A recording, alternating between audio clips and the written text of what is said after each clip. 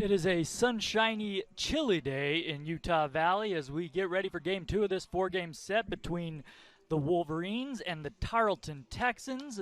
I bid you welcome to doTERRA Field at UCCU Ballpark. Jordan Bianucci with you. A pleasure to have you. Join us on the WAC Digital Network. Nick Sims, the starter for the Wolverines, has taken the field, taking his warm-up tosses. And with that, let's take a look at the batting order for Tarleton State. Brian Aguilar leading things off, playing shortstop.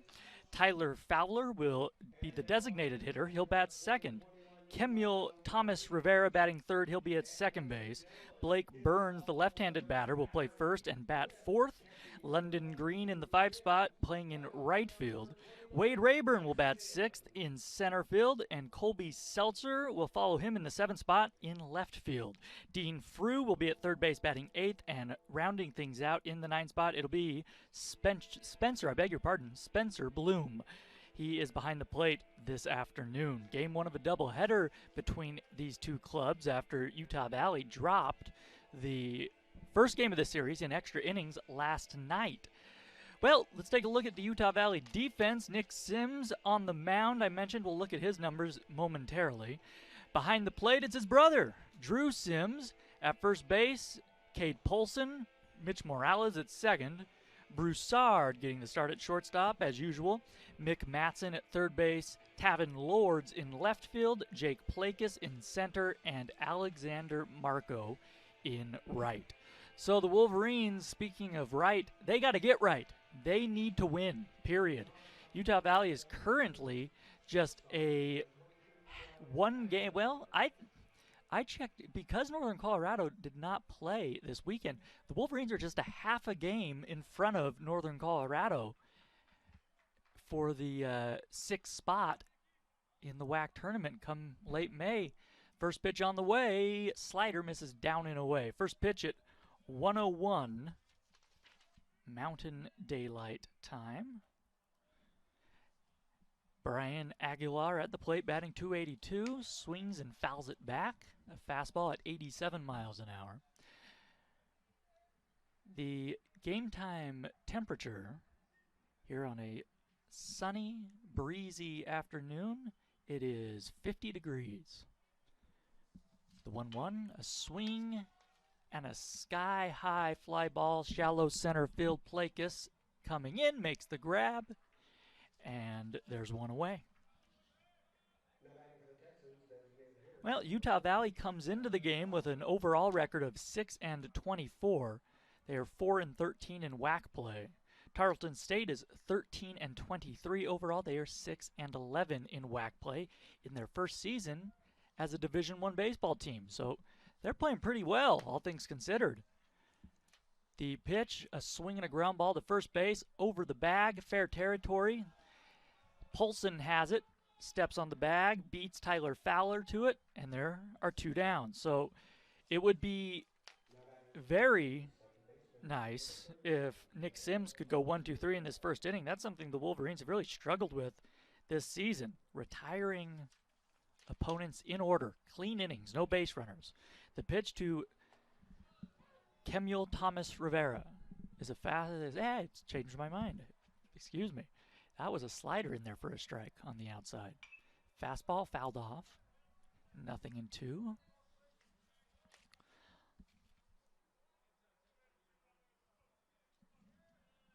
Thomas Rivera looking for his first hit of the series. Pitch to him. Down and away. Another slider missing from Sims, and he'll take a walk.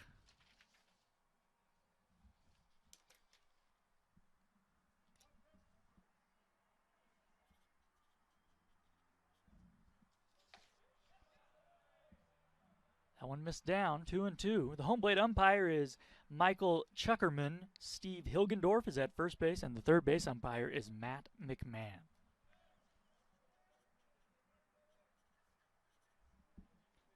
Sims comes home. Fastball. Wow. Up here from the press box, that looked pretty darn good right there on the outside corner. A ball called, though. So the count runs full. A swing and a high fly ball deep into right field. Marco sprinting back. He's not going to get there. It's going to roll all the way to the wall. Chugging around second is Thomas Rivera. He will head into third. Head first dive. A 2-out triple for the Tarleton State second baseman. And the Texans have a little 2-out rally going. He hammered that one. That bounced off the wall to the left of where the 388 marker would be.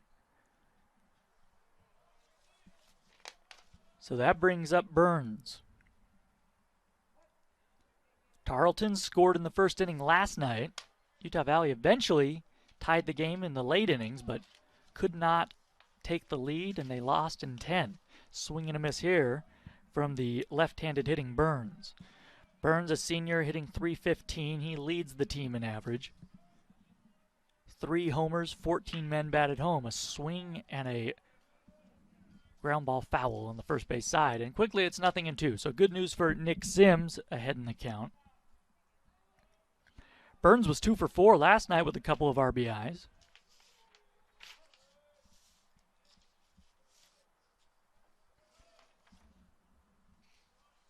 Oh, 2. A beauty right on the outside corner. He fooled Burns. He wasn't looking fastball. I say fastball. That one, he may have thrown a changeup there or a slider that just did not have a whole lot of break on it. Took something off it. In any event, Tarleton leads their base runner, I beg your pardon, at third base. No runs. We go to the last of the first. It's the Texans 0, the Wolverines coming up.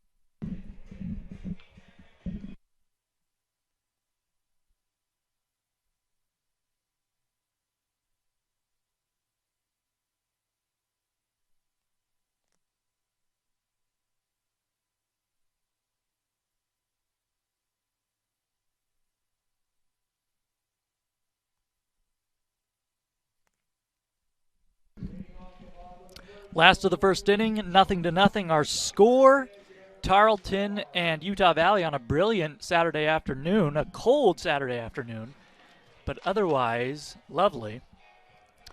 For Utah Valley, it will be Broussard, followed by Morales, Marco, Polson batting cleanup, Sims, that's Drew, Mick Matson in the 6th spot, Brandon Luna, the DH, getting a start in the 7th spot, Jake Plakus batting 8th, and Tavin Lords batting 9th. He's in left field. The starter on the mound is Luke Bailey for Tarleton State. Fastball swung on, blooped into right. Coming in is Green. He was playing very shallow and makes the grab on the run. So that brings up Morales. Well, the Wolverines trying to get out to a lead in this game.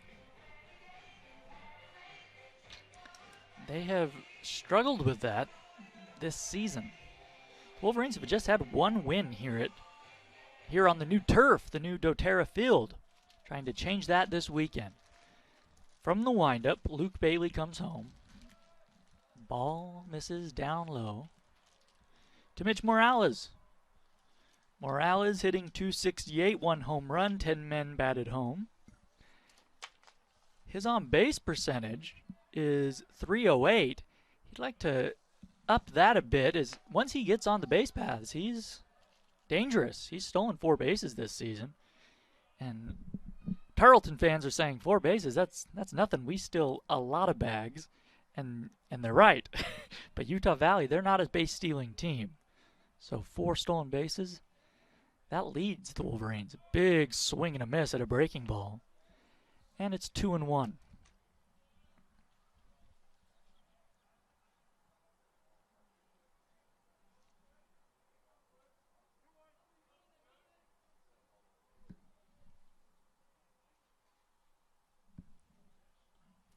Slider gets by Bloom to the backstop, and the count's even at 2-2. As you can see, Tarleton in the alternate purple tops. Really good-looking unis for the Texans. The Wolverines in their alternate black tops, white pants, black caps with the green helmets. 2-2 pitch. Down in the turf. That looked like a hard slider from Bailey. And the count runs full, so a good at bat here by Morales. Morales last night was 0 for 5.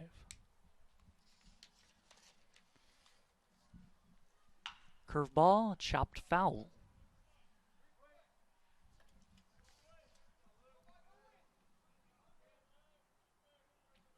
I say a curveball, that may have just been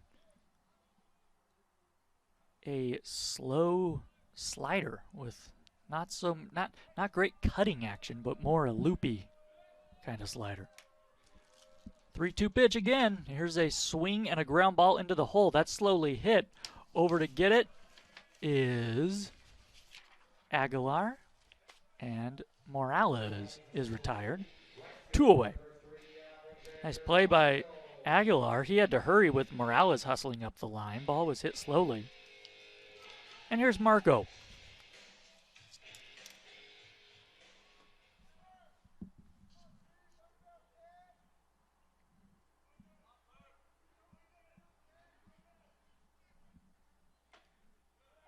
In there for a called strike.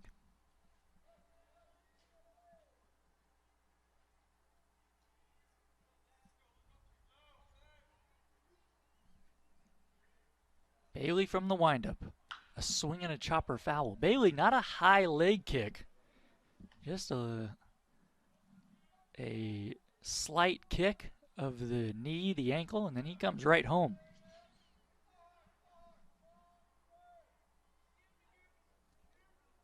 The junior out of Magnolia, Texas, a transfer from Lamar.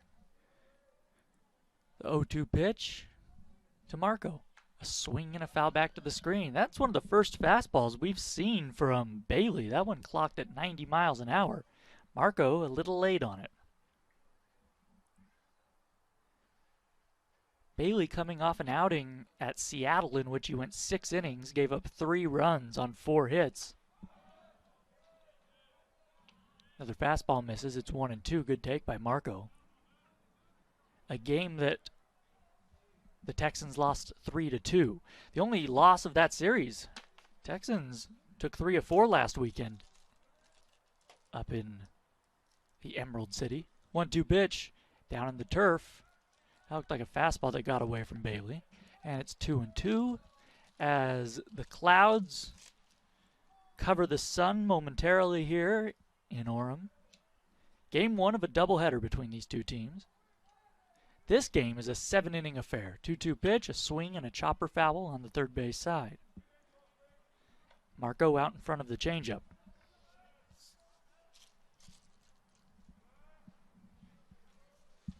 Should Marco reach, it would be Cade Polson.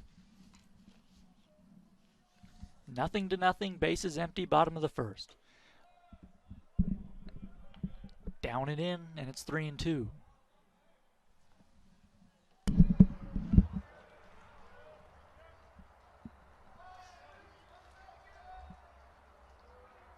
Three-two pitch. A swing and a drive. Deep to left field. That one's on its way. It's gone.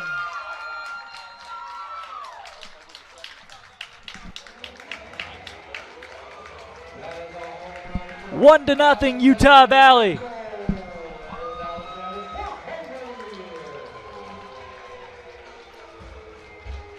Home run number 4 for Alexander Marco.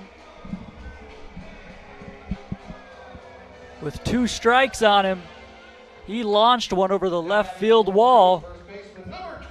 A no-doubter.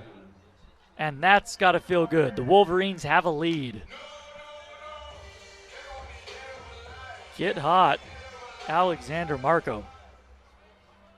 Here's Cade Polson. A pitch to him. Fastball on the outside corner, called for strike 1. Well, that is what Utah Valley needs, some fireworks. Get some energy down there. After struggling so mightily with the bats, especially as of late. A swing and a foul. Polson out in front of the breaking ball. So he's down 0-2. Bailey peers in, trying to work around the solo shot. 2-strike pitch, swing, and a foul topper off of Polson. We'll do it again. Another slider that Polson did a nice job just getting a piece of. Well, for Marco, I mentioned that's his 4th homer of the year. He now leads Utah Valley in home runs, his 13th RBI of the season. 0-2 pitch. Polson, again, tops one foul at home plate.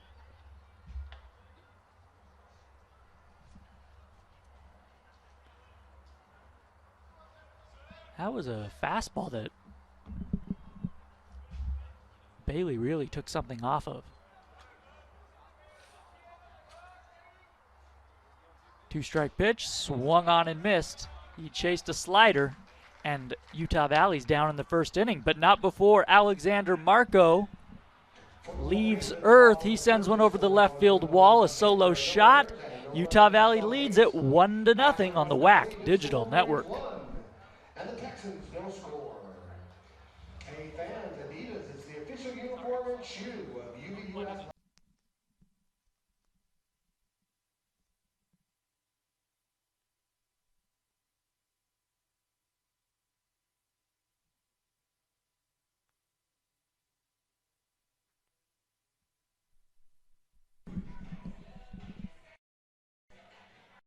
By Drew Sims to keep that one in front of him, and the count is even at 2-2. Polson holding on, Seltzer at first base. That opens up the right side should Frew go the other way. Spencer Bloom, the 9th-place hitter, on deck. 1 out, a man at first. There goes the runner. A swing and a foul tip off of Sims. Ouch. I'm not sure where it got him, but he seems to be okay. It was just 2 weekends ago on a Friday night or Thursday night rather, that Sims took a foul tip off the hand, his right throwing hand, and he was done for the series after that. Had a deep contusion. So it goes for the life of a catcher. 2-2 pitch, a swing and a fly ball deep into right center field, still going back. Blake is still going back near the track. He reaches out and he makes the grab. Jake Blake is showing off the speed, reaching out one-handed away from his body, snagging it, and he saves extra bases there. Frew is retired.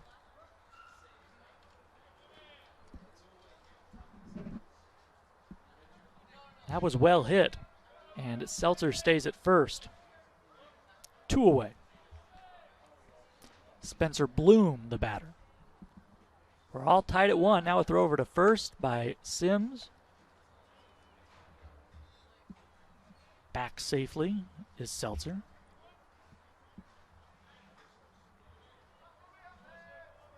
Well, Tarleton has won 4 of their last 5. They're playing very good baseball. Utah Valley, meanwhile, has lost 4 of their last 5 as that pitch misses outside, 1-0. Does not get easier this coming week for the Wolverines. The pitch to Bloom comes inside. The runner will take off for second. Sims will eat it. And there's a man in scoring position. Is Seltzer. Good base running. He read that well. That ball squirted to the left of Drew, and by the time he got to it, Seltzer was at second base. See what they rule. That has to be a wild pitch. Indeed it is. Next weekend, Utah Valley heads down to Riverside, California to take on California Baptist, the first place team in the WAC currently. Here's the pitch to Bloom, a swing and a sharply hit ground ball wide of the third base bag. And the count is 2-1 strike. However, after this series, the Wolverines have a midweek matchup right here in Orem against the University of Utah. Still plenty of good seats available. That is on Tuesday night, 6 p.m. start this Tuesday against the Utes. The only time the Utes come down to Orem this year. 2-1 pitch from Sims. Bloom takes a fastball up and in, and it's 3-1. Spencer Bloom has had just 49 at-bats this year, hitting just 184. He has a homer, and from that homer, 1 RBI. So Sims wants to attack right here. Does not want to turn the batting order over here in the second. Aguilar is on deck. The pitch. A swing and a foul. Off speed. Bloom did a nice job to spoil it.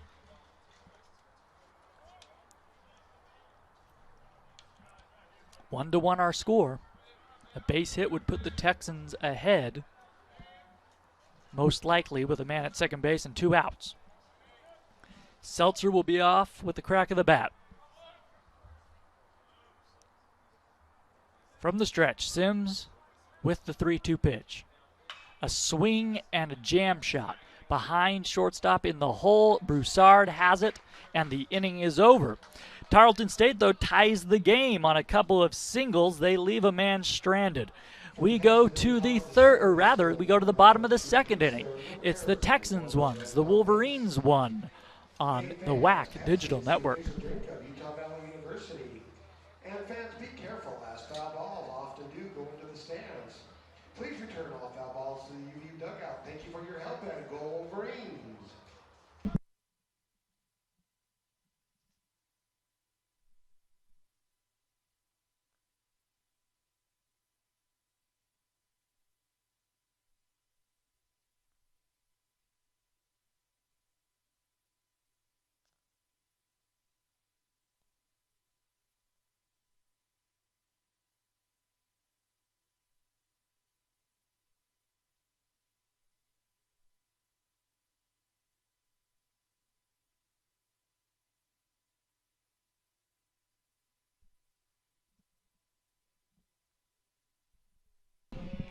Sims, Matson, and Luna do up 5, 6, and 7 for Utah Valley. 1-1 our score. Bottom half of the second inning. Drew Sims had a big base hit last night. Luke Bailey, first pitch, fastball. Sims turns away from a heater up and in. Sims, a couple of singles last night. The big one came in the 8th inning when he knocked in a run to bring the Wolverines within 1 run. The next batter in that 8th was Matson, and he knocked in the tying run. Ultimately, Utah Valley fell in 10 innings, though. We've talked about it, why this is such an important series as a slider's in there for a called strike. Utah Valley has a relatively tough schedule remaining, and with Tarleton, they're fairly evenly matched. So this is a series at home that Utah Valley needs to take advantage of and win if they want to stay out of the cellar and make it to the WAC tournament. Big swing and a miss on the off-speed pitch, and it's 2-2 to Sims. Sims raised the batting average above 100 last night. He's at 127 with 1 homer. 2-2, a swing and a topper foul. Breaking ball jammed him.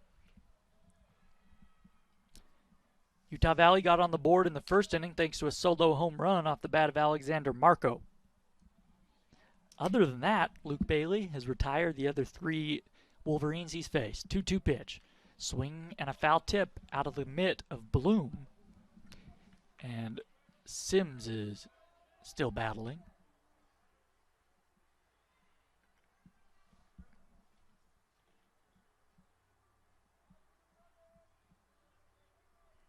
Well, on the out-of-town scoreboard, Grand Canyon currently leading New Mexico State 4-0. That game just underway in the bottom of the first inning, as Sims takes a fastball down low and the count is full. Everything else, all the other matchups I should say, will get underway a little later today. All doubleheaders in the whack. Breaking ball just missed, maybe a little inside, maybe a bit up. Sims, he thought that was going to come in and hit him. He turned away from it, but it ended up not being close to hitting him.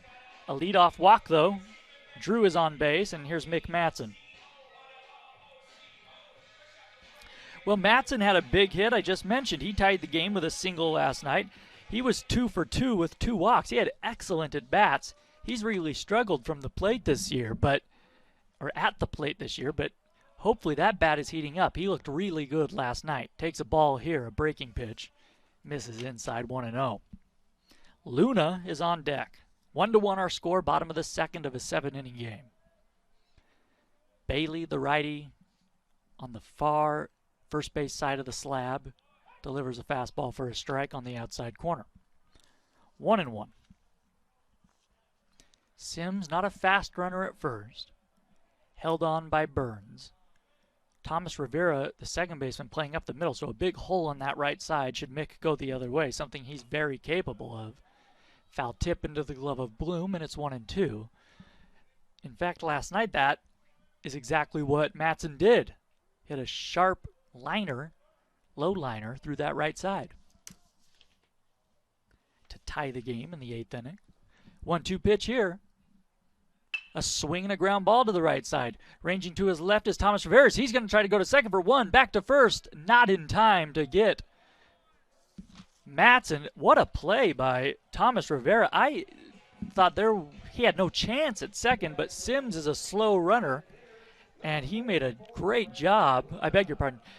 Thomas Rivera did an excellent job pivoting and throwing back to second, but by the time Aguilar tried to turn it, Matson was at first. So they get the lead runner, though, 1 away on the fielder's choice. Here is Luna with Matson at first. Luna, a left-handed batter, takes a fastball for a strike on the outside corner. So with the first baseman, Burns, holding on, Matson, Thomas Rivera has to come way over to protect that right side from Luna, the pull hitter.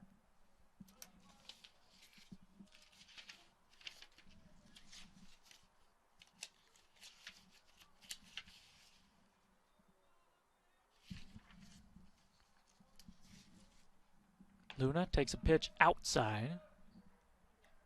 Another breaking ball. Looked like a changeup from Bailey. 1 ball and 1 strike to count.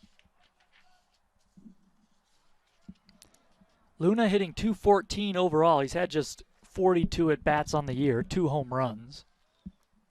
6 runs batted in. The pitch.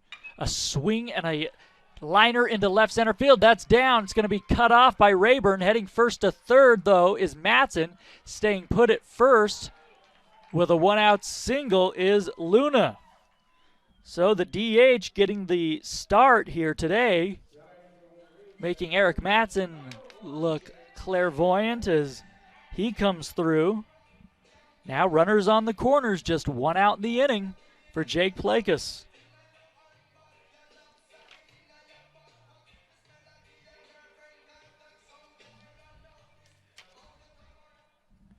Two men on, just 1 man out. A big opportunity for Utah Valley. We'll see if they can cash in. Plakas does not need a base hit to score a run here. The pitch, down in the turf. Ball 1. A fly ball to medium deep. Anywhere in the outfield should score Matson, who has average speed. The outfield fairly shallow all the way around. We've seen that early on in this series from the Texans. The 1-0 pitch from Bailey. Slider missed in. And the Tarleton dugout not happy with Michael Chuckerman, the home plate umpire. He looks over there and says, all right, enough. I hear you. 2-0. I think it was a good call, that one, for what it's worth. 2-0 pitch from Bailey. Fastball, check swing. Plakus went around, and it's 2-1. Plakus this season batting under 100 in 42 at-bats. Just trying to stay out of the double play ball. That pitch swung on and missed, and Plakus does not look real comfortable at the plate right now. Fooled by that slider, and it's 2-2. Definitely a strikeout situation if you can't get the ground ball if you're Luke Bailey.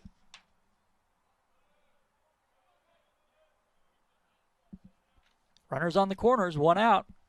The pitch to Plakus coming. Here it is. A swing and a pop-up.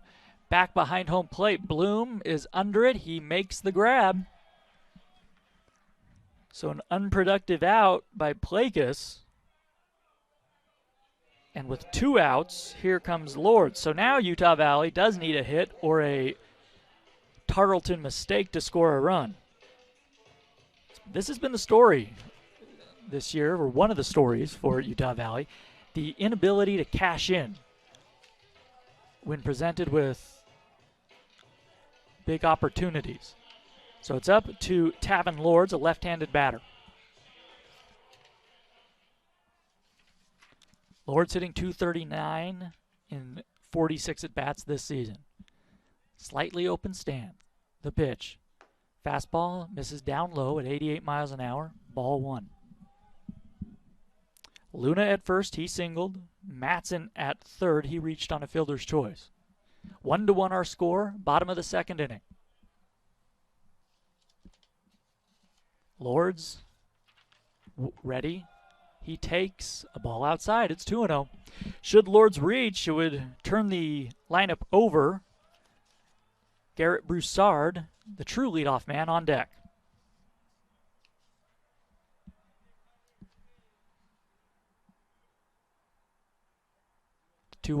Way outside, not even close.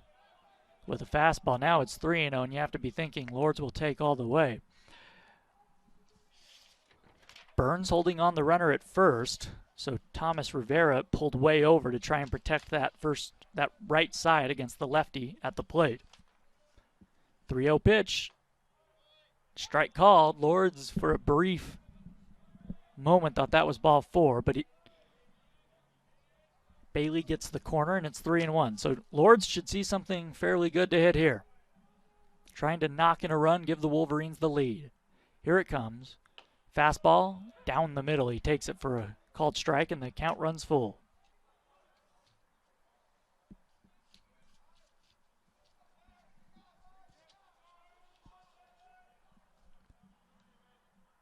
Three-two pitch. There goes the runner from first. A swing and a slowly hit ground ball to second. Thomas Rivera scoops it up, straightens up, throws to first, and the inning is over. Utah Valley puts men on the corners with less than 2 out.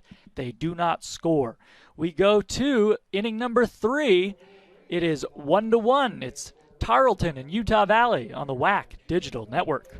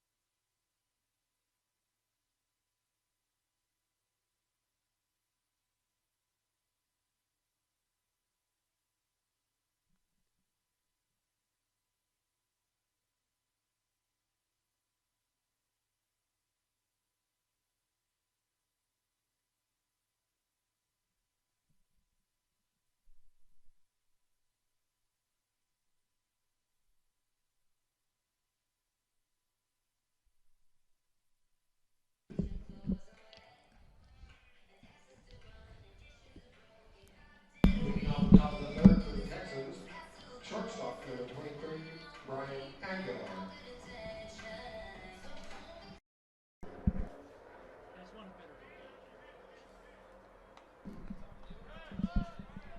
1-1 our score. Third inning. First pitch from Drew Sims. Slider misses down and away. 1 ball, no strikes. Top of the order for Tarleton. Aguilar at the plate takes a strike on the inside corner, a breaking ball. We've seen a lot of breaking stuff from Nick Sims early on in this game. He's pitched well through 2 innings, giving up 1 run on 3 hits. The pitch, a swing and a ground ball to shortstop. Broussard scoops it, throws sidearm to first. 1 away. Well, don't forget, fans, to stick around after this ball game. We'll have a brief post-game show, a very brief post-game show, and then 30 minutes following this game, we'll have Game 2 of a doubleheader. And then, of course, the finale tomorrow morning at 11 a.m. That game moved up due to Tarleton having an early flight. There's a strike on the outside corner to the left-handed hitting Fowler. 0-1. Fowler, the DH, grounded out to first base back in the first. Off speed right there on the outside corner. A beauty from Sims. Sims to Sims, 0-2. Well, the Wolverines had an opportunity in the bottom of the second. 2 men on, just 1 out. They did not score. The bottom of the order couldn't quite get the big base hit as a ball misses down and away. And it's one thing if you can't get the base hit, but for the Wolverines, they had a man at third with just 1 out. They did not need a base hit to score him, but they could not get him home. Fastball misses down and away, and it's 2-2. After Fowler, I beg your pardon, it'll be Thomas Rivera, the hyphenated last name. 2-2 pitch from Sims.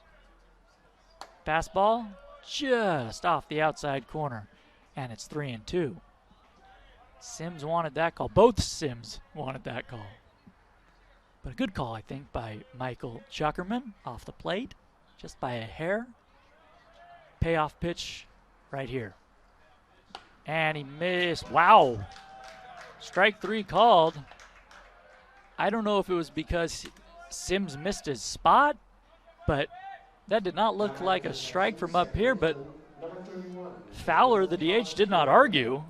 So for Sims, that's his second strikeout, and they're 2 down. That was just a weird-looking reception by Drew behind the plate. As that ball came across home plate, you saw it on the WAC Digital Network. He had to kind of reach down and away, but Chuckerman said strike 1.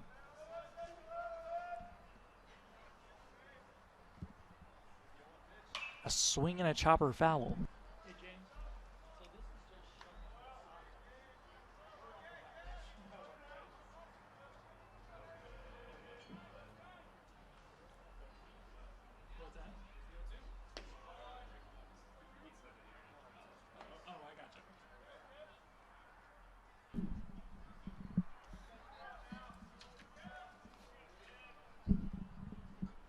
The wind now gusting out toward right field.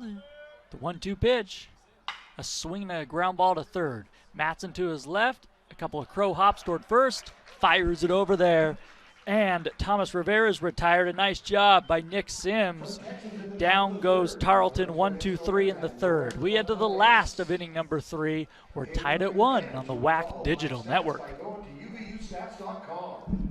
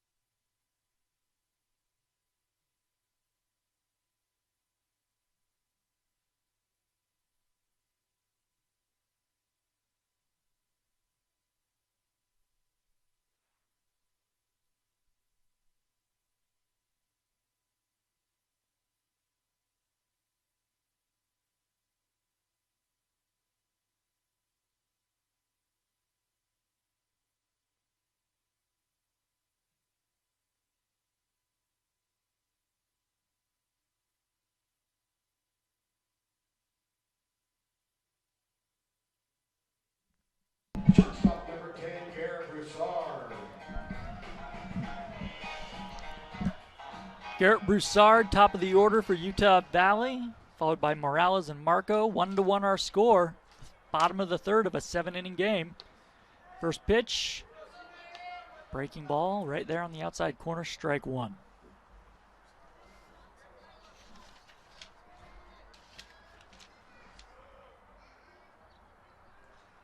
Luke Bailey, the starter, back out there.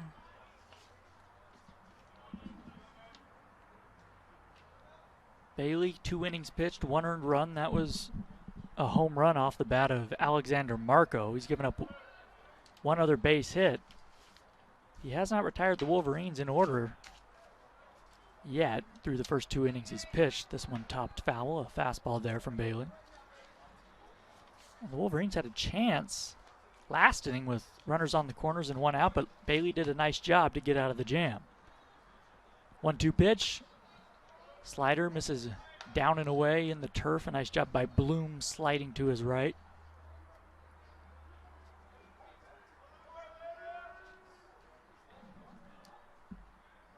From the windup, Bailey, working from the far first base side of the slab, comes home. Fastball just above the belt, maybe a hair inside. And it's 3-2. Broussard hitting .222 on the year, no homers, 7 men batted home. He lined out to right field in the first inning. Another fastball, that one just missed off the outside, a little high maybe. Good take by Broussard, a gutsy take. And the leadoff man is on for Utah Valley. So they've had base runners on in each of the first 3 innings. Here is Morales, who bounced out to shorten his first plate appearance.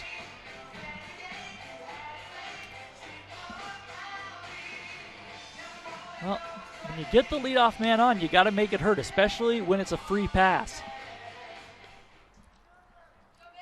Broussard has stolen 1 bag this season. Here's a bunt by Morales, and he pops it back foul on the first base side. So Eric Madsen, and evidence as far as the offensive output this year from the Wolverines would back him up on this. He knows this is going to be a low-scoring game, or he figures 1-1 in the third of a 7-inning game, and he's trying to bunt Broussard into scoring position. Makes sense. The pitch, slider misses down and away, and it's 1-1. Not a good bunt there on the first pitch from Morales. He takes that one, and he did not square around. Well, we thank you for joining us on the WAC Digital Network. Jordan Bianucci with you on a sunny but chilly afternoon in Utah Valley. 1-1 pitch, the runner takes off. Slow roller to third. Frew has 1 play. It's to first. He flips one high over to Burns, who has it. And that's just as good as a sacrifice bunt for Marco. Now a runner in scoring position with 1 out. Burns on that play, he used almost all of his 6-foot, 5-inch frame to snag that one. So here's Marco, who homered in his last at bat. Another chance to put the Wolverines ahead. 1-1 our score. The pitch to him. Breaking ball on the inside corner, strike 1.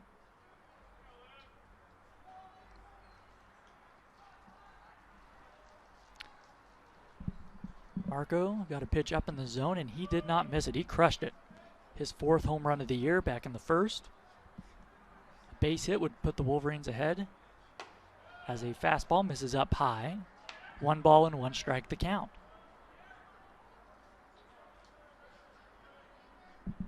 Kate Polson is on deck. Broussard at second, pretty good speed.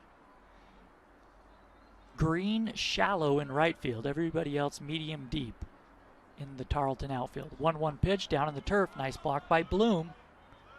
The long-haired catcher. Long brown locks coming out of the back of that hockey-styled catcher's helmet.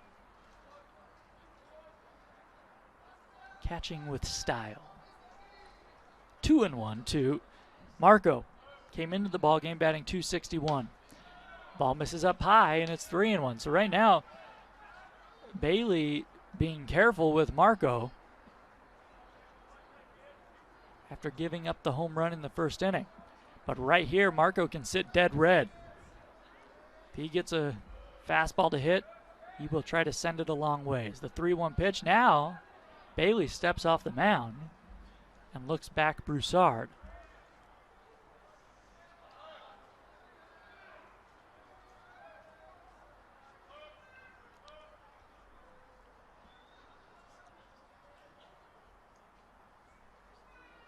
A swing and a high drive.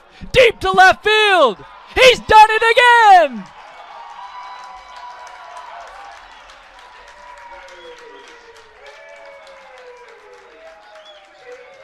It's 3-1 Utah Valley. Alexander Marco, 2 for 2, 2 big flies. How about that? His 5th homer of the year. And I said, hey, get hot, Alexander Marco. He's hot.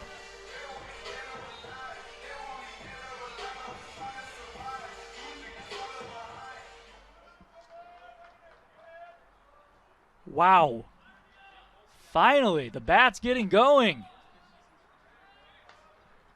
That sound you heard, it sounded like a gust of wind. That's everybody in the ballpark exhaling.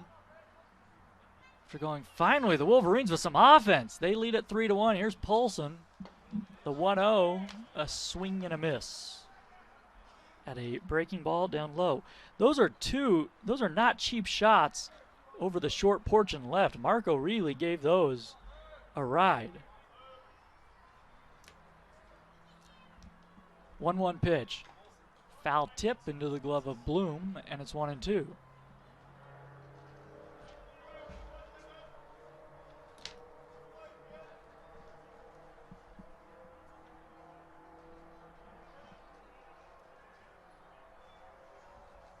Base is empty, 1 out, 3-1 Wolverines. Bailey throws a fastball that Polson chops foul.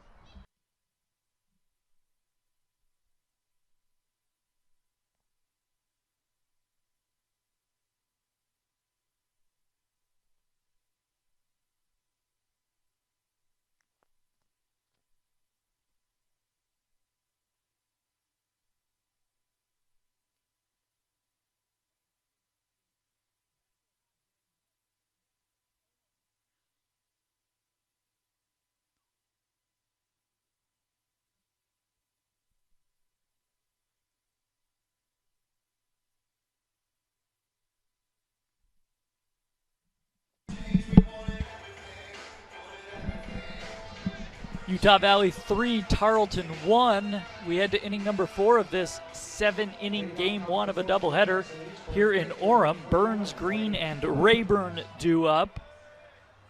Jordan Bianucci back with you here at doTERRA Field at UCCU Ballpark.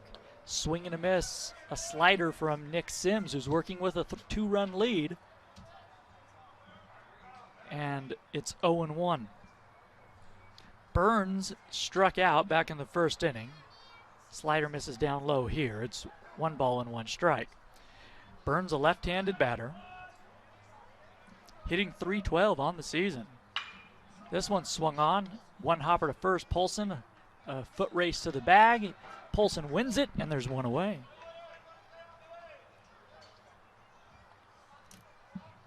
Well, on the out-of-town scoreboard, Grand Canyon in a big series with New Mexico State. The Lopes leading New Mexico State 4-1. That game in the bottom of the 3rd inning. A bunt right back to the pitcher. Sims has it under hands to Polson, and Green is retired on 1 pitch. Not a great bunt by Green, a little too hard right back to the right side of the mound where Sims handled it easily. So here's the left-handed hitting Rayburn. Oh, I beg your pardon. No. I was correct the first time. Wade Rayburn will hit, and he takes a strike at the knees.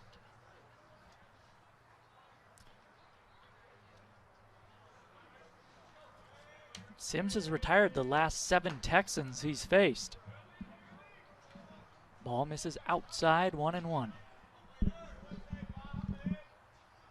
Broussard, the shortstop, shaded up the middle on the edge of the outfield grass. There's a liner, low liner into right center field, a 2-out base hit for Rayburn. And here comes Seltzer, who has Tarleton's lone RBI of the ball game with a man on and 2 outs. So Sims back into his stretch for the first time since the second inning. That is when Seltzer knocked in Tarleton's run.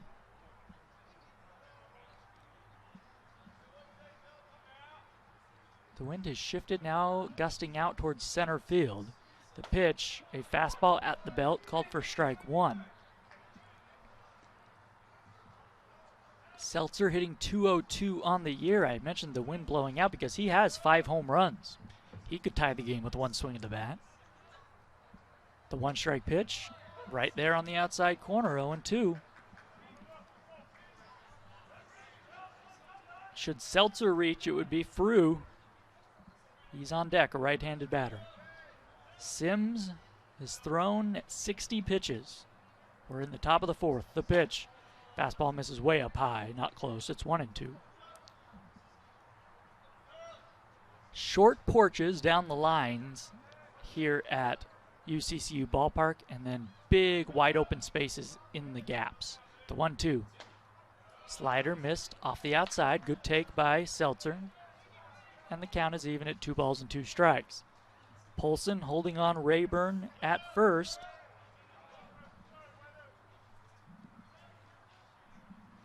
Short lead for him over there. 2-2 is chopped to third. Matson playing back on it. Will try to go to second, and he just get Rayburn, who was sliding in head first, and the inning is over. A nice job by Sims to work around the 2-out single. A man left, no runs for the Texans. We go to the last of the 4th. It's the Wolverines 3, the Texans 1 on the WAC Digital Network.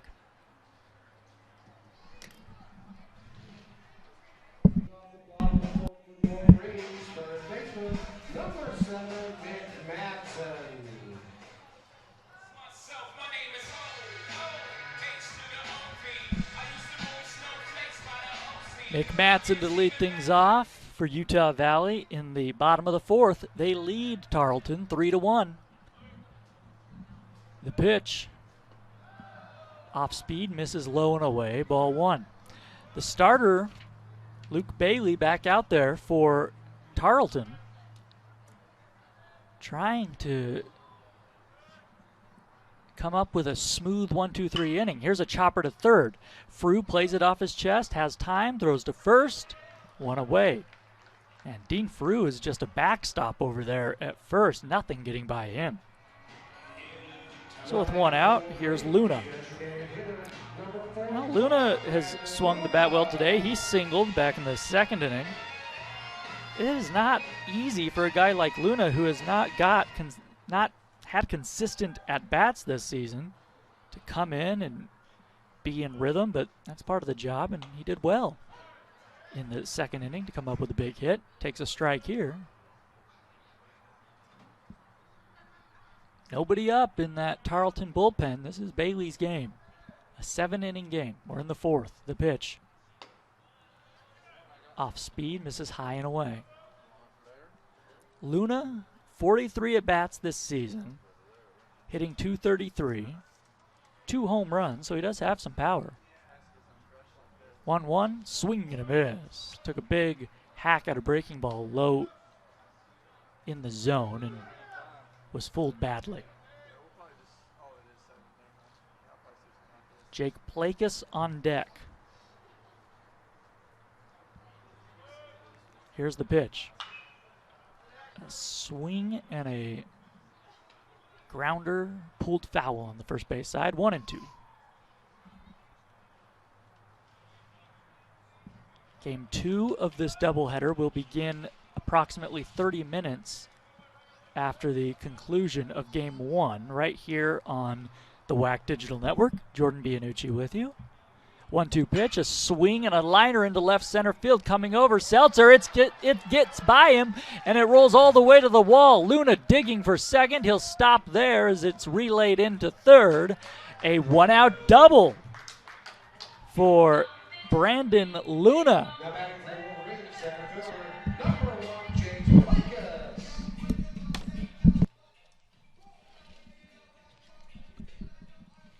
So a man in scoring position for the Wolverines with just one out.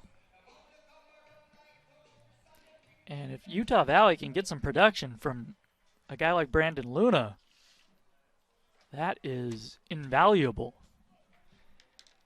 Here's Jake Placas. He fouled out back in the second, 0 for 1. A swing and a ground ball through the left side.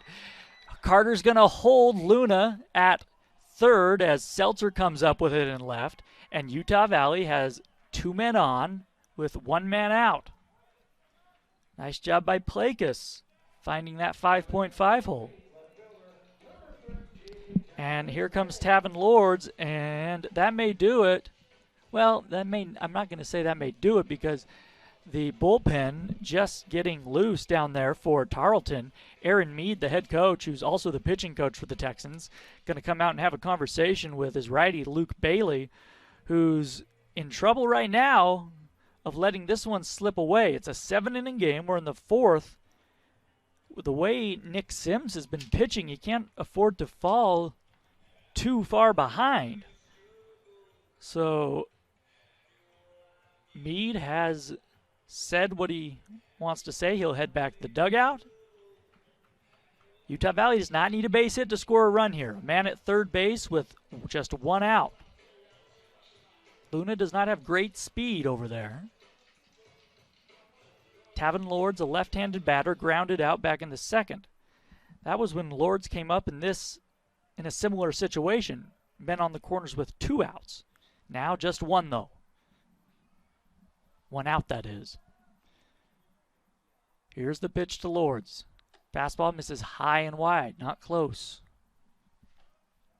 Garrett Broussard on deck. 3-1 Wolverines.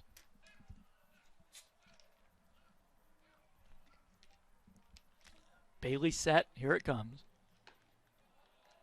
Low and away with the off-speed pitch. 2-0. Now, Bloom is going to step out in front of home plate, put on a series of signs for the middle infield. The middle infield would love a double play ball here. Get out of the inning. If Lords could just, at the very least, fly one to medium deep outfield, a run would score. Fastball on the outside corner, knee high for a strike. The outfield fairly shallow all the way around, especially in right. So Green out there in the Tarleton defense, not expecting Lords to hit one deep. 2-1 pitch. Swinging a chopper to first. He'll step on the bag at first, and he throws it into left field. 1 run will come in to score. And now, after all of that, now time is taken. But a run comes in for Utah Valley. Burns scooped it up, stepped on the bag to get Lords, tried to go to second where they would have had to tag Placas, but it was a low throw and it skipped past Aguilar into left field. So the Wolverines score another run. That will be an RBI for Lords on the putout. Here is Broussard. It's 4-1 Utah Valley. Broussard fooled by the breaking ball. An ugly swing. It's 0-1. Well, good things happen when you put the ball in play.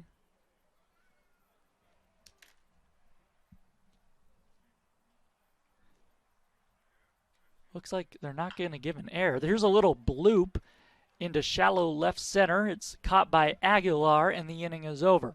I was going to say they're not going to give an error to Burns on the throw because no one advanced. It did not hurt Tarleton, that throw, except for getting the tag out at second, which was going to be a close play. I don't think he would have had him anyway. Utah Valley, nonetheless, adds on. They score a run. We go to the 5th inning of a 7-inning game. It's Utah Valley 4, Tarleton 1.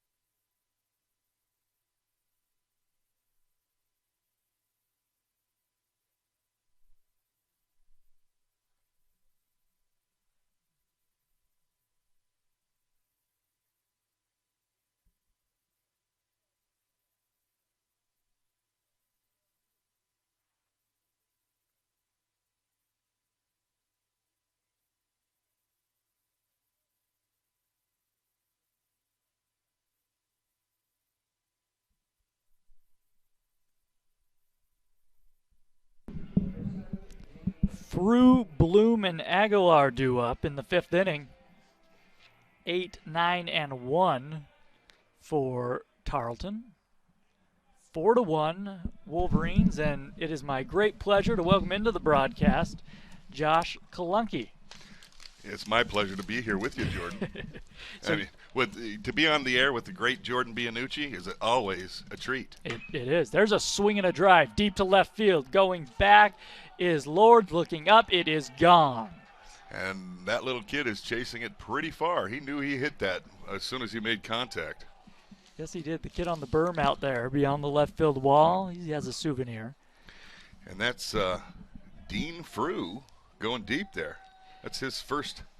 Was that Dean? Yeah. Yeah, that's his first of the year. Yeah, Frew, he's been terrific defensively and showed it with the bat there, or added to it with the bat there, I should say. And he kind of pimped that a little bit. Did you see him? No, I didn't. Oh, he admired that thing. Hey, why not? That was a blast. It was, yeah. I mean, if you hit one like that, stand and look at it for a minute, buddy. 4-2 Wolverines. Here's a swing and a drive down the right field line, slicing foul, and nice effort by Those are the fun Polson. plays. Those are the fun plays when you play first base. Yeah, going back, trying to make the over-the-shoulder grab. Oh, Polson couldn't quite grab it. That was just a little out of his reach, and a good hustle by Cade out there. Well, Josh is, of course, the father of one of the best first basemen, the best first baseman in the history of Utah Valley baseball, Goose Kolunke. So you have an idea of what you're talking about. A little bit. A little bit. Yeah. Here's a swing and a foul tip into the glove of Sims. It's 0-2. Well, the number one thing is with my son coming to Utah Valley, I became a lover of this university. I became a lover of this baseball program, of all the programs here. And I do all the basketball color here, and there's a strikeout and a good one by Sims. That's number 3 for Sims and 1 away. And so, I became such a big fan of this place. I mean, I love it. I've had 2 kids go here, and so I just we love this place. It's just a great place, man. It's not a bad place to be. So here is the top of the order. Aguilar hitting from the right side. Ball down in the turf from Sims. He's pitched very well. 2 runs on 5 hits through 4 and a third. Base is empty here in the 5th. 4-2 Wolverines. And I don't think people quite understand how awesome it is to have the opportunity of 2 brothers to play together. To be a battery, nonetheless. And to be a battery like that. I mean, I think every time I see it, I think, man, that's special. Here's a fastball that just misses off the corner, maybe a bit low. Talk about trusting the guy behind home plate. Absolutely. Well, I always get sad because my brothers weren't athletic enough. I'm like, come on, man. So I never got to play anything with my brothers. I got to coach my little brother some. He was that much younger than me, but. Ground ball to short. Broussard to his right. Going to be a tough play. Off balance throw, and he can't get him. Now it squirts away from Polson, but close enough that Aguilar will stay put at first. That'll be an infield single, and that'll bring the tying run to the plate here in the 5th inning. Oh, it's good instincts by Cade Polson, at least, to get off the bag, knock it down, and keep it close instead of trying to be a hero and stretch out there on a ball that he has no business stretching on and letting it bounce into the way down into the bullpen or something and having the runner advance. So good job by Cade. So here is Fowler. He is 0 for 2 today, a 287 hitter coming into the game. The pitch, there goes the runner, a swing and a ground ball to second. Can they turn 2? They got him at second. They double clutched at first, and they still got him. A double play. Broussard double clutched. I didn't think he had a chance, and they still doubled up Fowler, and the inning is over. So the Texans put a run on the board, but the Wolverines do a nice job to get out of that jam, and the Wolverines lead 4-2 on the WAC Digital Network as we head to the last of the 5th inning.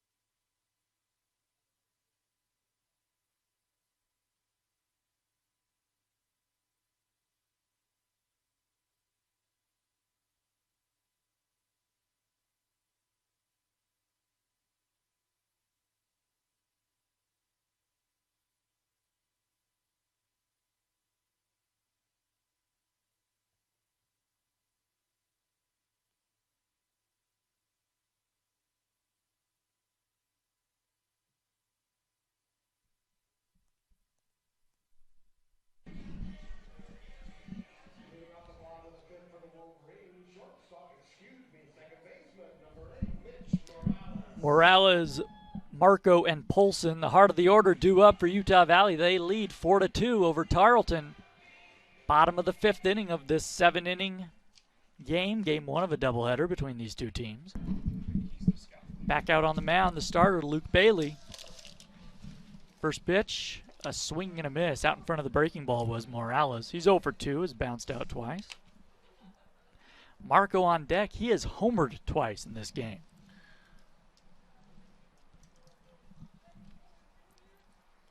The 1-strike pitch, down and away. That was a down, I guess, is one way of saying a 55-footer. Yeah, that was a scud. Bloom was so smooth with it, it almost looked like he. Yeah, seriously. 1-1. Frames that one, but does not get the call. Low. It's 2-1 now to Morales. Came into the ball game, the junior batting .268, 1 homer, 10 RBIs. And Mitch has kind of hit a little bit of a funk here in the middle of the season, and you hope to see him pop out of that here quickly.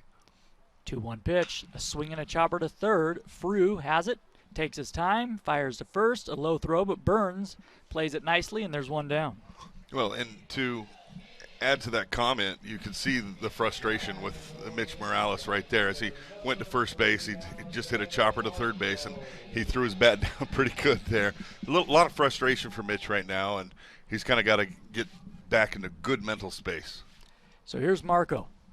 He's had an excellent day, to say the least. Fastball misses inside, 1-0. And known around my house as the Zand Man. Xander Marco. The Zandman. The Zandman.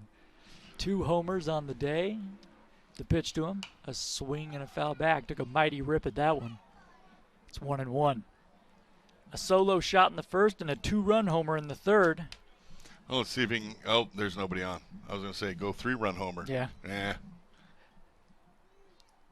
Maybe later. Maybe. 1-1 pitch coming. Bailey trying to find a way to get him, to get Marco. There's a.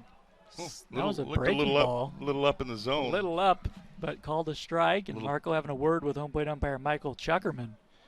I think right there the Zandman was looking to, say, okay, where was that kind of thing. A swing and a ground ball to second. To his left, Thomas Rivera has it, sidearm to first, and there are 2 down, and Marco's retired for the first time today. I'm not sure what that pitch, that off-speed pitch is that he's throwing. Change-up? He has a change-up, slider, and fastball, according to the scouting report. It's probably a change then. But, the slider, it's not a real – at time – I think the change-up has good downward movement on it, because at times it's hard to tell which is which. Yeah, and you almost have to look at the gun. Yeah, here's Polson. He lines one foul above the third base dugout, out in front of the change-up. Off the netting there that didn't used to exist. No, and that one would have been dangerous. It really would have been. I still remember when my son played. Bubba Heaps, great hitter. Swinging a pop-up, foul territory on down the right field line. Now fair territory. It's going to be Thomas Rivera, the second baseman. He puts it away. I'll finish my story in the next inning. We will.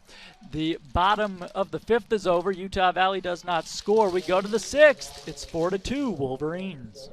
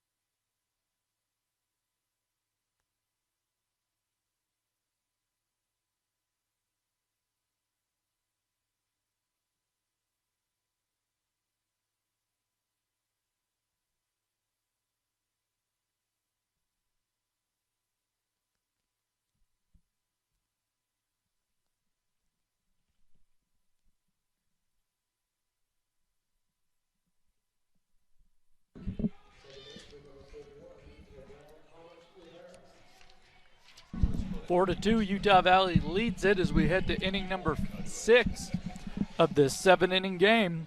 Thomas Rivera, Burns, and Green due up for the Texans. Sims back out on the mound. The starter has pitched very well. First pitch in there for a strike, a breaking ball. Talking about those foul balls last inning, and Bubba Heaps, third-team All-American in 2012, incidentally. Bubba is at the plate. He's a left-handed hitter, and he kind of protects the plate, and he slaps one over above the first or the third base dugout. Hits his grandmother. It's his grandmother, broke her leg, man. Ooh. And that's when the Nets needed to come up. Yeah, and they didn't come up. We waited about 8 years, but then they and poor Bubba, he felt so bad, man. Because his grandmother and his family sat on that first row right behind the railing there, you know, every game of his career. And gosh darn it, that poor kid felt so bad. 3-1 swung on, jam shot to short. Broussard has it, long throw to first, dug out by Polson. They got him. Nice play by Cade. Good job, Cade. Cade made a nice little stretch there, but then also with that dig, looks like an in-between hop there. It really was, and to be quite honest, I think his eyes were up when he made the play. So way to get your glove there, and then a lot of that's just feel. When it hits your glove and you squeeze. So, well, great play by Cade. And a huge first out, get the leadoff man in a 2-run game, the tying run, keep him out of the batter's box. Well, for Utah Valley, they've hit the ball today as Burns comes up and chops one foul. Last inning, the bottom of the 5th, it was the first time the Wolverines have been retired in order this afternoon. So hopefully, if you're a Utah Valley fan, the bats are heating up for the Wolverines. Burns is 0 for 2, hitting from the left side. Open stance, straight up. A swing and a drive into right center field. Going back into his leftist play because it gets by him and he falls down. It is going to roll under the fence. I think it went over it. It bounced over? Yeah, it bounced over and went I got stuck up there or just disappeared between the two fences that are out there. Because there's a little batter's eye that comes above, and I think that there is actually a couple of inches in between that out there. There is. And so it bounced up and went between those 2 inches, and so a ground rule double, which that's actually kind of a triples area in this ballpark. And with Plakas having gone down, that was a triple all the way. So fortunate for Utah Valley right there. Yeah. And I mean, just off the top of my head, I don't remember seeing that in this ballpark. That may be attributed to the new turf. Because the bounce. Yeah, the bounce. Absolutely. You don't see that usually. Yeah, it does, on our former natural turf, that ball was not going to bounce like that. It hits the middle of the windscreen and comes back into play. Yeah. 1-0 now to the switch hitting Green, hitting from the left side. Sims from the stretch, the 1-0. Swing and a foul back to the screen. That was headed for the. That was headed for us. you. Yeah. Yeah, that was right on. That had Jordan Bianucci written all over it. Well, I'm just noticing this now, and I don't know if they did this last year because we didn't play here last year, but there used to be netting that went from the rooftop above the grandstand where we are, behind home plate, down to the backstop as this one's fouled back, and it's gone. Yeah, that's because they wanted people to, stay awake during the games. I don't know. They wanted people to stay awake, but you still can't keep a foul But not ball. alive. Yeah. Stay awake, but not alive. Not alive. Yeah. That's priority number 1 in the offseason, by the way. Find a sponsor so the kids can keep the dang foul balls. A swing and a miss at home plate.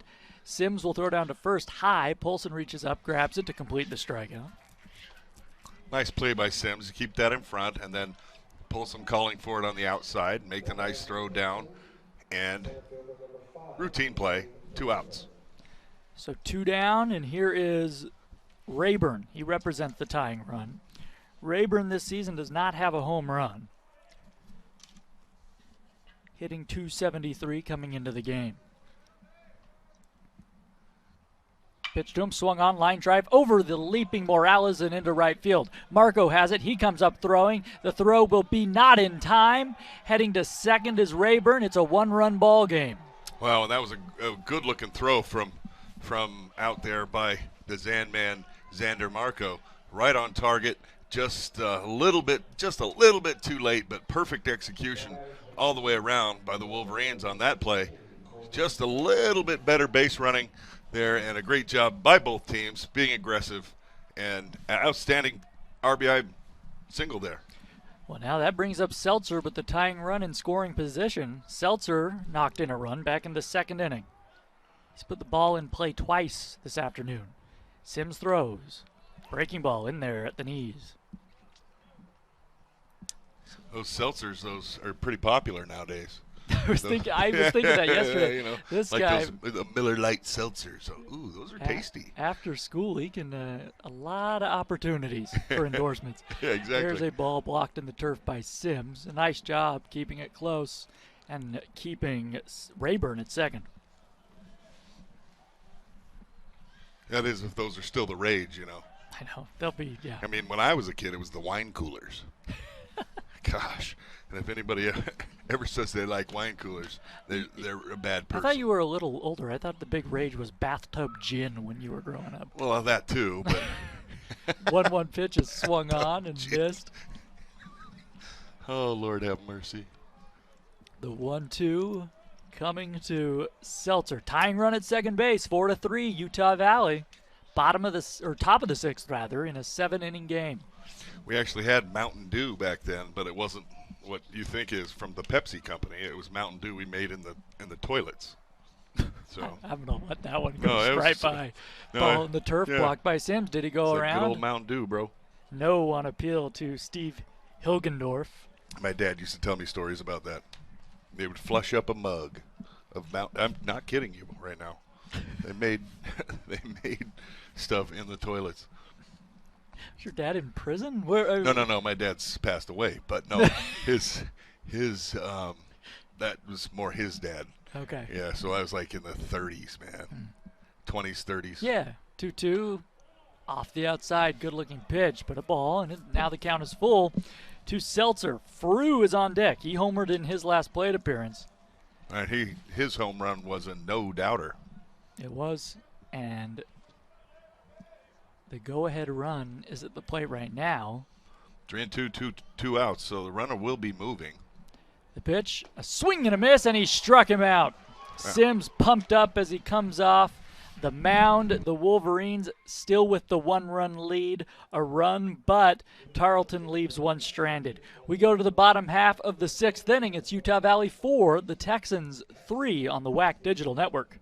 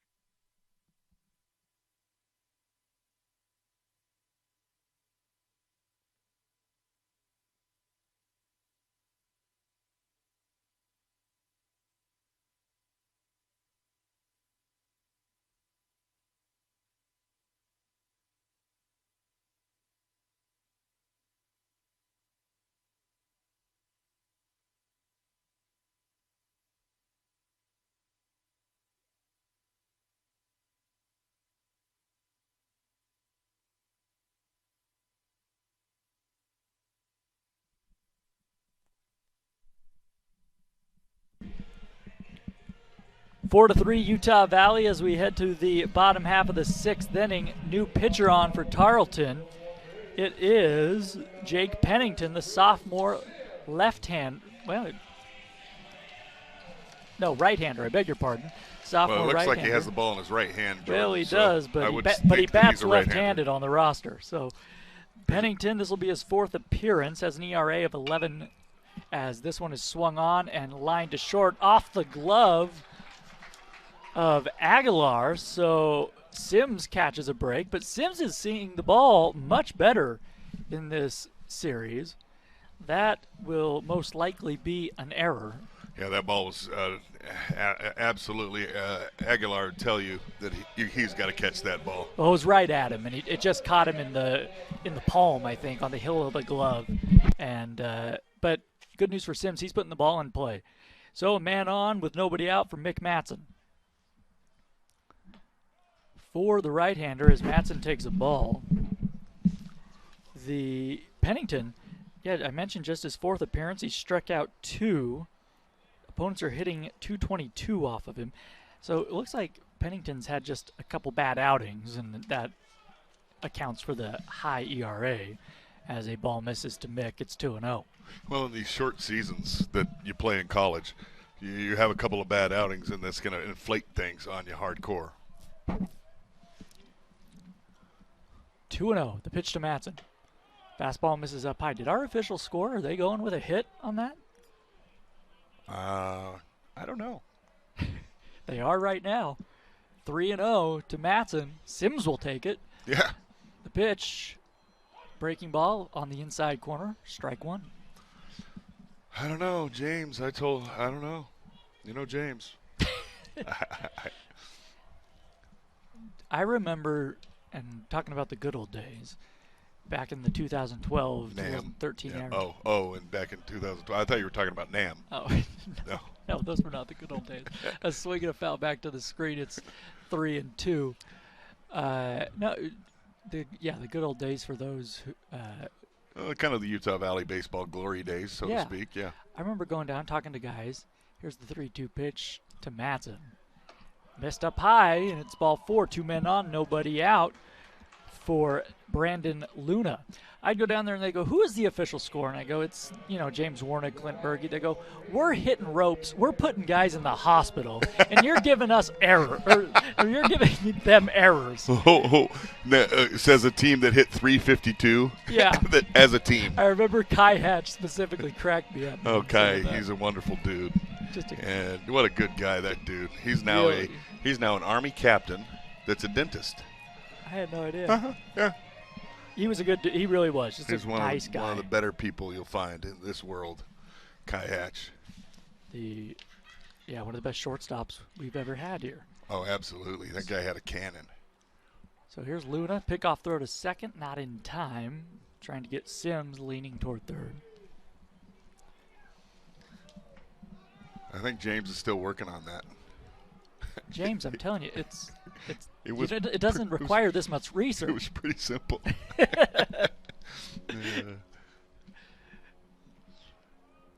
Luna, a left-handed batter. I think when I walked in the facility, I actually did color for the softball game earlier today, the first game of the softball game, which the Wolverines won, beating Dixie State 4-1 in that first game. Big game for the Wolverine softball program, so excellent win for them. But I was walking in, I think I saw Luna hit a ball double to the wall. Yeah, he did. He's 2 for 2, a single and a double. Scored a run. Now expecting the bunt was Frew at third charging. Instead, Luna takes a strike, and it's 0-1. I'm telling you, I'm letting Luna swing the bat here. Oh, yeah, absolutely. Luna, he's really having that good left-handed bat in your lineup really helps. Absolutely. Ooh. Breaking ball that just catches the outside corner, says Michael Checkerman. Luna. I'm sitting right behind you, Mike, and I don't know about that one. 0-2. So now he's got to shorten up, try to protect. But, that's all part of the game. And now Luna faced with this situation. A swing and a chopper foul on the first base side. Well, if you're Brandon Luna right now, what you want to do, strikeout's the worst thing you can do in this situation. You want to put in play, move those, well, actually hitting into a double play or a triple play would be worse. But really what you want to do is you want to try to get these runners over. Yeah, if you can hit one to deep right field, you can get that guy at second to tag and move him to third. 0-2 pitch. A swing and a pop-up shallow left center field. This is going to be trouble coming in. Seltzer, it's going to drop, and it rolls away. Carter holding the man at third base. That's Sims. And the bases are loaded, nobody out. Or you can hit it into the Bermuda Triangle out there. Just pop it up in the Bermuda Triangle, put it in the book as a ringing single. That's right. And good job by Luna. 2 strikes. He spoiled a good pitch. Just kind of hit it into no man's land. And now the Wolverines with the bases loaded, nobody out. And great job actually over there by Coach Carter. He mentioned Coach David Carter over there, and he did a nice job of holding him up. You've got to know your runners. Sims, being a catcher, does not run incredibly well. And, with nobody out, you don't want to waste that run, a runner, potential run. So here's Plakas. He singled in his last plate appearance. Bases loaded, the pitch, swing and a miss. Plakas chased a high fastball at 87 miles an hour from Pennington, and it's 0-1. So the Wolverines need to cash in. They need to add on here. Do not need a base hit to score a run. Nobody out, bases loaded. The pitch, breaking ball, misses down and in. 1-1. The middle infield back, they'll allow a run to come in to get the double play ball. The corners, just a step or two in front of the bag at first, and even with the bag at third is Frew.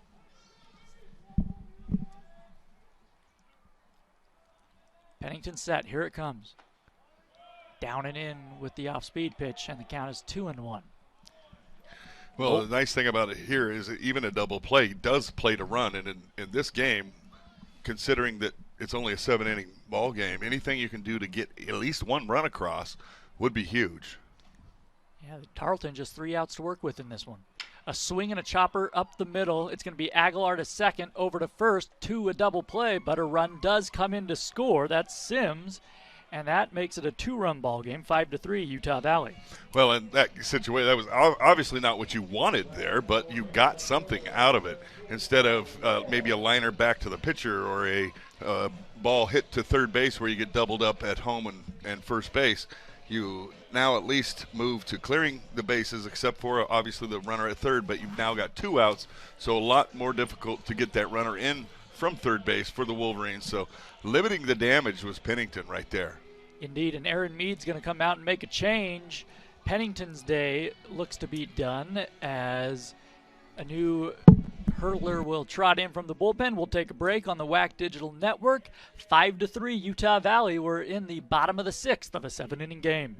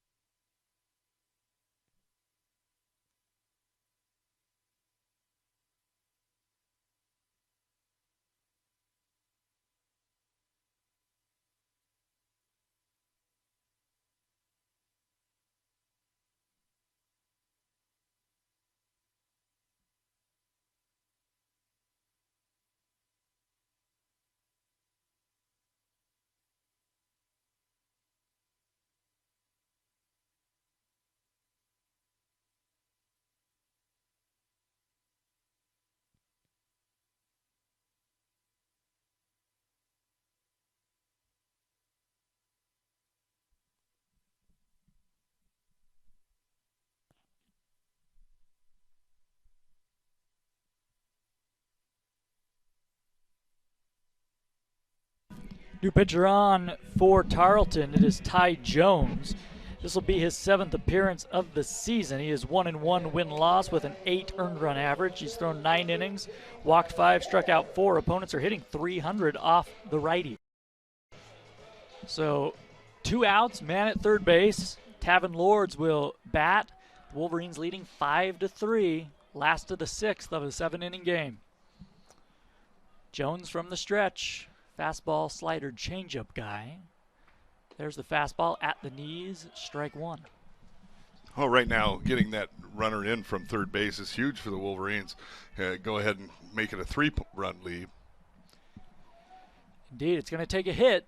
Bases were loaded just a moment ago. Plakas grounded into a double play that brought in 1 run. 0-1 pitch, swung on, foul tipped.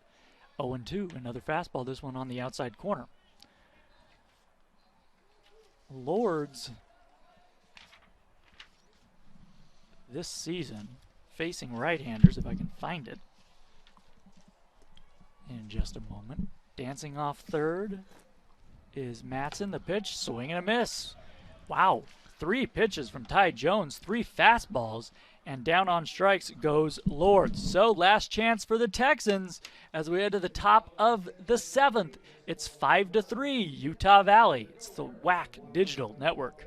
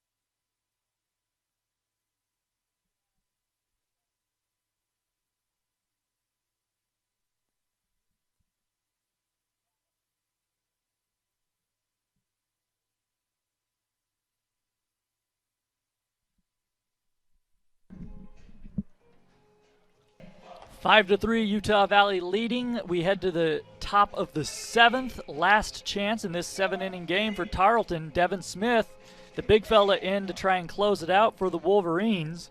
For Smith, this will be his 11th appearance of the season. He has a 6.75 ERA.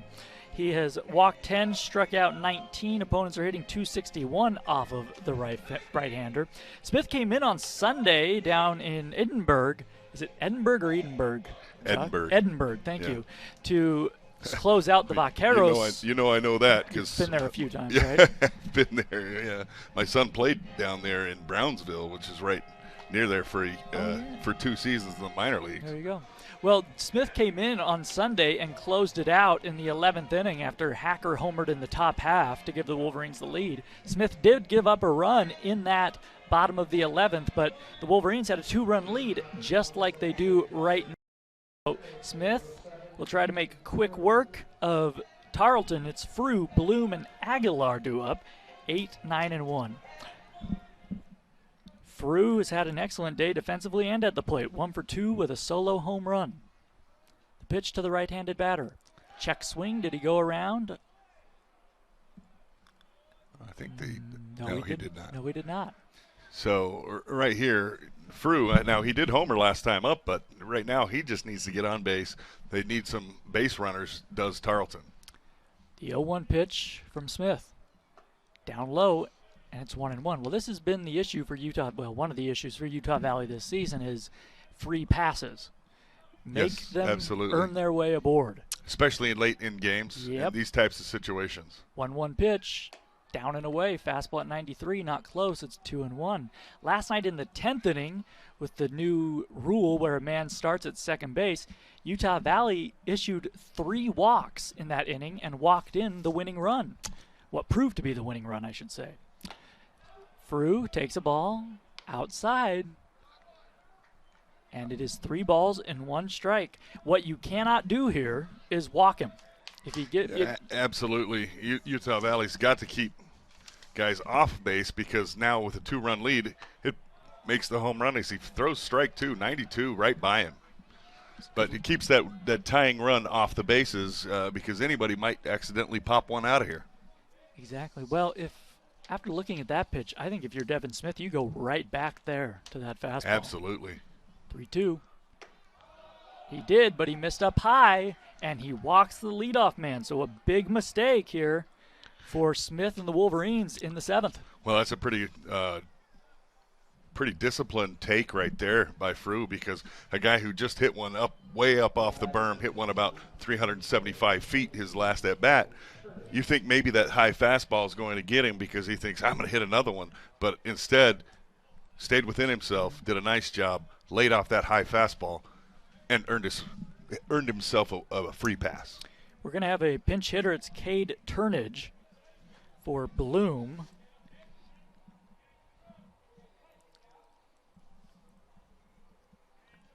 Turnage, a right-handed batter, hitting .216. Swings at the first pitch, pops it up, foul down the right field line, giving chase. Marco coming over is Morales. No one can get it. A long run for Morales. It drops foul. Now, Turnage does have a little bit of power. He's popped a couple of balls out of the park this year. So a guy that I think comes to the plate in this situation because of that power that he does have. Turnage, a redshirt freshman out of Granbury, Texas. Well, he only has 11 hits on the year, so he hasn't had a ton of at-bats. But when you have 11 hits and 2 of them are home runs, you start to think you've got a little bit of power here. Absolutely. One strike pitch coming from Smith. Fastball framed well by Drew Sims right on the corner on the outside 0-2. That was a great pitch right there. There's not a lot that could have been done with that pitch. Yeah, that's a pitch you tip your hat to. Absolutely. Or you ground out to the second baseman. 0-2. Here it comes. Fastball up high. Not a great 0-2. Easy take for Turnage. Well, Utah Valley would love a double play ball. They are 20th in the nation in turning double plays. The middle infield has been really good for the Wolverines this season. Polson holding on the runner at first. Big hole on the right side. 1-2. Swung on. Grounder through the 5.5 hole and into the left field. And the tying run is aboard with nobody out here in the 7th inning. Well, that's an outstanding job by Turnage there. He just got a pitch that he could just put into play, and he put it into play where the Wolverines weren't. So, and I mean, it's hard to fault anybody there. That's a great piece of hitting, and it just found the hole. Found the hole, and good pitch from Smith. Just a better piece of hitting by Turnage, and he got it into the outfield. So now Wolverines in a little bit of trouble here with 2 on and nobody out. Yeah, Eric Matson, head coach, is going to come out and convene the infield on the mound, have a word. That turns the order over. So now Aguilar, who singled in his last at-bat, will come to the plate. He is batting .282 on the year coming into the game. 1 homer, 13 RBIs. Well, and that's even bigger part of it, Jordan, what you just said, turning the order over, because now you're bringing up the guys that obviously the coaching staff feels like are the best guys to be up in these types of situations that they're hitting at the top of the order. So really you've now got guys that regularly put the ball in play. You look at a guy like Brian Aguilar, .429 on base percentage. So now that's kind of what you're dealing with here as a Wolverine. Aguilar, the right-handed batter, will come to the plate. That single he had back in the 5th, just an infield single, wasn't hit tremendously hard. The corners come in expecting the bunt for Utah Valley. 3 Wolverines, 2 men on, nobody out. The pitch, he shows bunt, and he bunts it down the third baseline. It's a real good one. Devin Smith off to get it. He has no play. Bases loaded, nobody out. Wow. That was an absolutely perfect bunt right there by Brian Aguilar. You got to, again, I mean, tip your cap to the young man. That was beautiful. And with the way the Wolverines were trying to play that, where the pitcher plays that side of the field, just no chance for Smith to be able to come up with that ball and throw to Madsen at third to get that runner, which was the plan for the Wolverines on a bunt on that side of the field. But just an absolutely great piece of hitting right there, bunting by Brian Aguilar. Yeah, that was textbook. That was beautiful. So bases loaded. Tying run at second, nobody out. The pitch to Fowler is a strike. Fastball at the knees.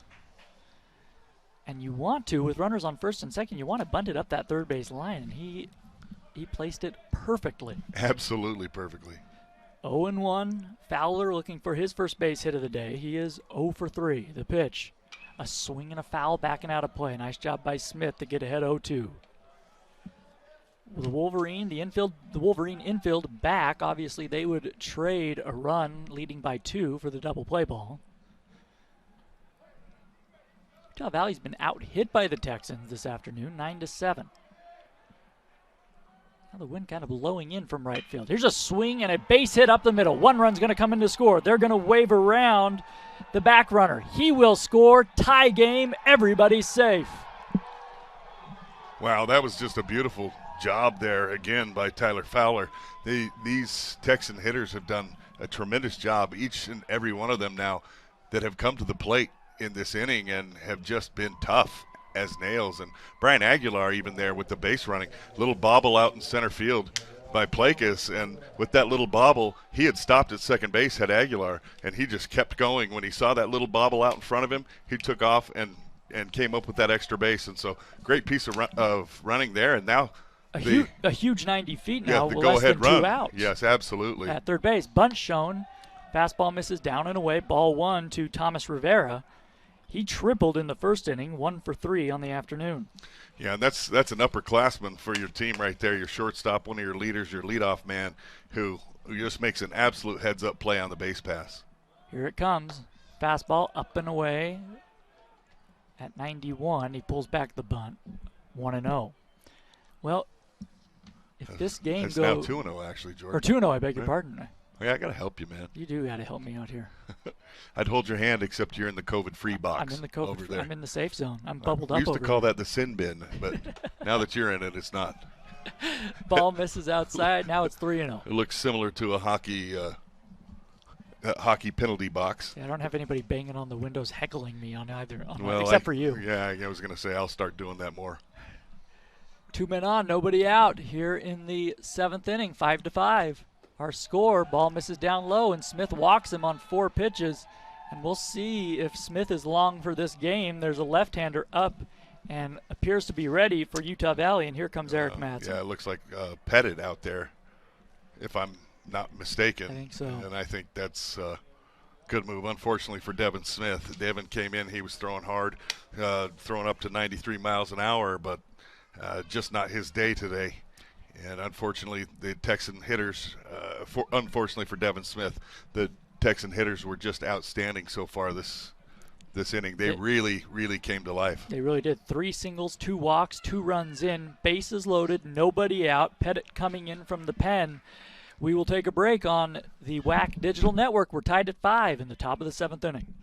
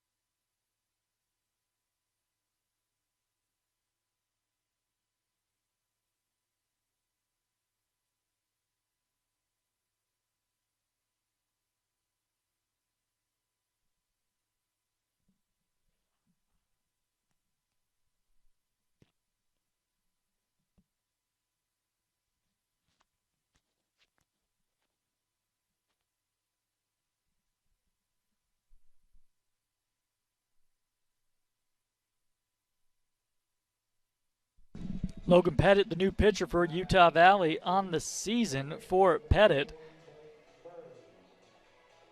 This will be his 9th appearance, has a 3.65 earned run average, walked 10, struck out 14. Opponents are hitting under 300, 267 to be exact, off the lefty. He faces the lefty Burns here. Bases loaded, tie game, nobody out. The pitch, check swing. Did he go around? Oh, no, he didn't, said Steve Hilgendorf, or rather Matt McMahon, the third base umpire on appeal. And I think that was probably the right call there.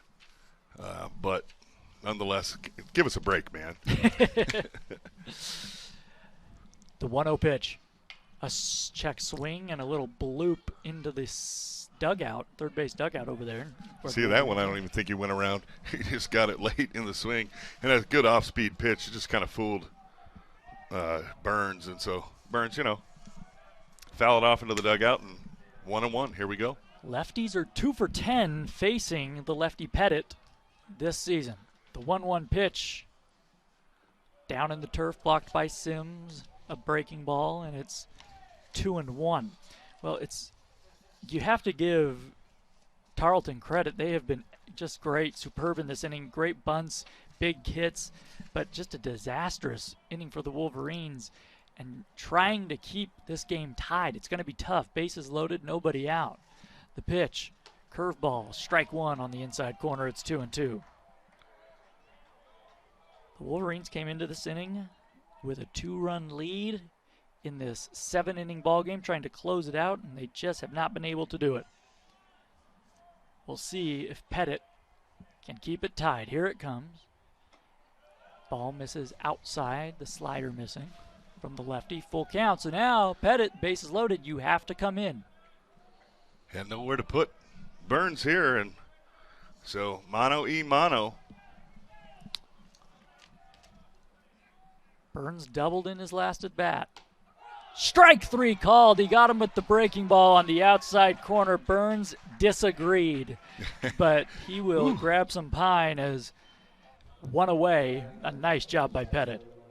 Yeah, great job by Pettit, as long as you get that call, because that was a tough one when you're Burns. It was right borderline. there. But I'll tell you, when you're Burns, you've got to foul that pitch off if you think it's because it's just too close to take. Now a double play ball could get the Wolverines out of the inning. Here's Green. A swing and a foul back. And what is Pettit doing right now but pounding the strike zone? Yeah, absolutely, and it's something that Devin Smith just was unable to do. And when you get behind hitters, you absolutely are you have a reverse now. They have the advantage. Yeah, and I don't mean to call out Devin Smith, but it's been the bullpen this season for In Utah general, Valley. yes. Yeah. There's a good pitch and on the outside corner, and it's 0-2 to Green. No, and I didn't mean to call out Devin. No, I was no, just saying I- he didn't have a great Exactly. appearance tonight. And I'm sure he would tell you the same thing. It just Absolutely. wasn't Devin's afternoon.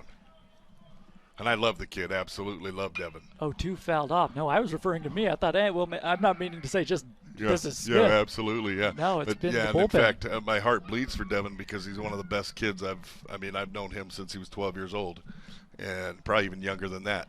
And hey, and that's baseball. He's the hero last weekend. Yes, and this and weekend has a it's tough a tough outing. day, yeah. 0-2 to Green. And baseball does not, does not discriminate. No, it does not. Ball misses up high. A breaking ball there that did not have a lot of break on it. 1-2 to Green. Green, a very fast runner. It's going to be real tough to double him up if he grounds into a double play ball. The 1-2 pitch. Swing and a foul tip, and Sims just couldn't quite squeeze it. And he's shaking that left hand. He got hit on the left hand this time after a couple of weeks ago taking one off the He's taken a lot knuckles. of balls back there. Yeah, all season. He's beat up, and just Drew Sims, just a stud behind the plate. Yeah, he's a kid that you really like a glue guy on your basketball team. The guy that rebounds and plays defense, doesn't score a lot of points, but everybody loves him. A swing and a pop-up, left field. This should get the run home. Lords under it. He doesn't see it. He never saw it. Did not know where it was. One run will come in to score. Stopping at third is Fowler. And that ball was hit sky high, and Lords never saw it. He had no idea where it was. The go-ahead run comes in to score. It is 6-5 Texans. Well, I can tell you what Tevin Lords did well on that play, absolutely, is he deked. He absolutely deked it, that he was going to catch it. He knew where it was and that it was coming down, and he was going to make that play. Therefore, the runners did not get into proper position to be able to score more than one run. Yeah. So smart play by the young freshman out there. He lost the ball. Obviously, the Sun now actually in a position where he could have lost that ball, and the Sun up behind the stands here. And just didn't see the ball off the bat. And great job by Plakas to get over there knowing that his left fielder had lost that ball, and he got over there, retrieved it. But and saved another run. Smart play by both those outfielders. when you lose a ball, you lose a ball. Yeah, making the best of a bad situation. That's just bad luck. The one-strike pitch up high. Well, on the part of Green, you put the ball in play, good things happen. Yeah, well, you put the pressure on the defense, and Green just, he put the pressure on the defense, and it was deep enough that it probably would have scored that run, but there could have been a play at the plate, and you get the out. And but instead now with the ball getting up into that sun, now the Wolverines back in trouble right where they were. Yeah, 6-5, Tarleton with their first lead of the game. Rayburn at the plate. He singled in a run in his last at bat. 2 for 3 this afternoon. Breaking ball stays high, 2-2. Bases loaded, 1 out. Rayburn on the season came into the ballgame batting .273. 10 men batted home, make that 11 after his last at bat. Lefty versus lefty. 2-2 pitch. Swing and a miss. He chased one down and away, and a huge strikeout for the left-hander Pettit. That's outstanding job by Pettit right there, because really in that situation you can lose focus when something unfortunate has happened to the ball club and you feel like to yourself as a pitcher, and instead Pettit had the mental focus to come back to the mound and just get the next guy. So great job, Pettit. Here is Seltzer, the 9th man to bat in this inning. He takes a strike on the outside corner. Well, the Wolverines trailing by 1. That's doable in the last half of the 9th. Yeah, absolutely. So the Wolverines really need to retire the hitter here in Seltzer. Indeed. Here it comes. A swing and a drive into left center field. That could clear the bases. It's going to roll all the way to the wall. Plakus out there to get it. Into second with a 3-run double is Seltzer, and the Texans have opened this one up. Well, and that right there is really when that ball out to the outfield that was lost hurts you, because you give good baseball teams an extra out in an inning, and they're going to make you pay. And unfortunately for the Wolverines, and it's no fault of anyone when a ball happens like that, but the Wolverines consequences. Consequences. And Seltzer, just a nice job. He got to pitch a little bit up. He just drove it into the gap and stand-up double all the way. Scores 3 runs. So here is Smith. The Texans have batted around. The pitch. Breaking ball on the outside corner. 9-5, Tarleton leading. The Wolverines unbelievably came into this inning leading by 2 runs. They now trail 9-5. Pettit? It's very unfortunate. It really takes some wind out of your sails as a Wolverine. Just a tough inning. Here's a ground ball to second. Morales up with it, straightens up, and they get through. But not before the Texans with a big comeback. 6 runs in the 7th.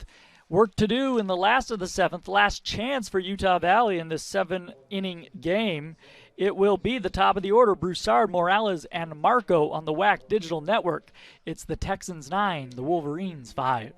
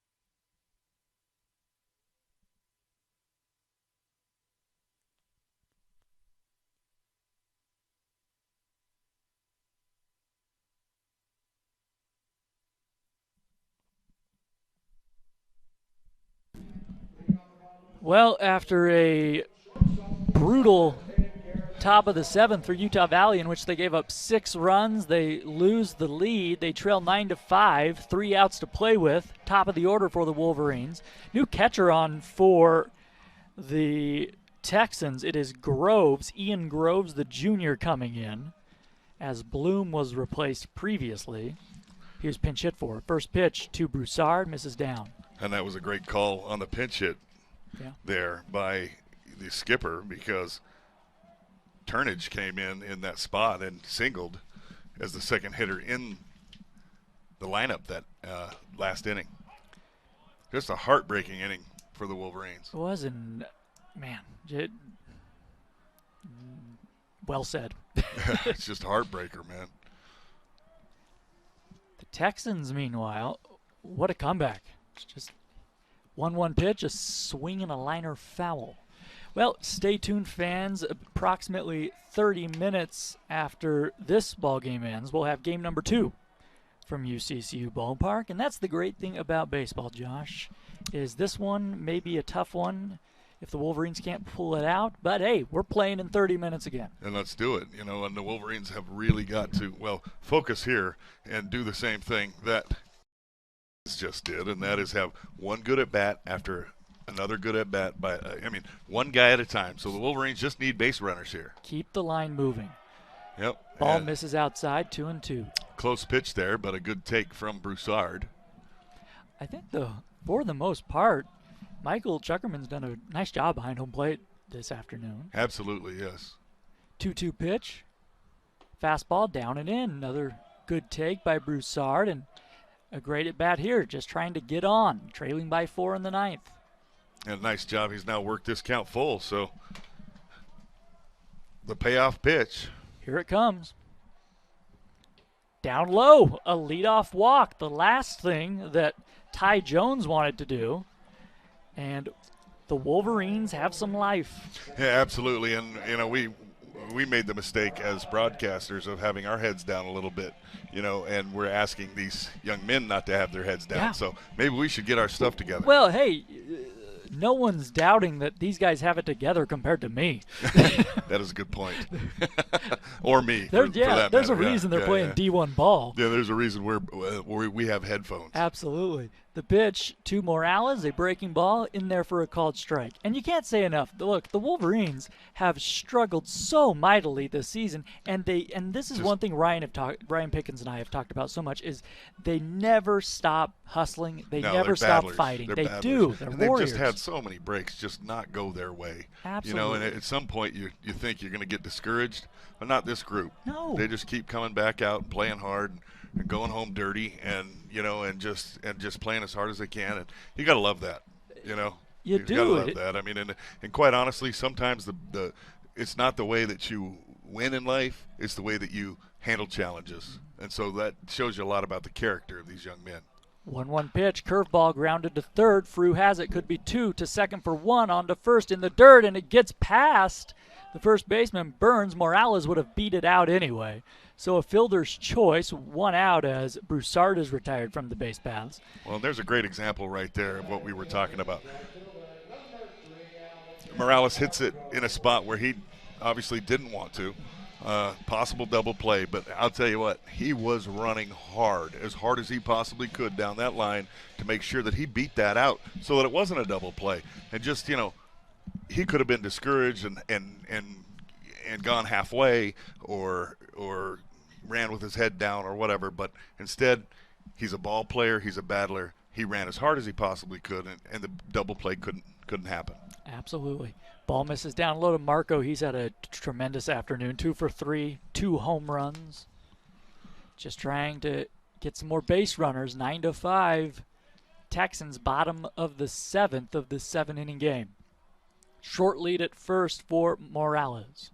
Big hole on that right side. Should Marco go the other way? Instead, he takes a breaking ball for a strike, and it's 1-1. That's that slow slider from Jones. Yeah, it's got a nice pace to it. It's about a 12 or 13 mile an hour drop from his fastball. So good pitch that he uses to try to keep hitters off balance. Yeah, he throws over. He's just trying to keep Morales close so that double play ball stays in order.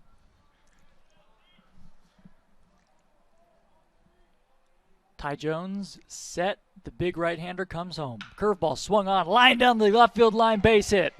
Playing the carom is Seltzer. Heading first to third is Morales. Into second with a double is Marco. His bat stays red hot.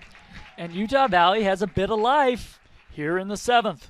There's Xander Marco, just did a great job, took that inside pitch, turned on it, and smashed it off the wall. Now the hard part about this ballpark, it has a very, very tight, just down the line is very close. And so you see how the throw came in, and Marco had to slide in with that double, but just a great job actually out in left field by playing the carom, coming up throwing, but you've got to hustle in for those doubles down the line. And it keeps the there's no double play now. Yeah, absolutely. So great job all the way around there by the Wolverines, and that brings up Cade Polson. Polson looking for his first hit of the afternoon. 0 for 3. If he were to reach, the tying run would come to bat, and that's in form of Drew Sims, who's seeing the ball pretty well. As of the last couple games, the first pitch to Polson, breaking ball, falls in there for strike one. I said he lined a curveball down the line. That was that slider again. Yeah, the slow just slider. Hung up he there stayed back bit. on it, yeah. Got it inside, and just smoked it. Exactly. So, the middle of the order trying to come through here for the Wolverines. Jones trying to put down Utah Valley and get Tarleton their second straight win in this series. The one-strike offering. Inside, but not much that Polson can do with that one. Got jammed, fouled it off, 0-2. Polson right there is a bigger guy. Sometimes you get that ball inside, you think you can turn those hands and just really hit it at 9 miles. And that was just a little too far in, and that you end up fouling it off your leg. Yeah, the only guy that could keep that one fair would be a guy like Barry Bonds. Yeah, or a guy named Goose, who used to take balls off the top of his feet and hit them into the pond out there. I don't know how. Golf one, yeah. I don't know how he did it. 0-2, way outside with the breaking ball. And it is 1 ball and 2 strikes to Polson. Yeah, Goose used to tell me he loved that inside pitch that from left-handers, that inside off-speed, the breaking ball that would come towards his back foot, because he could catch it right there in the inside half and just hammer that thing. I'm like, you're weird. Yeah, you're not like other players. Yeah, exactly. You're not human. 1-2 pitch is swung on, and it caroms off the bare hand of Jones to the shortstop Aguilar. He throws it away off the screen of the first base dugout. 2 runs are going to come in to score, and all of a sudden it's a brand new ball game. Wow. Nice job by Polson, and that ball was actually, I think, going to get over the head of Ty Jones, and he stuck his bare hand up there to try to make a play. A little bit too hot for his bare hand, and ricocheted off. Good hustle by Aguilar to come and pick it up. And then he just hurried the throw. He hurried it. He didn't really realize his runner was Polson, who is, he's an average runner, but he was really motoring as hard as he could down that line. But if he just takes his time and makes a stronger throw, then the out is, 2 outs and 1 on third base. But, hey, new pitcher. Baseball gods giveth and they taketh away. Exactly. We'll stay right here. New pitcher coming in for Tarleton. Polson should pick up 1 RBI on that base hit. Yeah, that's an RBI fielder's choice, I think. Hey, and or actually, you might. I don't know. Are they going to score that a single? That should be. I think that's single, I think it's a single, yeah. But a huge. As we'll see who the new right-hander is for Tarleton. Yeah, they're going to rule that a single, and it's an error on the throw allows the second run to score, and then it allows Polson to get to second base. So a really difficult error there. If Aguilar just eats that ball and doesn't attempt to throw, then it holds those runners in those positions, and you still have that double play in order, and you don't have two runs aren't off that lead, and so. Right there, that's just a tough play. Aguilar hustling and trying to make a play, and actually I think he could have made it. Just, got away from it a little bit as he hustled and hurried it. 9-7 the score, and Josh, a huge moment here, and we got Fleetwood Mac serenading That'll fire us. you That'll up. Fire anybody Oh, up. yeah. Fleetwood Mac fires me up every single time. So I think this is an outstanding choice by the music Just people a wonderful here in the choice by the music to play department. some Fleetwood Mac, keep the guys fired up and ready to go. That's right. Rock and roll, who needs it? Yeah, who needs a nap? I do. Listen. So play some Fleetwood Mac. Let's do it.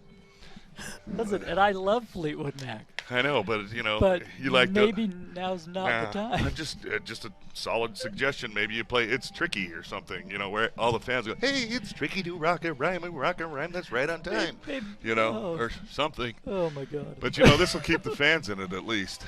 So. There we go. So in a 9-7 game, the tying run will come to bat in the form of Drew Sims. I think we just sufficiently berated the musical choices we're wearing them out. Yeah, my goodness. But I mean, but you know, to their credit, they're doing a fine job. We're just joking around. Job. So here's Sims with a man at second, just one out. First pitch on the way from A.J. Wood is a strike. We saw Wood last night, so Aaron Meade not taking any chances. He's going right back to his stud right-hander. Well, and that's absolutely, you know, when you're in a situation to win a game, you've absolutely got to do that. The one-strike offering. Wood taking a long time now. Ready. A swing and a foul back. It's 0-2. Sims singled and scored a run back in the 6th inning. He has walked and grounded out to third.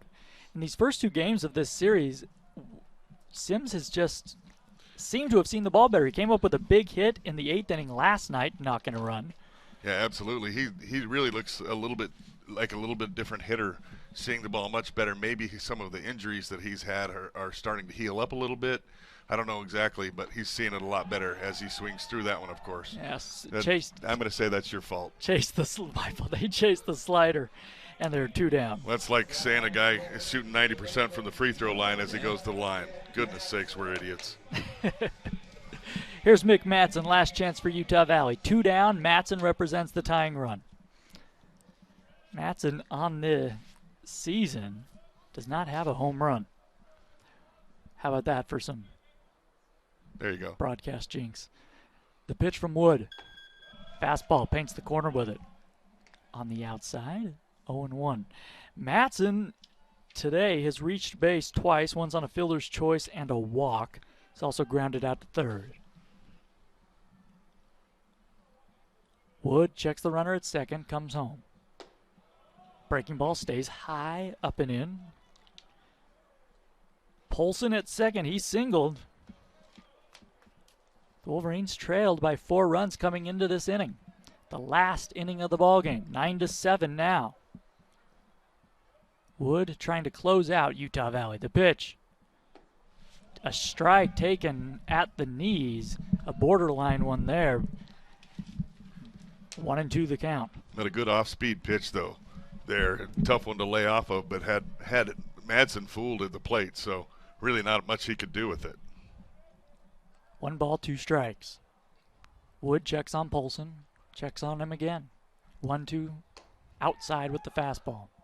Good take by Madsen, and it's 2-2. Then you talk about kids that you really like and want to see succeed, and that one of those absolutely is Mick Madsen. I mean, I've seen him out here taking BP since he was 9 years old. Yeah. 2-2. A great take, laid off the breaking ball on the outside corner, full count. Yeah, great take there by Mick. That's an easy ball when you have 2 strikes, an easy ball to chase, but a great job by him. Full count. The tying run at the plate for Utah Valley, bottom of the 7th. The last inning of this game 1 of a doubleheader. Wood trying to close it out for the Texans. Down and away, missed with the fastball, and the go-ahead, the winning run will come to bat in the form of Brandon Luna. Wow, great job by Mick to battle his way on board here. Now the tying runs are on base for the Wolverines with a guy with a little bit of power and and likes to hit the ball in the gaps here in Luna. And swinging the bat well, 3 for 3 today. Absolutely. A couple of singles and a double. Yeah, and a guy who can really drive some runs in. And obviously the Wolverines, not obviously, but the Wolverines here, smart move. They lift Madsen, a slower runner, and bring in, looks like Coburn over there. Is it number 12? It is yeah, Coburn, it looks like yes. They brought in Kyle Coburn from Salem Hills High School. Coach Haney over there produces a nice program. Here's the pitch to Luna. A swing and a skied. Foul territory, third base side. Frew looking for it. Now he makes the grab just in fair territory near the third base bag, and the ball game is over. Tarleton comes back with a 6-run top of the 7th inning, and the Wolverines drop game 2 of this series in heartbreaking fashion. Once again, the final, Tarleton 9, Utah Valley 7. We'll be back after this with the final game totals.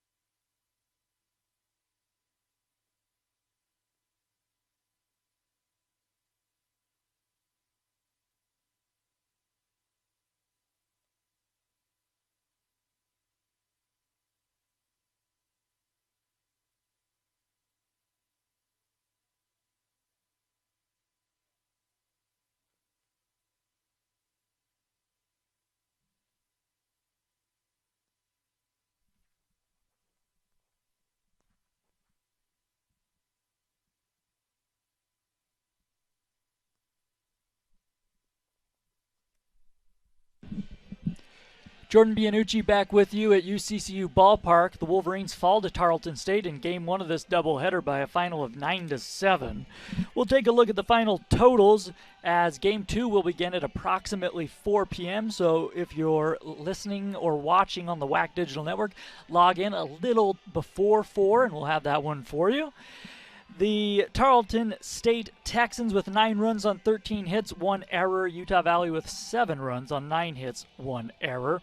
The win goes to Jones. He improves to 2-1. Devin Smith gets the loss. He's 0-1. A.J. Wood came in, picked up his 7th save of the season. The time of the ball game was 2 hours and 23 minutes. The attendance, we do not know yet. Hopefully after Game 2 we'll get that number for you.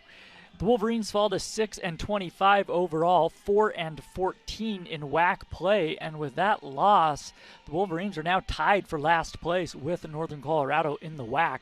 Tarleton State, they improved to 14-23 overall and 7-11 in WAC play. Well, we'll take a break, a little longer break than normal from UCCU Ballpark as we get ready for Game 2 of this doubleheader.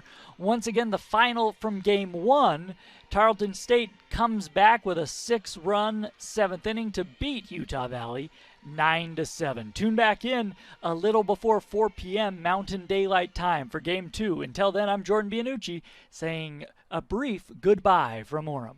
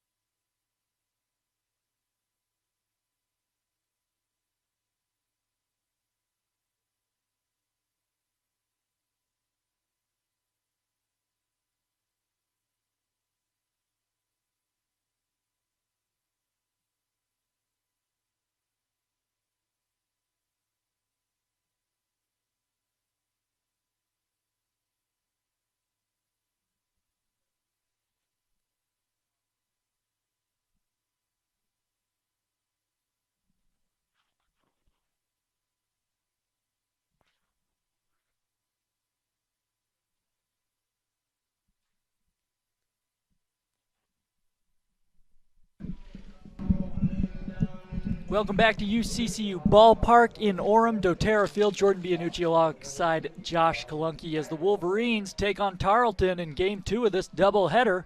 On the mound, it is Bobby Vortmeyer. We'll get the lineups to you in just a moment. A little after 4 o'clock local time as Vortmeyer delivers a first pitch fastball down low to Aguilar, ball 1. First pitch at 4:02, the game time temperature, it's going to be a cool one. Well, we'll get back to you on that. Strike on the outside corner. It's 1-1. Well, Bobby Vortmeyer, today's starter for the Wolverines, he's been pitching extremely well of late. Basically, all season Bobby's been doing an incredible job here as basically the Saturday starter. Oh, he's been the stopper for Utah Valley. Yeah, he's done a great job. 53 degrees and sunny right now for Game 2. Aguilar leading things off for Tarleton. They have won the first 2 of this series. Vortmeyer winds and fires. Fastball misses up and in. After Aguilar, it'll be Fowler, Thomas Rivera. Burns will bat cleanup. Green in the 5 spot. Seltzer batting 6th. Frew in the 7th spot. Groves gets the start behind home plate. He's batting 8th. And Ferris starts in right. He'll round things out in the 9th spot. Striking out looking here on a fastball is Aguilar, 1 down. Well, it looks like for the Wolverines, pretty much the same lineup for the Wolverines as far as defensively right now. Just the difference is that Trey Newman is behind the plate here for the second game of doubleheader, as is generally the case. One of the games will be caught by Newman and one will be caught by Sims. Yeah, Jeff Aaron's also getting the start out there for Game 2 in left. Well, that's me screwing that up. Hey, no, Jeff Aaron's is usually out there. He's just not in there in Game 1 today. And Lords takes a seat for this game. Yeah, Plakus in center.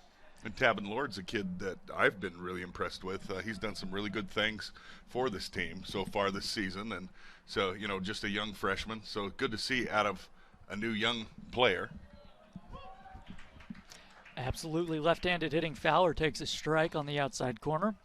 The DH hitting .286 on the year, 3 big flies, 17 RBIs. An okay-sized crowd out for Game 2. There's a fastball right on that outside corner. Vortmeyer looks sharp very early on here. Well, a lot going on here at Utah Valley today. A doubleheader right behind us at the softball complex. Utah Valley taking the first game of that series against Dixie. 2-2, chopped foul. And that's a big series for the softball, for the ladies, and so a big win for them in Game 1. The old Hammer rivalry. Yeah. Or I like to call it the MC Hammer rivalry. So I don't know where the old Hammer came from, but I guess you have to make a rivalry into something. Fastball. Vortmeyer thought he had strike 3. The home plate umpire Steve Hilgendorf said it was off the plate. At first base, the umpire Matt McMahon and Michael Chuckerman is the third base umpire this afternoon. So 3-2.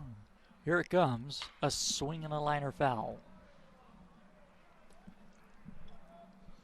Yeah, a lot of fun, though, to have Dixie coming into the WAC in all sports.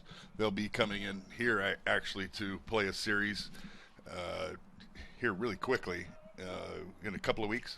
Yeah, we're going down. Down there. I apologize. To St. George. Well, yeah. I knew we were playing them. Ball misses down low, a 1-out walk issued by Vortmeyer. I was ecstatic when I saw that they were coming into the WAC. That's going to be a great rivalry. Well, I think it's wonderful for the student athletes to be able to have those opportunities to play against maybe some of the kids they played against in high school and those kind of things, and see another team from the state of Utah. And it's a lot of fun. I mean, it's always, I think, been good for any conference that has had 2 teams from Utah in it at the same time. Absolutely, and it's great for the fan bases. They can travel back and forth. And yeah, absolutely. It's going to be a blast. Vortmeyer into his stretch, checks on the runner. Fowler on the season has stolen 2 bases, has not been caught. Well, and I did the first game on the air with for the softball team, and I saw an awful lot of Dixie folks there. Obviously, all the UVU faithful. It was just as a bunted foul there, but it's very nice to see, that kind of rivalry. And then, I talk to people in the parking lot. Hey, your daughter from Spanish Fork. Oh, okay, sweet. She's playing for Dixie. Nice. Those kind of things. It's good for everyone. Well, Already, I looked at the schedule and thought, maybe I'll make the Dixie trip. Oh, look at you! I'll hang out in St. George for a weekend. I didn't know you flew prop planes. I do not. The swing and a fly ball down the left field line, giving chases. Ahrens and Broussard collide. The ball falls in fair territory. Heading for third is Fowler. He is out. So Fowler tried to take third. He gets thrown out, but more importantly right now, it looks like Broussard is down on all fours. He collided with Ahrens down the left field line. Beeve Levitt, the athletic trainer, is heading out there to take a look. Hopefully he's all right. Once he catches his breath, Beeve should be able to help him out. But that was really in no man's land, and it's hard to say anything about communication out there because I don't think either guy thought they could really get to it. No. And so because of that, you had two guys converging on it. And Ahrens, I'm going to say, wins in a collision. Yeah. Jeff is not a tiny boy. He's a big kid and big, strong, well-built young man. And Garrett Broussard, in his own right, is the same, but just not quite in the same weight class. I grew up with Jeff Ahrens. Oh, did you? Yeah, so it's so funny when I see him on the field, talk to him. And he's a big dude. Big bearded, like grizzly looking But I'm dude. like, 9 175 years old now. Exactly. And I'm used to being the bigger, older guy. So it looks like. Since when? Who were you bigger and older than? Ever? Ahrens when I was 10 years older when he was in third grade. Okay, there you go. So you had him until he got into fourth grade. I get it. Exactly. Ahrens and Broussard, all right, luckily. So at second base, Rivera will be credited with the base hit. Will they give him the double? Yes, a double on that one. 2 outs, I beg your pardon. But let's not lose in that collision, and the fact that Jeff Ahrens used to beat you up is the fact that I was bullied by Jeff Ahrens. You were bullied when you were a senior and he was a fourth grader. That's right. But no, let's not lose in that. The great throw. Absolutely. That was right spot on, and all Mick Madsen had to do was throw him out, and that's going to go foul. Great job by. Well, that's an example of making something out of nothing, avoiding a really disastrous situation in the first inning. Runner at third, just 1 out. Instead, guy at second, 2 down. Well, and on that play there, on that slow roller, you can see the inexperience a little bit of Cade Andrus at first base, because if you're a seasoned first baseman, you run up there, you get that ball while it's still fair, and you just tag the runner and you're out number 3 and you move on. Yeah. And that's just inexperience playing that position. Cade came here as a shortstop, third baseman. That's a third base play, right? Yeah. And at third base, that's the play you make. Jam shot into left center field. It's going to drop in front of Plakas. Coming in to score is Thomas Rivera. And again, Tarleton takes a 1-0 lead. Well, and unfortunately, that, like I said, we had talked about a little bit of inexperience by Cade at first base, and now Tarleton takes a 1-0 lead. So Burns picks up an RBI. That is his 15th of the year. And the switch-hitting Green will bat from the left side. 2 outs, a man at first, 1-0 Texans. Swing and a miss here at the breaking ball from Vortmeyer. I think that was the changeup. He'll throw that to lefties very effectively. Green, the very speedy outfielder, hitting from the left side now. A throw over to first. Back in standing is Burns.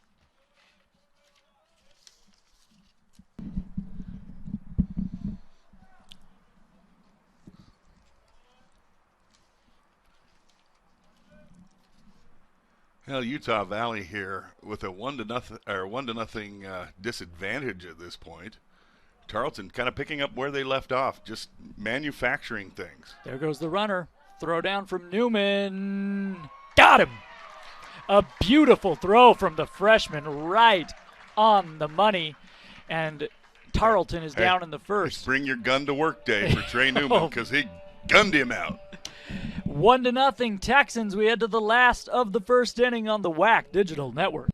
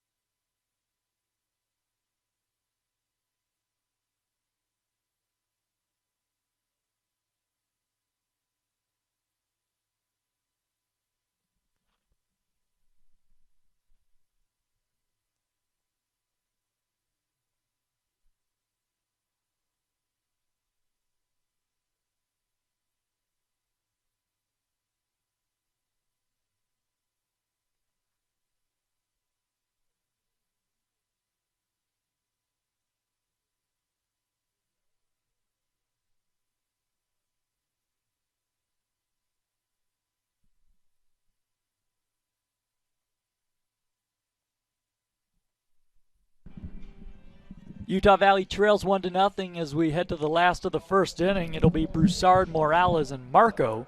Polson will bat cleanup. Luna, the DH, batting 5th. Matson will bat 6th. Jeff Aaron's getting the start in left, batting 7th. Plakus in center, and then Trey Newman batting 9th, who gunned out the runner trying to steal second in the top of the first inning. Bryce Hackett, the right-hander, first pitch misses down low to Broussard. Well, and it was an incredibly strong throw from Trey Newman, and I've really liked watching him catch the few games that he does catch. He does a great job. He's got a great arm. The catching position looks in good hands as the Wolverines move forward. It really does. Drew Sims named to the Buster Posey watch list this season. Trey Newman, a couple of freshmen behind Sims, getting some experience. 1-1, chopped foul, just foul down that first baseline.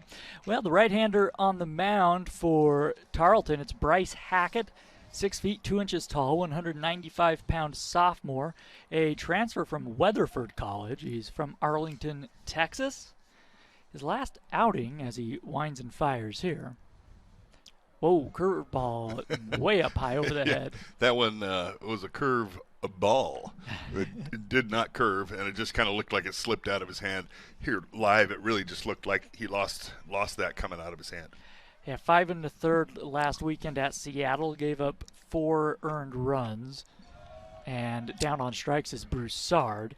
That was a game that the Texans won 6-5. Well, that was a sneaky good pitch right there. He snuck that right in under the hands of Broussard inside, and just at 89 miles an hour, just a good-looking pitch. So here's Morales.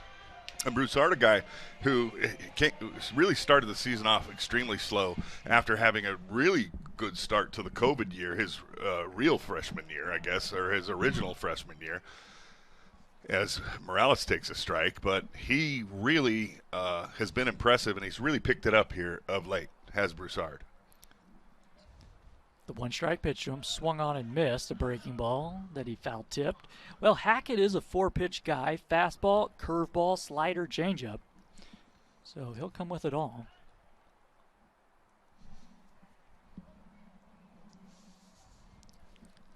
Working quickly, the 2-strike pitch misses way outside, and it's 1-2. The Groves, he wanted that one way off the plate. He was set up nearly behind the left-handed batter's box. Yeah. You know, and sometimes I wonder, is you set up a little bit too far and your pitcher hits the target. I'll tell you what, is that one swung on, fouled off. Ferris Green is in center field, but Ferris in right, getting his first start of the series in right field.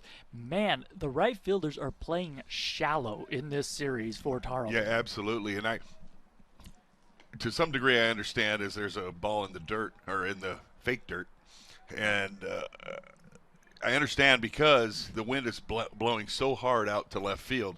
If you're not here, I mean, on your screen it looks like a beautiful day here, which it is, but the wind is howling out to left field.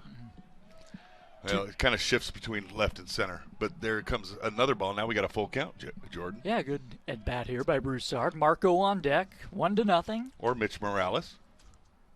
No, Morales. Oh, thank you. Yes, Broussard struck out to begin the inning. Here's a chopper foul down the third baseline. Well, on that one, I was kind of hoping it would bounce fair because Mitch kind of needs a bounce to go his way right now. And sometimes even just a little chopper like that can get a guy, I mean, Mitch Morales, obviously, he's a professional hitter. That kid, he rolls out of bed and gets 3 hits for you. And it's just been a bit of a struggle here of late, being the Wolverines' leading hitter for most of the season. And he has kind of struggled. I think maybe he's put a little bit of pressure on himself to be that guy. And right now, it's just he's in a little bit of a funk. So I would love to see him get something like that, just even a little nubber like that, just get him going. Yeah, Morales 0 for 9 in this series. Just, anything to get on base. Yeah. 3-2 pitch to him, down in the dirt. Hey, get on base. A good at bat even when you're struggling. Yes. A nice job. Morales just, and obviously I don't know him as a young man, but I've watched, him play here for as long as he's been here, and he just seems like a grinder. The kind of dude you want on your team, just a grinder, man. And Xander Marco, his walk-up song tells me all I need to know. The Beastie Boys. No Sleep Till Brooklyn, let's go. One of the greatest songs of all time. They check on Morales. That might be debatable. But So Marco, speaking of the guys who are actually swinging the bat really well, he hit 2 home runs in game 1. There goes the runner. The throw down. Morales is out at second base. Nice throw by Groves. Well, darn it on that one. Mitch just didn't get the kind of jump that he wanted on that. A little bit of a quick pitch by Hackett and just kind of left him out to dry there. And good throw and good tag. Unfortunately, Mitch unable to get his, fifth? Would have been his 5th stolen base of the year. Yeah, been caught 3 times now. Swinging a foul back, and it's 0-2. But again, Mitch Morales, Xander Marco, even Cade Polson, those dudes, they're veteran guys. Those guys are just ball players. They're ball players, man. Well, it's like you said, they're grinders. Yeah, they're just ball players, man. Put them anywhere in the lineup, ask them to do anything for you, and they'll do it. Ballers, man. 0-2. Fastball at 91, misses high and away. Should Marco reach, it would be Polson. 1 run on 2 hits in the first inning for Tarleton. No runs, no hits for the Wolverines. Just underway. The pitch. Swing and a miss. He struck him out.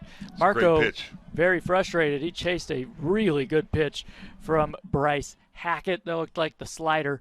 And the inning is over. Utah Valley gets a base runner, but no runs, nobody left. On to inning number 2. It's the Texans 1, the Wolverines nothing on the WAC Digital Network.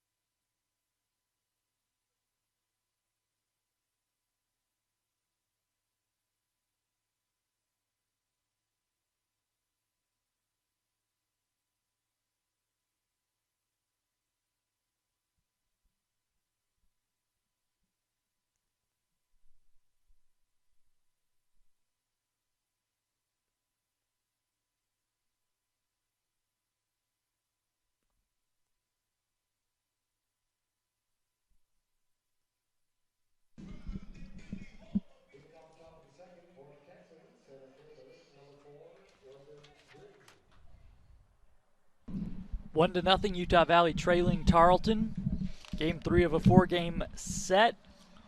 Green, Seltzer, and Frew to bat in the inning. Green was at the plate when Burns was caught stealing in the first. He bunts it up the third base side, foul.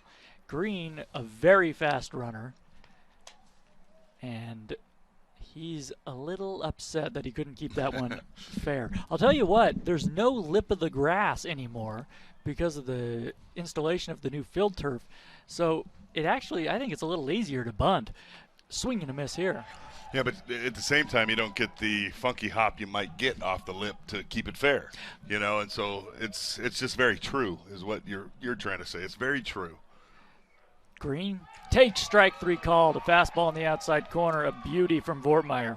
Yeah, Bobby V looking good. He continues to really just do what he's done all season, and that's pound the zone and let the hitters hit. You know, let the defense work. He doesn't strike out a ton of guys, does Bobby Vortmeyer. But what he does is he throws a lot of strikes, and he doesn't walk a lot of guys. He just says, you know, hit it if you can, and I got guys back here to make plays. Yeah. Fastball paints the inside corner there to Seltzer. Colby Seltzer, a sophomore, hitting .207 in game 1 of this doubleheader as Seltzer takes one outside. Seltzer went 2 for 4 with 4 RBIs. Wow, nice game for Seltzer. My goodness. Yeah. And when you get that kind of production out of the 6, 7, 8, 9 spots like that, you're bound to win a ball game. There's a strike there, off-speed pitch from Bobby Vortmeyer. and good-looking one at that. Yeah, Vortmeyer loves to throw the. He has a cutter, he has a changeup, he has a slider, a lot of good off-speed pitches. Here's a comebacker off his glove, charging. Broussard's not going to have a play. And in there with a infield single is Seltzer. Hit it hard.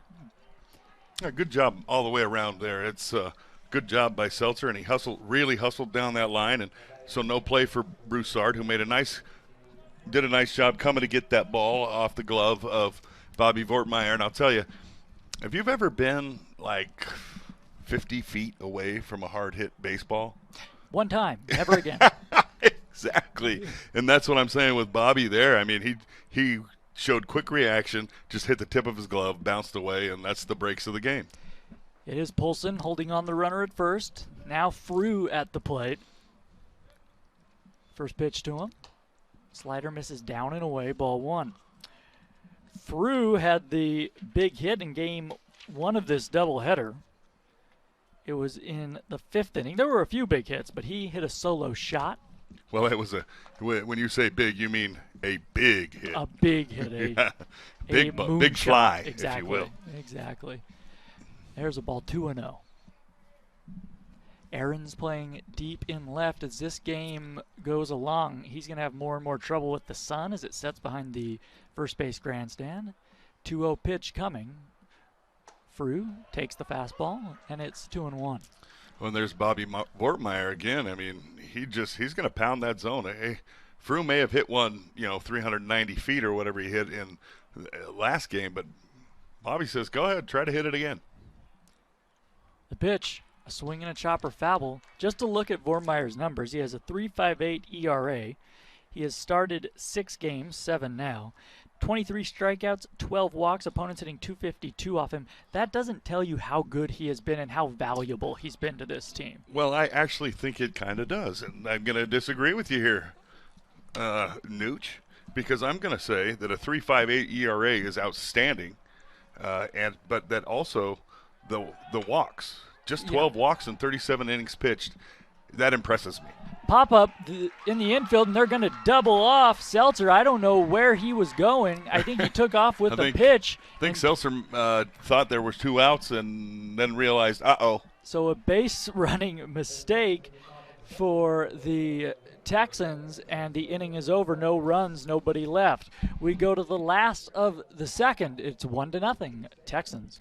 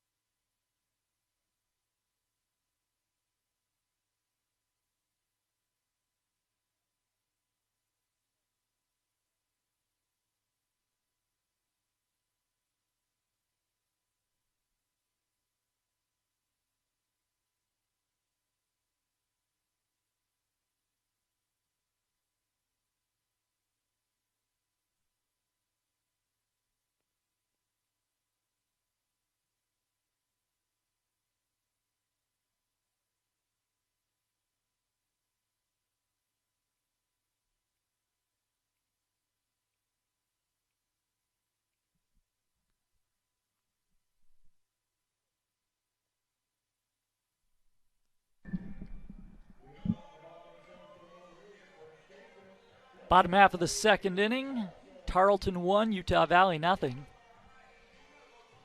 Polson, Luna, and Matson 4, 5, and 6 due up for Utah Valley. Jordan Bianucci alongside Josh Kalunke on the WAC Digital Network. Fastball from the right-hander Bryce Hackett misses down and away at 88 miles an hour. Tarleton looking for the series win today. They've won the first 2. A swing by Polson, and he fouls it off. Yeah, and Tarleton, if you didn't join us for the first game, really had a tremendous comeback in the bottom of the last inning to defeat the Wolverines. Yeah, 6-run, bottom of the 7th. A swing and a ground ball to shortstop off the end of the bat. Aguilar to first, 1 away. Good job by Aguilar. When it comes off the end of the bat, sometimes it has a little bit of a funky spin on it, but Aguilar really watched it into his glove, kept his head down, made a strong throw for out number 1. So here's Luna. He went 3 for 4, had a chance in the 7th with the bases loaded, but popped up to end the ball game. But he's swinging the bat better and better. Fastball inside, ball 1. I really like the way he swings the bat from that left side, especially. It really gives the Wolverines another weapon. And Brandon Luna, a guy that I'd really like to see get more ABs. The 1-0 pitch swung on, chopped foul. Well, the Wolverines are in desperate need of left-handed bats. Yeah, absolutely. And Brandon has been a welcome addition. He's really swung it well, and especially in bunches. He's had some really good games, and he has some pop in that bat as well. Absolutely. Here's a swing and a liner over the head of Ferris in right field. That's going to roll all the way to the wall. Luna racing around first, digging for second as his helmet flies off. A 1-out double for Brandon Luna, and he is swinging it. Stay hot, Big B. Absolutely. That's beautiful. And they were playing him shallow, Josh. Yeah, and it went over the head fielder, and you talked about how shallow they've been playing in right field, and I think right there shows you why you should not be doing that, especially against a left-hander that has some power. So my goodness, I think now don't discredit Brandon Luna. That ball was smoked. Yes. And he smoked that ball out into left field, but maybe a little better positioning by the outfield and a different cut it result. off. You maybe can have a play at second. Yeah. Or you keep him to a single. Yeah. Yeah. Here's Matson. Takes a strike on the outside corner. Speaking of stay hot, Matson is finally starting to see the ball a little better. Just this weekend, better at bats. Well, Mick is a mystery to me because, 5A state MVP, and he's done everything really on guts and desire and repetition. And I say repetition because I know the kid has worked really, really hard to get to where he is. And, anytime your father is the coach, boy, oh boy, is that going to be hard on you as a player. It's hard on your father, and your father's going to take it out on you.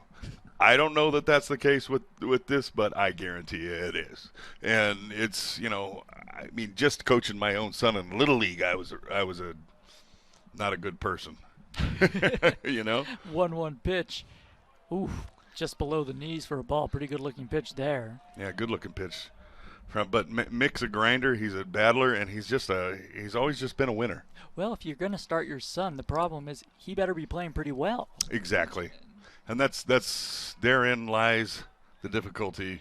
That's hard on your son. That's hard on the relationship. And, not a better guy in the entire world than number 7 right here to battle through that, because he's a happy guy. He's got a great attitude. And, all in all, just a good person. And baseball doesn't last forever. And you mentioned it earlier in Game 1. We've seen him around this program for the last 10 years. Oh, yeah, my goodness. 2-2 pitch, swung on, line drive, but right at Thomas Rivera. He throws wildly to second, but diving back in and getting hurt is Luna. Oh, no. And you hope he's all right. One, the out recorded by Thomas Rivera, but Luna went back into second, and now did he jam his shoulder or his elbow or something? He is holding on to that left. Oh, no. I'm not sure what he's holding on to out there. It looks like his left arm. Shoulder or left arm. Aaron may have jammed his wrist. When you dive back into the bag, that bag doesn't move. And that's one of the things that people don't understand. It's not an immovable object. And so when you dive back into it, you jam. You jam that wrist. You can jam a finger. You can jam an elbow. You can dislocate a shoulder. I mean, for being a quote-unquote non-contact sport, I know that I've been present at the hospital for 3 elbow surgeries, 2 knee surgeries, and a hand surgery. So too bad they couldn't give my son brain surgery so he'd be smart. But no, it's one of those things, and hopefully Brandon's okay out there. Yeah, Beeve working out that left arm, and We'll see if he. Well, what I'm hoping is that in the dive back, he hits something and it hurt and it scares you. As an athlete, you feel a certain twinge or you feel something a certain way, and it scares the living tar out of you because you think, oh, what did I do? Because it didn't feel normal. And so you instantly grab at that, take a minute, you get some breath under you, you get your feet under you, and you feel, okay, it's not broken. Yeah. It's scary. So he'll remain in the game as Ahrens takes a strike. 2 outs, the tying run at second base, 1-0 Texans.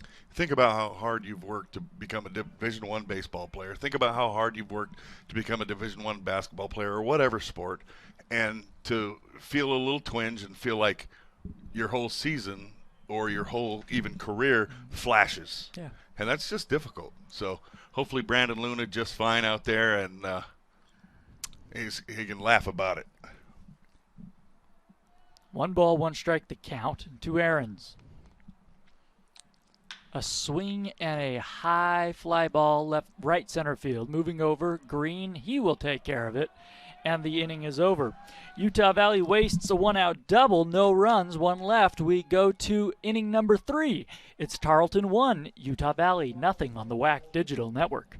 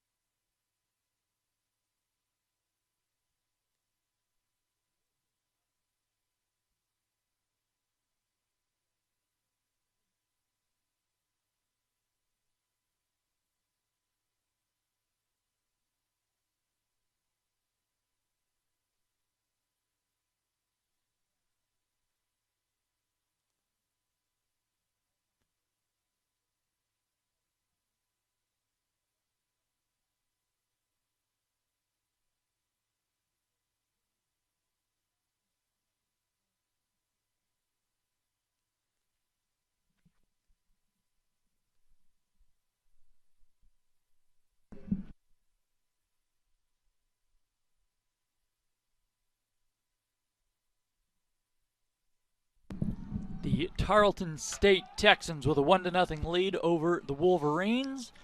Third inning, Jordan Bianucci alongside Josh Kalunke. Vortmeyer, first pitch, swinging and missing, is Groves. Nice looking pitch there. 88 miles an hour on a little bit on the outside half, a little down, and big swing and miss. This is Groves' first start behind the plate in this series. In 40 at-bats this season, he's hitting .200, 2 homers, 7 RBIs. Check that, 8 RBIs.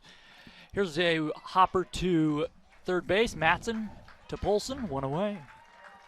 Well, that was actually Mitch Morales to Polson, but I'm kidding. I was like, where are you? I'm like, wait, hold on.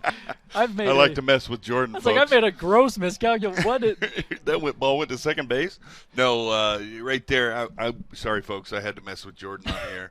But, no, right there, when you look at that a big out there, because Ian Groves, now, he comes in here. He's got a lot of power. I mean, you mentioned he has 2 home runs. Well, he has 8 hits on the year, hitting .200 with 8 hits, and 2 of them are bombs. Yeah.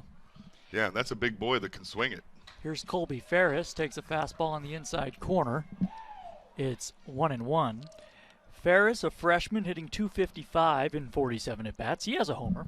Everybody in the lineup has at least 1 home run for this Tarleton club. 7 RBIs on the year for Ferris, getting the start in right field. 1-2 as he fouls one back. They really have a dangerous lineup if you look at it. I mean, Ian Groves, the second catcher, if you will, catching the second game here of the doubleheader. He hits 200. Beyond that, every guy in the lineup hits over 250. That's their first season at Division One. So it's pretty incredible. So impressed. Absolutely. 2-2 pitch. Fastball swung on, and that one is hit deep and out of the ballpark. Wow. And I mean out of the stadium. Yeah. If you don't have a ticket, you can get that ball. If you have a ticket, well, you're going to have to wait to go get it later because he hit it out of the facility. Over the wall, over the grassy berm that's beyond the left field wall, and over the chain link fence that encloses the actual ballpark. And quite honestly, we do have a short portion in left right down the line where that ball was hit, but I have not seen a lot of balls in the last 10 years that have been hit over that second fence. No. And so that's just a big bomb there by Colby Ferris. Absolutely. His second of the season, 8th RBI. It's 2-0 Tarleton. Put on your parachute pants, MC Hammer. The 1-0 pitch to Aguilar's in there. There's one guy, I'll ask you, who's the guy that really hit one over that fence that you were like, wow? The one guy? Here's a swing and a pop-up shallow center field going out as Morales. It is going to be Morales. You know, on that play, Plakas, the center fielder, has a much easier play coming in. That's tough for Morales. He made it look easy, but that is not an easy play. That is not an easy play, but I'll tell you right there, we've already had a collision with an outfielder and an infielder. So if Morales calls that ball off, then you got to respect that. And that good job by all three of those guys in that Bermuda Triangle to communicate and not have another collision. But you're talking about big bombs? Yeah. I mean, I know one guy that hit a lot of them in the pond. Yeah. Well, besides Goose Kalunki, the one guy I was thinking of, one strike pitch is swung on and missed by Fowler, it's C.J. Crone. Oh, yeah. He hit a ball. C.J. and Goose, really honestly, between the two of those guys, yeah, they're the farthest balls I've ever seen hit in this ballpark. C.J. Crone, the slugger who played for the University of Utah, and he is now with the Colorado Rockies as a ball misses outside, but boy, he gave at least one pitch that I remember. Yeah. It looked like it was headed for Denver. It was crushed. Yeah. I was like, can I get a ticket on that flight? That's right. It was, yes. 1-2 swung on and skied to center. Moving to his right is Plakas with the glasses down, makes the grab, and the inning is over. I take that back. The glasses firmly atop the cap, so no sunglasses needed for Plakas out there. Tarleton goes down, although they get the one run on the solo shot from Ferris. On to the last of the third. It's the Texans 2, the Wolverines nothing.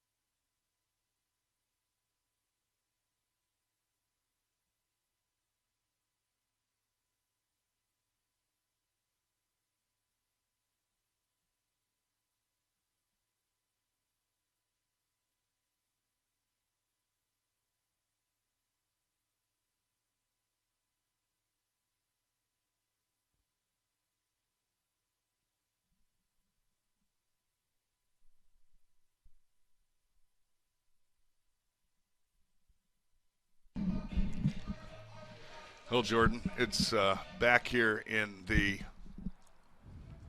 bottom half of the third. Wolverines trailing 2-0.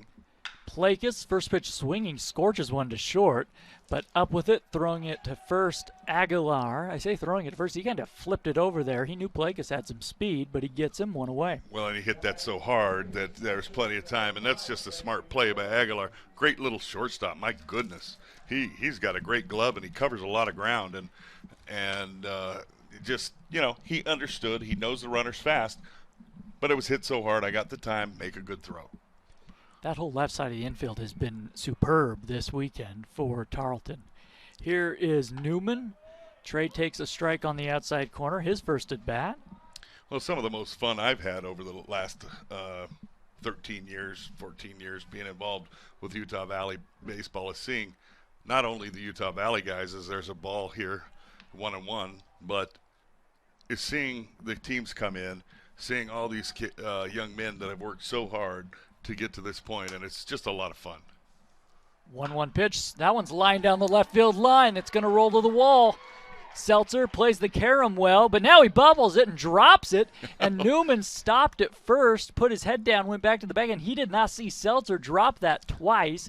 Newman does not have tremendous speed. I don't know if he would have been able to reach second, but either way, he's in there with a one-out single.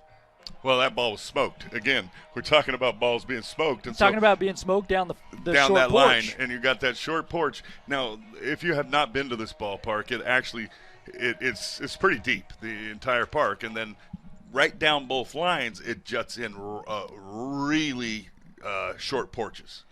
Yeah, 305 down that line. Here's a little bloop off the bat of Broussard coming in and diving and making the catch is Ferris. What a play. Yeah, outstanding play there. I thought that was going to be a single all the way. But again, you talked about the playing in right field, and right there it pays dividends as Ferris comes up and makes a diving play. Aaron Mead's going, yeah, buddy, that's why we play shallow. Yeah. Aaron Mead's in there. I think that's the bird finger he's giving us right now. It's like, you think I don't know what I'm doing? Yeah. Well, that's why we're up here and he's down there. You guys in the booth, though. No, you keep telling me how to align my defense. Yeah, you guys are – go get him, Skip. Aaron Mead, we are not geniuses. No, in his second year as head coach of the Tarleton Texans, as Morales steps to the plate. Well, for Broussard, trying to get the bat going, just some bad luck there. Here's a check swing by Morales, foul tipped.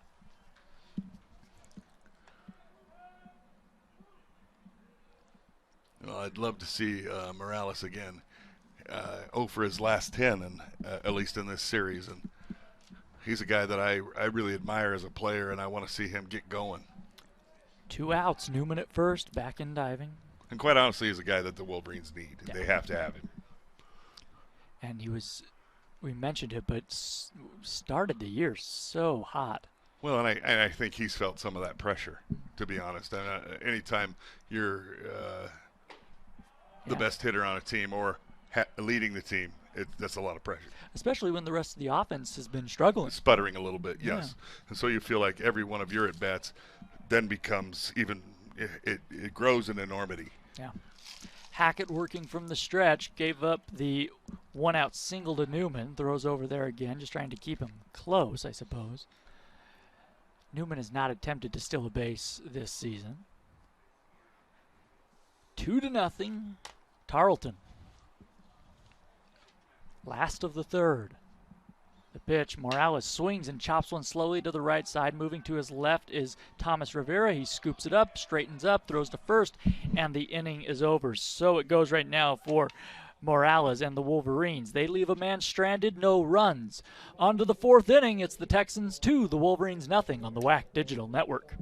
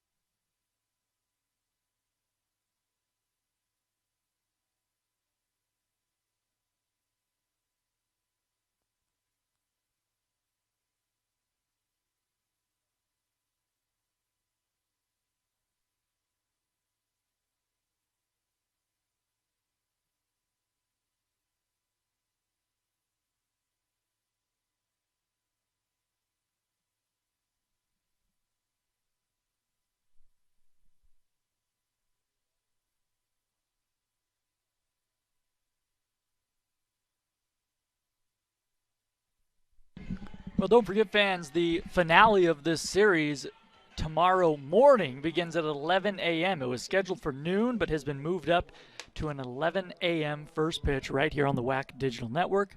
Come on out to the yard. Should be a beautiful day.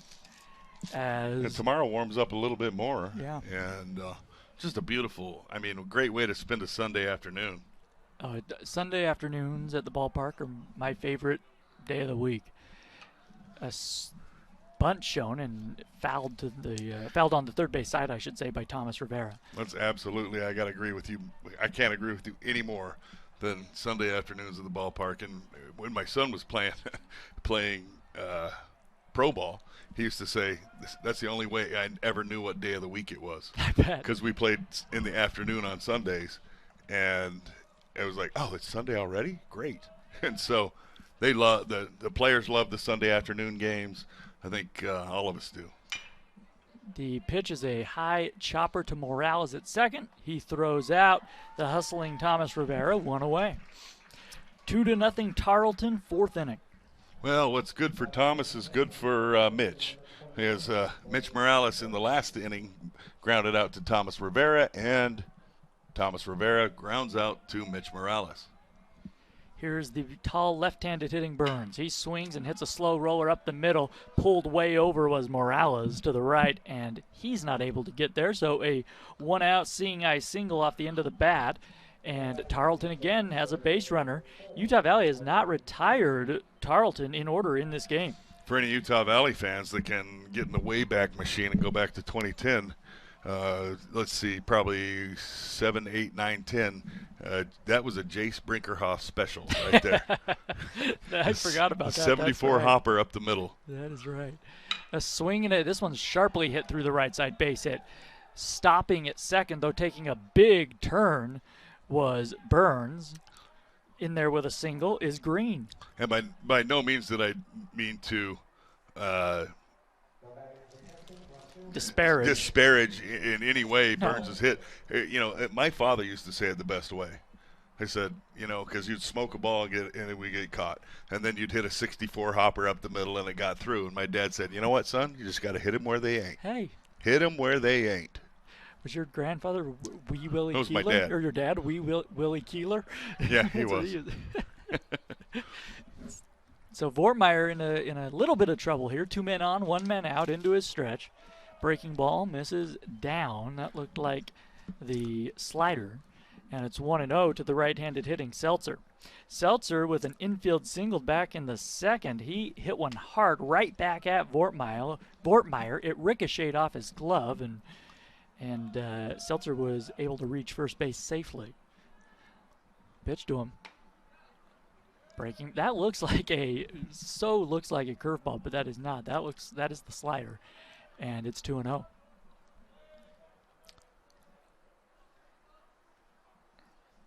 If Jesse Schmidt was truthful with me when he told me what the arsenal is that Vortmeyer has, that is not a curveball. A swing and a high fly ball to the deepest part of the yard, left center field. Catching is Plakas, tagging, heading for third is Burns. He's in there safely. The cutoff goes to second. Safe there is Green, so a productive out to an extent by Seltzer. It is the second out of the inning, but 2 men in scoring position now for Frew, I beg your pardon. Well, and good job by Broussard. He cut that ball, knew he didn't have any play at third base, so he turned it through to second. I'll tell you, if it's not London Green running, you probably get that out at second, but London Green's already been standing there for 20 minutes. Because that guy is lightning fast. He saw that. He knew he was taking it. Yeah, that kid really runs well, and he runs the bases well. Yeah. And so you can be extremely fast and not run the bases well. But if you run them well and you're fast, goodness sakes. So much fun to watch as Frew swings and misses here. Frew popped up into a double play back in the second inning where Seltzer was caught off first. 0-1 to him here. A big moment early in this game. 2-0 Texans. 2 men on, 2 men out. A base hit here opens it up a bit for Tarleton. Vortmeyer trying to dig deep. The 1-strike pitch. Slider missed high and wide. Vortmeyer just hasn't been quite as sharp as we've seen him in his last 3 starts. Yeah, Bobby's been extremely sharp in his last 3 starts tonight, or this afternoon. Just not quite, on top of it. I think you hit that right on the head. But he's a battler. I mean, he's gonna give you everything he's got. 1-1 pitch, swung on, little bloop into right field. That's going to fall in front of Marco. 1 run is in. Green speeding around third. He scores. It's 4-0, Tarleton. How fast is that, dude? That is the fastest guy I've ever seen. I'm telling you. That ball took 1 hop, and Green he was crossing, on the plate. And he was crossing. I really thought there might be a play at the plate, as shallow as that ended up being. But Green, as I said earlier, extremely smart base runner with two outs. He's going on contact and he's crossing the plate. I mean, I think he had to push the runner in front of him. Just hey, hurry up and touch the plate. I'm coming right behind you. Absolutely. Yeah, well, not a bad pitch by Vortmeyer there, but a good piece of hitting. Great piece of hitting right there. So here is Groves, and the runner at first got a huge jump. Great jump. That is Frew. He's in there at second ahead of the throw with a stolen base. Well, so far I've been involved now in this series for about 8 innings.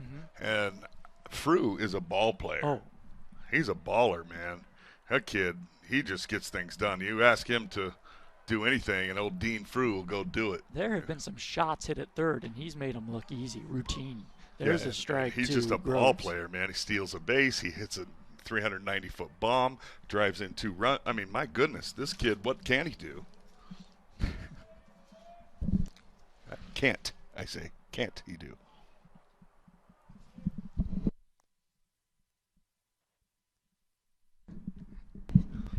Two and 1 to the right-handed hitter.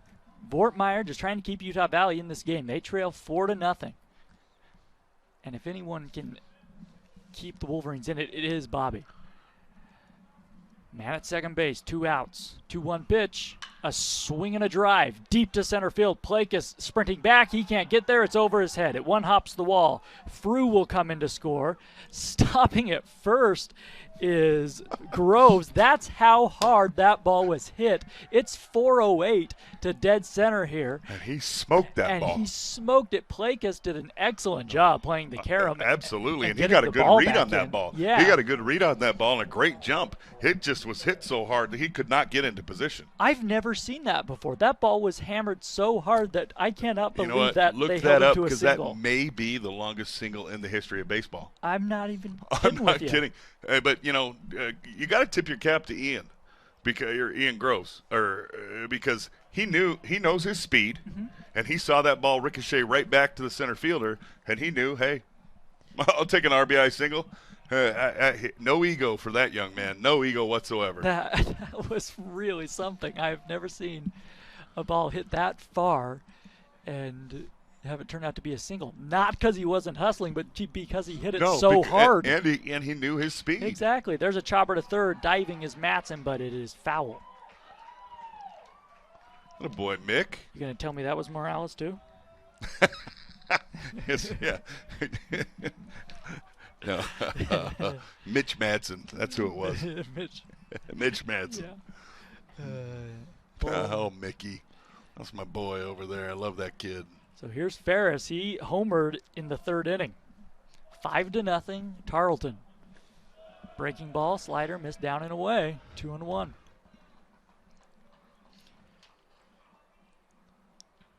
After Vortmeyer was able to get the first out of the inning, a ground out, it went single, single, fly out, single, single. And some of those hard hit balls, others not so much. Ball down low, it's 3-1 now to Frew. Or I beg your pardon, to Ferris. Well, we're seeing a lot of what we saw in that bottom of the 7th, or the top of the 7th inning in game 1 of this doubleheader. What we're really seeing is what a bunch of grinders that the Texans are. They really are. I mean, Tarleton guys, they're just tough kids. And you got 2 groups of tough kids, and something's got to give. Bobby Vortmeyer showed what confidence he has in the changeup there as he threw it 3-1. Swinging and missing was Ferris. 3-2 pitch. There goes the runner. Ball missed outside. Slider. And that may have been the cutter. Either way, ball 4, and there are 2 men on with 2 out. Newman's going to come out now and have a word with Vortmeyer. Left-hander working in the pin for the Wolverines. I'm not sure who that is. Jordan, if you can take a look, you've got the binocs. I believe that's Blake Zeleny down there. Yeah, it looks like Blake. And so Zeleny up working in the pin. Bobby just laboring a little bit. It's just not, kind of like you said, it's not the Bobby Vortmeyer that we've seen here the last 3 or 4 starts. So, but he's going to give you everything he's got. And right now, 5-0, Wolverines kind of teetering on the point of having to do something quick. Exactly. Fastball misses up high, ball 1 to the true leadoff man, Aguilar, who's 0 for 2. The 8th man to bat in this inning. Well, and Brian Aguilar, I mean, you can just tell when he plays shortstop what a tough kid he is. The 1-0 up high, and it's 2-0. And you mentioned we just have not seen this side of Bobby Vortmeyer lately. No, we just have not. And some days it's just not your day. Other days you can bear down and use all the grit you've got, and it just doesn't seem to work. Baseball is an unforgiving sport. The 2-0 pitch. There's a strike, got the call on the inside corner, and it's 2-1. Ferris at first, he walked. Groves is at second after singling in a run. Well, I myself played basketball, and I used to tell my son all the time, I said, it's so frustrating to me because basketball, I can go, if I'm not shooting the ball well, I can go play good defense. I get some steals. I can rebound. I can do so many things as it's fouled down the left field line. I can do so many other things to affect the game.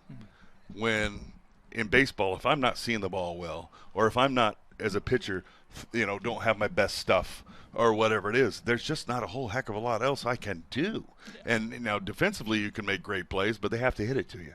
And so I always said baseball players are by far the most mentally tough humans on earth. 2-2 pitch, slider, high and wide, close but a ball, and the count is full. So the runners will be off with the pitch, 3-2, 2 outs. Tarleton up 5-0. We're in the midst of a 3-run fourth. Big pitch here for the Wolverines. Vortmeyer deals. Swing and a miss, and he struck him out. He dug deep, got the out. And you could tell by his body language that he really dug deep for that, and great pitch by Bobby V. Absolutely. 3 runs in for Tarleton. They leave 2 stranded. On to the last of the 4th inning. It's the Texans 5, the Wolverines nothing on the WAC Digital Network.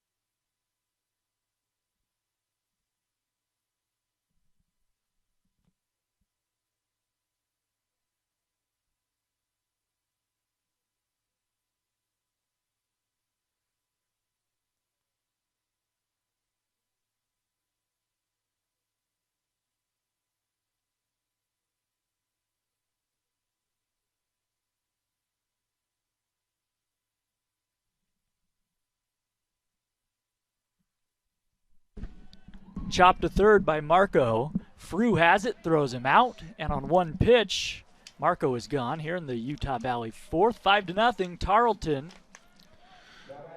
Well, Xander Marco's been swinging an incredible bat. Homered twice in the first game of this doubleheader, and he just really has been swinging it incredibly well. Just a tough kid, and I love the way he swings the bat. So here is Polson. Cade Polson, not so much of a tough kid. I hope he watches this. That's why I said that. Someone's got to tell him he said that. Cade's a good kid, man. He came up through my basketball program as well. Was a great high school basketball player, and just a great athlete all in all. He just gets a piece of one off the end of the bat, rolls foul on the first base side. So I've always taken a real interest in Cade's career since he came through the basketball program, and he also has worked a lot with my son, Goose, at his hitting facility. And so Cade's a guy that I've always just paid particular interest to. Yeah, and Polson playing, of course, Goose's old position, first base, 2-1 as that ball misses outside. Well, and Goose is the number one guy who wants someone to come and break all his records. He really does. He's that dude. 2-1 pitch, swung on, fouled back.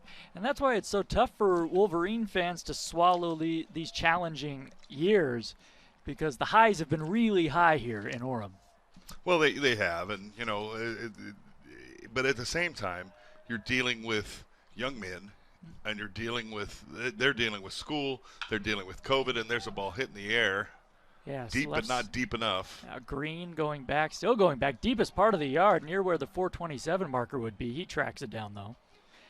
No, to your point, we talk about this all the time, but I don't think the average fan understands how busy these guys are. Oh, absolutely. It's a full-time job. It's incredible, especially. In fact, it's more than a full-time job. Is. It's working 60 hours a week. Oh, it is. These dudes, it's a free education, but not necessarily so much for these guys because, first of all, baseball only has the limited amount of scholarships. I believe it's 11.9 for an entire team.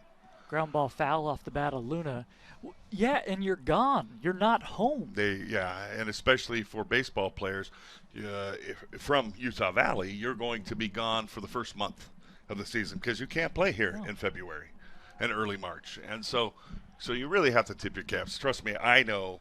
I dealt with it with my own son, and I earned a whole new respect for that side. Basketball players, we were pampered. I'm going to be honest. We're very pampered. There's only 15 of us. We all have full rides. We whine a lot, and they give us tutors and everything else. Baseball players, man, it's a different world for these kids. It is. A lot of homework in a lot of hotel rooms. And a lot of bad hotel rooms, cheap meals, and things like that. It's hard to stay in shape. Everything else. 2-1 pitch, swung on, it topped foul. Let's put it this way. If you love this game, you want to do this. If you don't love it, don't do it. No. And if you don't love it, it's going to come out, and you really won't. Eventually you're not going to commit yourself to it. 2-2 pitch. Luna takes a fastball off the outside, and it's 3-2. So a good at bat here by Brandon Luna. Brandon Luna, whose hair I covet. Look at that hair, man. Big picture of him up on the scoreboard. He's looking good. Slick back, thick as all get out. Got a little tuft on the back. My goodness. That's what I dream of. Folks, if you don't know me, I'm bald. So I'm also an old man, but goodness sakes, Brandon Luna's hair is my new goal. Very slick. Swinging another topper foul at home plate. Luna doubled back in the second inning. He dove back into second base when Matson lined out, and it looked like he had jammed something. The trainer came out, had a look, but he stayed in the game, and hopefully he's all right. He looks good right now. So the 3-2 pitch to him, a fastball, again, spoiled foul. Well, and Luna is another young man from Marietta, California, like both Sims brothers, and I believe they all went to the same high school. If I am incorrect, then someone please let me know. All I can say is that's a heck of a high school team. 3-2 pitch. Swinging a foul tip into the glove. A good battle there. Luna. And now they're going to say, yes, he's out. The umpire, home plate umpire, I thought he might have. Yeah, I don't know what he was doing there. He was having a chat with the catcher, and I'm not sure what that was all about. But the Wolverines still trailing 5-0. That's right. The third strikeout for Hackett. We go to the fifth inning. Yep. Texans up 5-0 on the WAC Digital Network.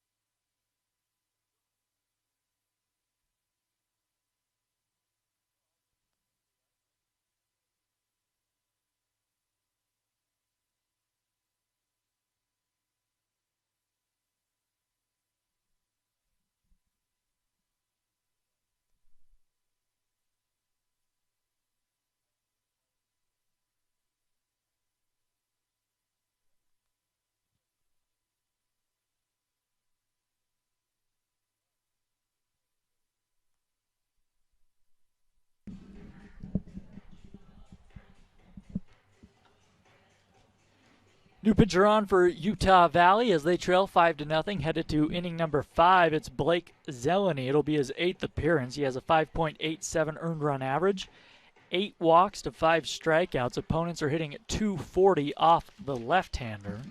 So he will come in relief of Bobby Vortmeyer, who unfortunately just did not have his best stuff today. He battled, but ended up giving up the 5 runs on 8 hits.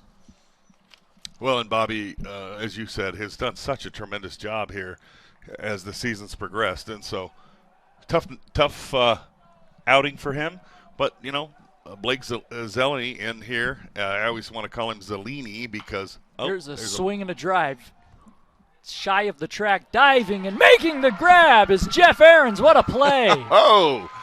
Diving Jeff Ahrens. A headlong dive near the foul line, and he came up with it. And that's a great play because Jeff Ahrens is not a natural left fielder. No, he's an infielder by trade, if you will, but has been converted to the outfield. He's shaking that arm a little bit because that dive did not look like it tickled, if you will, and he just made a great play. Great play. So he saves extra bases. Here's Thomas Rivera swinging and fouling it back. But no, when I was a special ops paratrooper in the military, I had a guy in my unit, one of my good friends, Leland Zelini. So a little bloop foul down the right field line. Leland Zelini. He went by same spelling, and so it's hard for me to call him Zeleny because I'm used to Leland Zelini, and I'm sure that that's probably just a pronunciation issue over from what part of the country you're from. Well, every time we get a new public address announcer, it's always, what's it going to be? Yeah, kind of like Kalunky, trust me. Hey, Bianucci, a ball misses a ball misses up high. But when you're the Bianucci, people should know. The 1-2 pitch from Zeleny. Ooh, the frisbee slider got him. Beautiful pitch there. Zeleny, call me whatever you want to. Strike 3 right there. Beautiful pitch from Blake. Beautiful 2 down, bases empty for Burns. I've really enjoyed watching Blake Zeleny pitch since he's come here to Utah Valley. It's been fun to watch. Great little lefty out of the bullpen for the Wolverines here. We are going to have a pinch hitter now. It's going to be Cade Turnage hitting for Burns. So Turnage, we've seen him once in this series. Yeah, Turnage came in and did a great job getting that base hit in the 7th inning as the second hitter in that inning, and now he's going to pop one up. Yeah, shallow right center field coming in as Marco. It'll be Plakis instead, and the inning is over. A clean inning for Blake Zeleny. Nice job. We go to the bottom half of the 5th. It's 5-0 Tarleton.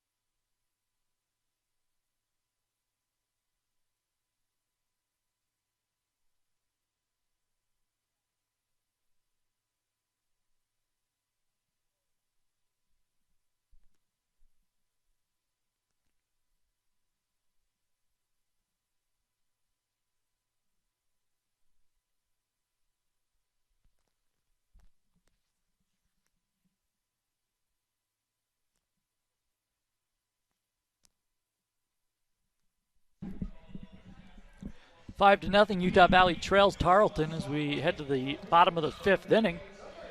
It'll be Mick Matson, Jeff Ahrens, and Jake Plakis to bat.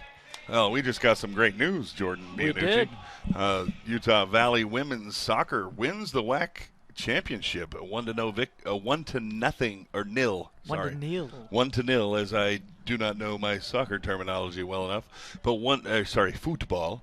But the women's soccer team wins 1-0 over Seattle to win the WAC championship and advance to the NCAA tournament. Going dancing. Isn't that nice? 1-0's fouled back. So volleyball, women's volleyball, last weekend, 2 weekends ago, advanced to the tournament. Women's basketball, 3 or 4 weeks ago. I tell you, women's sports are on the up and up and up here at Utah Valley. Absolutely. 1-1 pitch is chopped to third. Frew has it, throws low to first. Kid cannot be dug out by Turnage. It's his first inning playing first base as he pinch hit in the top half of this inning. Unable to dig that one out, and Matson reaches on an error. Well, I think that was just all due to Mick Matson's natural speed. He was burning up that line. Yeah, Mick. I don't think Mick could beat Goose in a foot race. My son Goose, 6'5", 235, 6 pounds. Actually, I think Goose is probably 2 or 3 steps faster than poor little Mick. Oh, man. I say stuff like that to Ryan when he's here, and Ryan doesn't think I'm funny. That's well known. And well, because Ryan doesn't have a sense of humor. No, I'm like, Ryan, you got to laugh or everyone thinks I'm serious. Exactly. I'm just wearing our own guys out, man. No. Mick he's a beautiful human being, just not blessed with a lot of foot speed. And guess who knows that? Mick. I know. What a wonderful, the funniest, most beautiful kid in the world. It's like you can't find a better human being. No, the guy has a lot of skills. He's just not fast. No, and it's just funny to give him crap. I think I might be able to outrun him. I know Eric can. There's a strike to Aarons as he's now behind 0-2 Yeah, here. 0-2, trying to keep the line moving. Utah Valley needs base runners. And remember, folks, Jeff Aarons picked on Jordan Bianucci when he was in 4th grade, and Bianucci, Jordan, our play-by-play announcer here, was a senior in high school. Yeah, don't be spreading the rumor. Jeff, they're like the nicest guy in the world for telling people he was a bully. Yeah, I know. Well, he's just twice your size, that's exactly. all. 0-2 pitch, swung on and missed. Couldn't get a piece of the fastball. Well, darn it, Jeff. He had such a great play in the top half of the 5th inning. Just a great diving catch out there right in front of the warning track in left field. What a beautiful play by that young man, and unfortunately strikes out here. 4th strikeout for Hackett, and it will be Jake Plakus, who needs to tie the spikes up before he steps into the box. Far be it for us to miss one thing right now, and that is that Bryce Hackett is throwing a tremendous game for the Texans. The big 3-3 up there on the bump, he's been looking good. Bryce Hackett came in, and he's just really, as Bobby Vortmeyer was not having a day, this young man, Bryce Hackett, is having a day, and that's part of this game that's so beautiful. He has been superb. The pitch, fastball, way inside. It gets away from Groves. He pounces on it, though, to his left. Yeah, that thing's got to get up into about the 14th row for Mick to advance. Is Mick the Benji Molina of this squad? No, I think he's slower actually. That's not physically really possible. Yeah, Mick is not quick. The 1-0 pitch, curveball. Ooh, just maybe a bit above the belt, maybe outside. But 2 balls, no strikes. But I'll tell you that Mick Madsen, he's got some grit and guts. He's got grit and guts that come just more grit and guts than you could ever imagine for a nice kid. Yeah. You get inside those lines and he'll fight you, and I love it. A great defensive third baseman, and you can just tell he's a leader on the team because when there's a situation, it's getting tense, there's a swing and a miss, he's the guy that goes to the mound. Absolutely. And has a word with and he's a guy that understands this game better than anybody. He was a great high school pitcher. So, a 5A MVP, won the state championship, and he was the MVP of that team. And the things I've seen this kid do on a baseball field are just magical. That ball down and away. Fastball gets away from Hackett, and it's 3-1. So now Plakus can look for the fastball, something that he likes and can drive it. Well, and Plakus, he's a big swinger. He really likes, and when he hits balls, he stings them. Yes, 0 for 1 this afternoon. Another throw over. Matson back in diving. You got to keep an eye on Mick over there. I don't know why you would, but got to keep an eye on him anyway. 3-1. Ball just misses off the outside. That's just a great eye, Jordan. Just a great eye.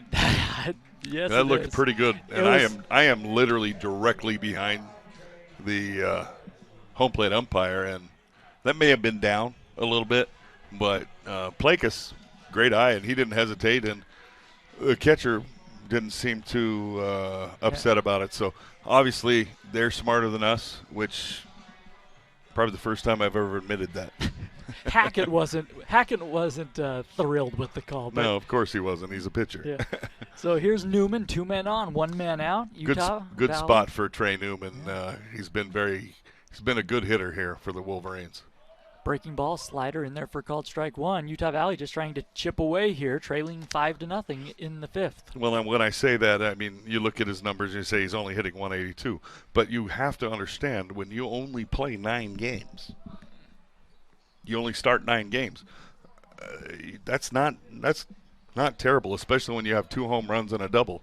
You've driven in a few runs. You've really done your job because you're coming in to spell the number 1 guy in double headers for the most part this season. And so great job by this young man.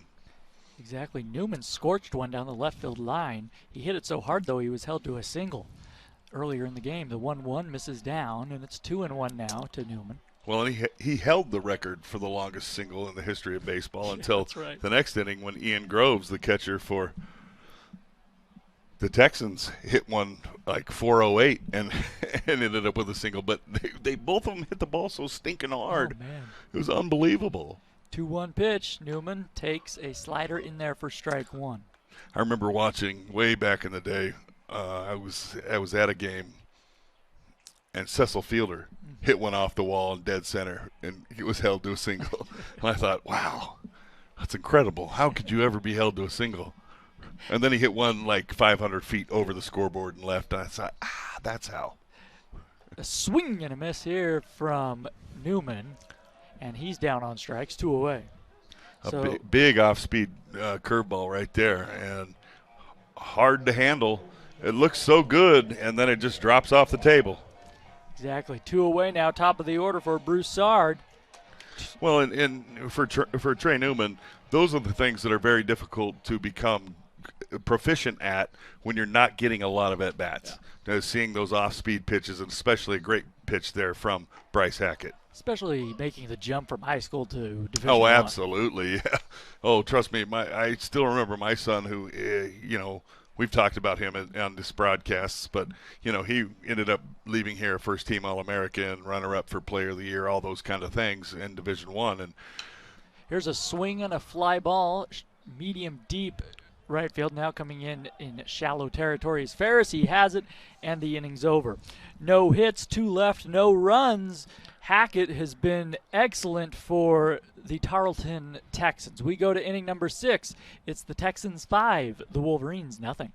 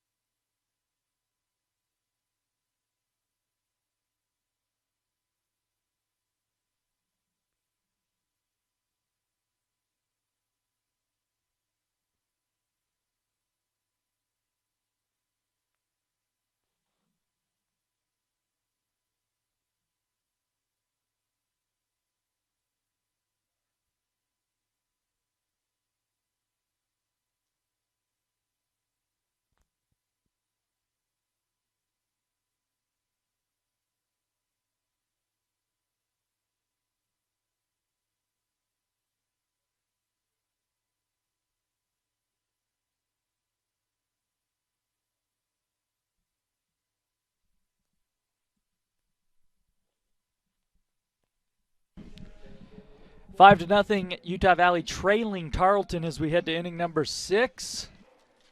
Blake Zeleny back out on the mound in relief, his second inning of work. Leading things off, it'll be Green, then Seltzer, then Frew. Green takes the ball down low. Well, on the out-of-town scoreboard, we talked about this last night. Dixie State beat first place California Baptist in game 1 of that series. Well, today they beat them again, the Trailblazers. Here's a liner into left, a base hit. The speedy Green, he's going to make a big turnaround first, but a nice job by Aarons to get that back in quickly and hold him to a single. The Trailblazers beat California Baptist 2-1 in game 1 of a doubleheader down in St. George. Unbelievable, making the transition, both teams, to Division I, but Cal Baptist has been absolutely dominant this season, and the Trailblazers really playing them tough. So the best that Cal Baptist can hope to do is split in that series. Yeah, Dixie has just done a great job with their recruiting, is what they've done. They really have. They've come up actually even into Utah County and taken some really nice players out of here. I mean, one I can think of is from American Fork, Jack Walker. Went down there. He actually was a prize pupil of my son's at his facility. As Seltzer shows bunt and pulls it back, it's only a matter of time you have to consider before Green takes off from first. He has stolen 8 bags this season. Polson holding him on over there. The lefty Zeleny comes home. Now bunt shown, pulled back, and a ball misses. Well, against the lefty, it may slow him down just a little bit with Zeleny, but if you're going on first movement with a lefty, he can swipe that bag. But if you go on first movement and he goes to first base, you're in deep trouble. You're picked. 3-0. Well, with the Texas schools coming in and Dixie coming in, this is going to be a really good baseball conference. Absolutely. This conference will shoot right up in the baseball strength of conference. Oh, man. 3-0 outside. He walked him. I mean, you see how this Tarleton team competes already, coming right out of Division II. I mean, these are quality players. This is a quality team, quality coaching, quality everything. The WAC just got a lot more fun. It did. And it's going to be a lot more fun. And Utah Valley now really they're in an arms race. The status quo is not going to work. No. They have got to start making some big jumps in a lot of things. Absolutely. Zeleny working from the stretch with the right-handed hitting Frew at the plate. He shows bunt. Well, of course he can bunt. The kid can do everything. Yeah. He's gone deep. He's done this. He's done that. He's stolen a base. This young man, I've just been so impressed. When you have Frew hitting in your 7 spot, you've got a pretty darn solid, tough team. No kidding. Now he bunts one foul down the third base side. There is a lefty, Tevin Hall, getting loose in the bullpen for Utah Valley.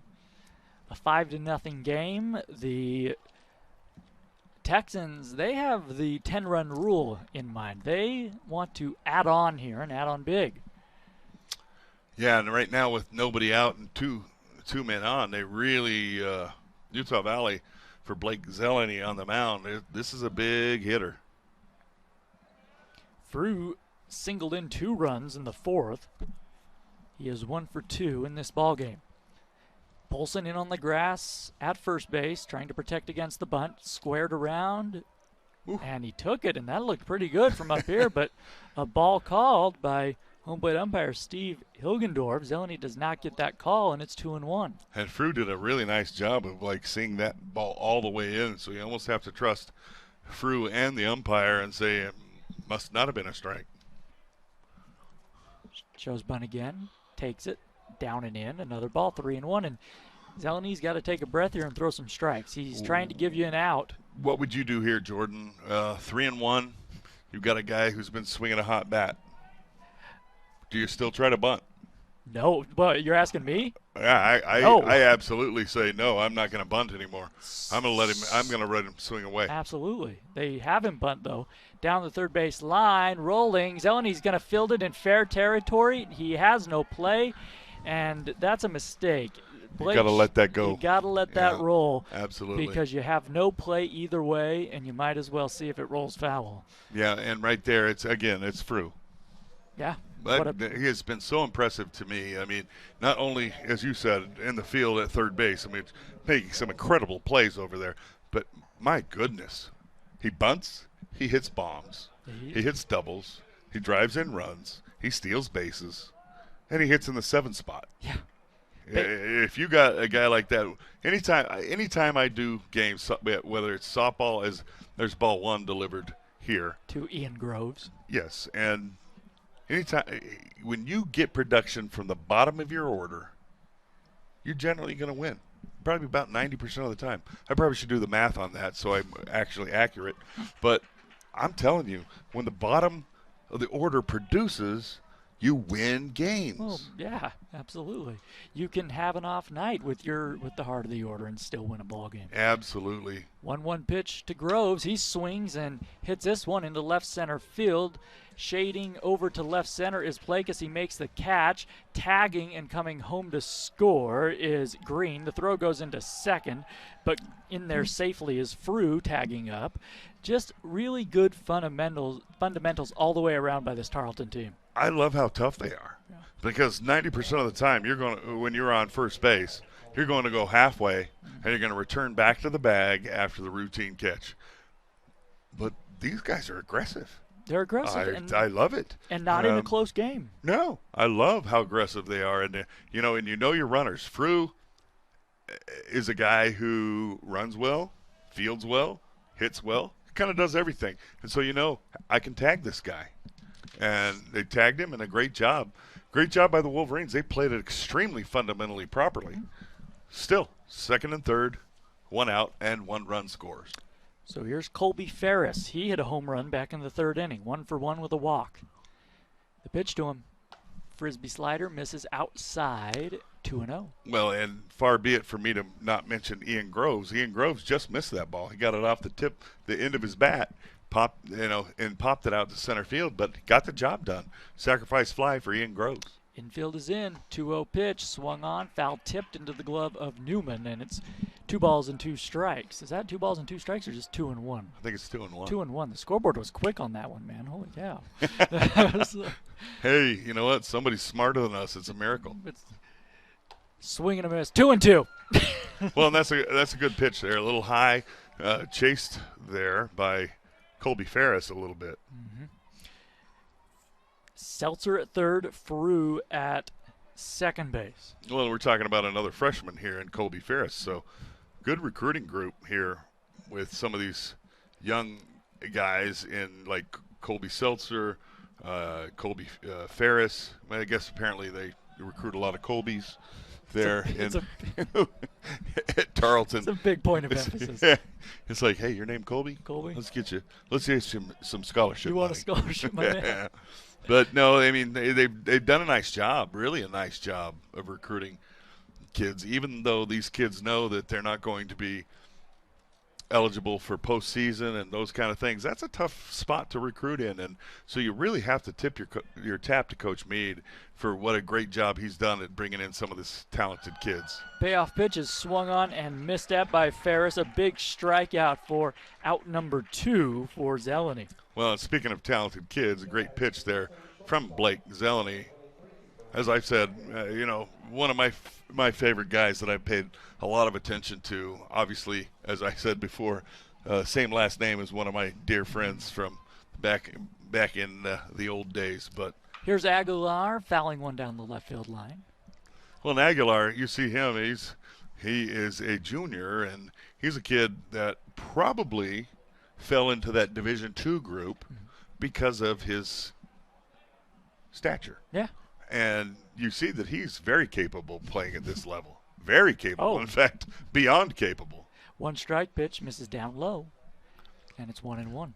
So, I mean, you take these really good Division II schools and you bring them in, Tarleton, Dixie, California Baptist. They're not messing around. No. The 1-1 pitch. A swing and a pop foul back.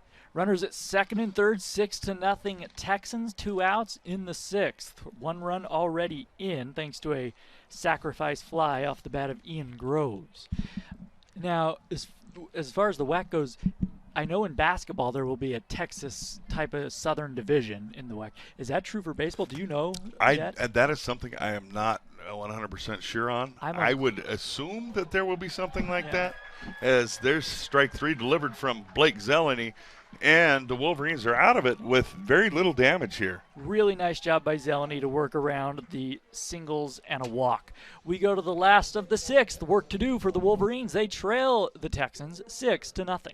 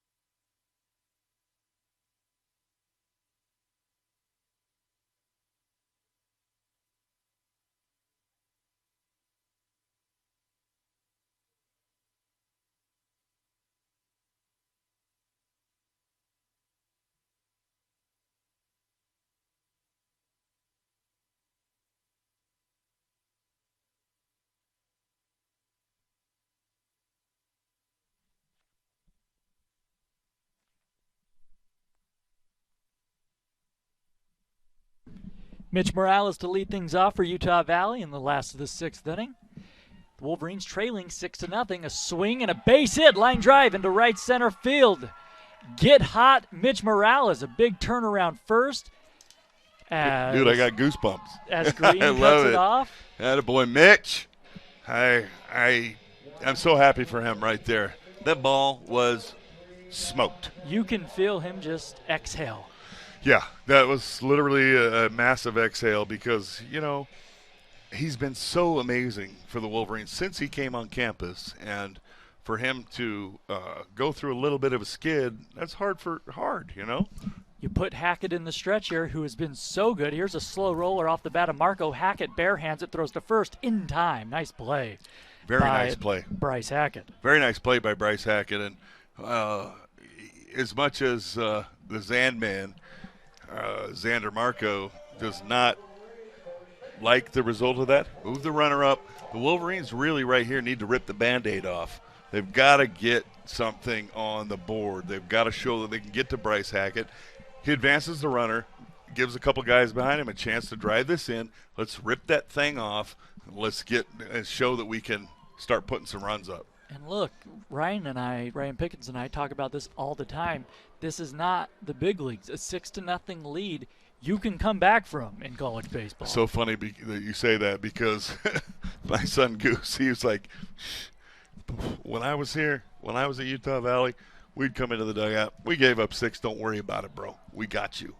And they would come back and get it, 1-0 the count to Polson, takes it outside, 2-0. Of course, the two of those teams led the entire country at 2010. They hit 372 as a team. Yeah. And in 2012 hit 352 or something as a team. Well, so those were amazing teams, but they just the ultimate confidence. 2-0 fly ball into deep right field. Going back is Ferris. He's under it. He makes the grab. Tagging and heading for third is Morales. The throw comes into third, but Morales is there with less than 2 outs. 2 away, though, in the inning, as Polson will be disappointed with that, down by 6 runs. But yep. Well, he just missed that ball. Yeah. Just missed it. Got some good life out of it out into deep right, but he's really worked on hitting the ball to the opposite field. And he's done a nice job of it, but unfortunately for him, he's hit a lot of those balls at the right fielder into spots where it gets caught. But in that case, he just missed that ball. So here's Brandon Luna, who's been swinging a good bat, takes a fastball outside. Speaking of that 2012 team specifically, next year is the 10-year anniversary.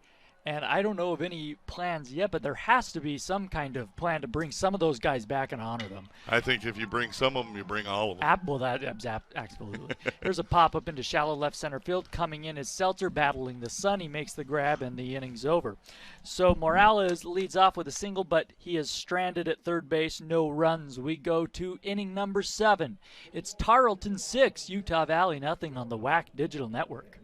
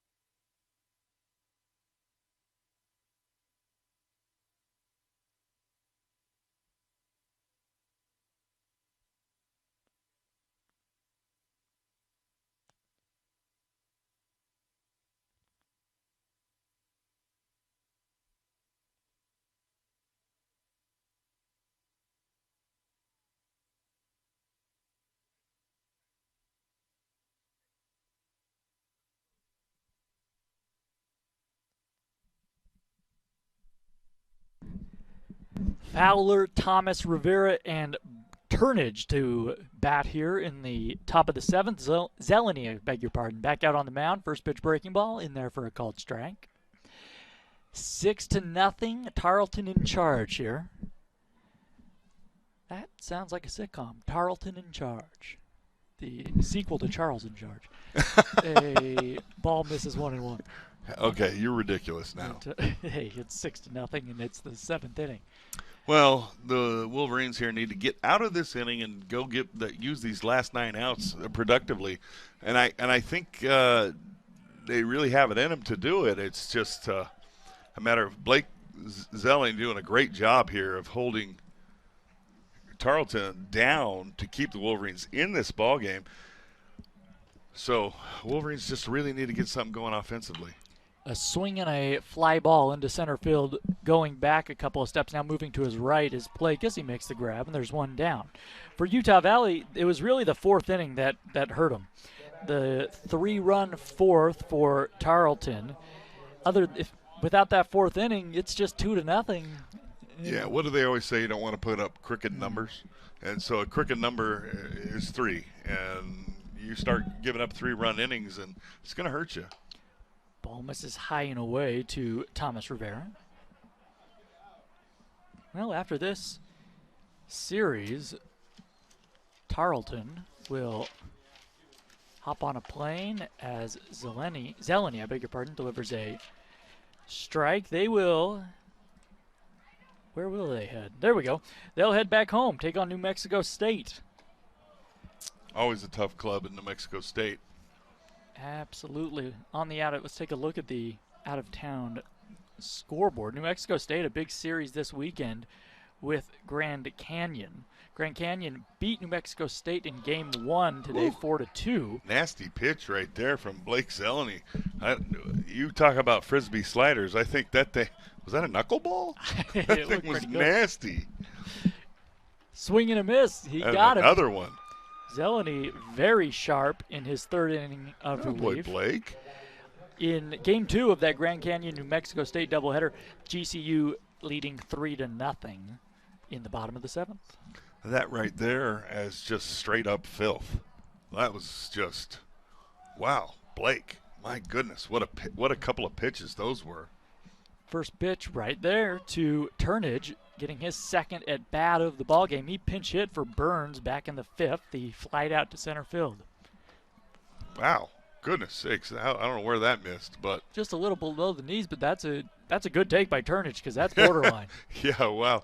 And Blake wasted no time. He's going right to work. I mean, he's feeling great right now. The 1-1. Oops. Way outside with that one. There you go. The old broadcaster jinx. Goodness sakes. I need to shut up.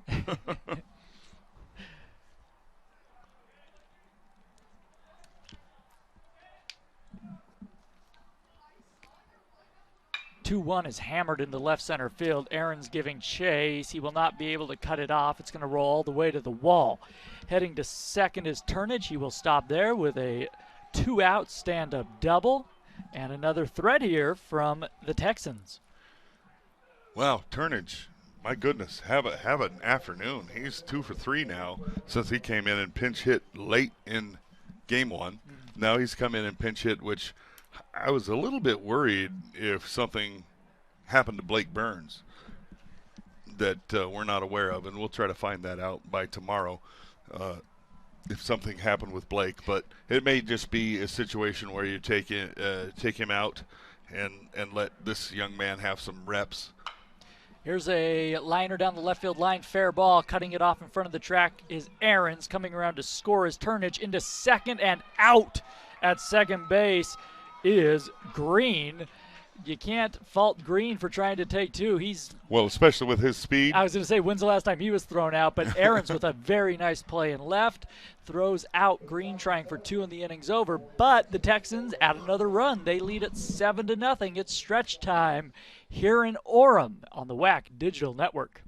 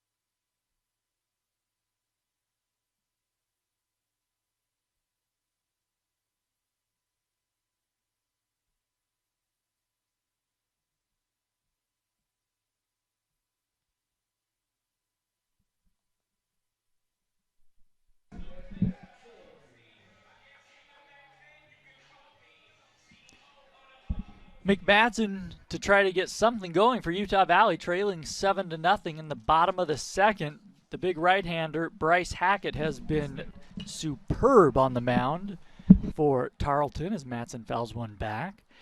He has thrown 6 scoreless innings, given up just 3 hits. I was trying to see, looking in the Tarleton notes, the last time a Tarleton pitcher has pitched a complete game. Here's that was pretty good on the outside corner, but just missed low. That's just a good eye by Mick.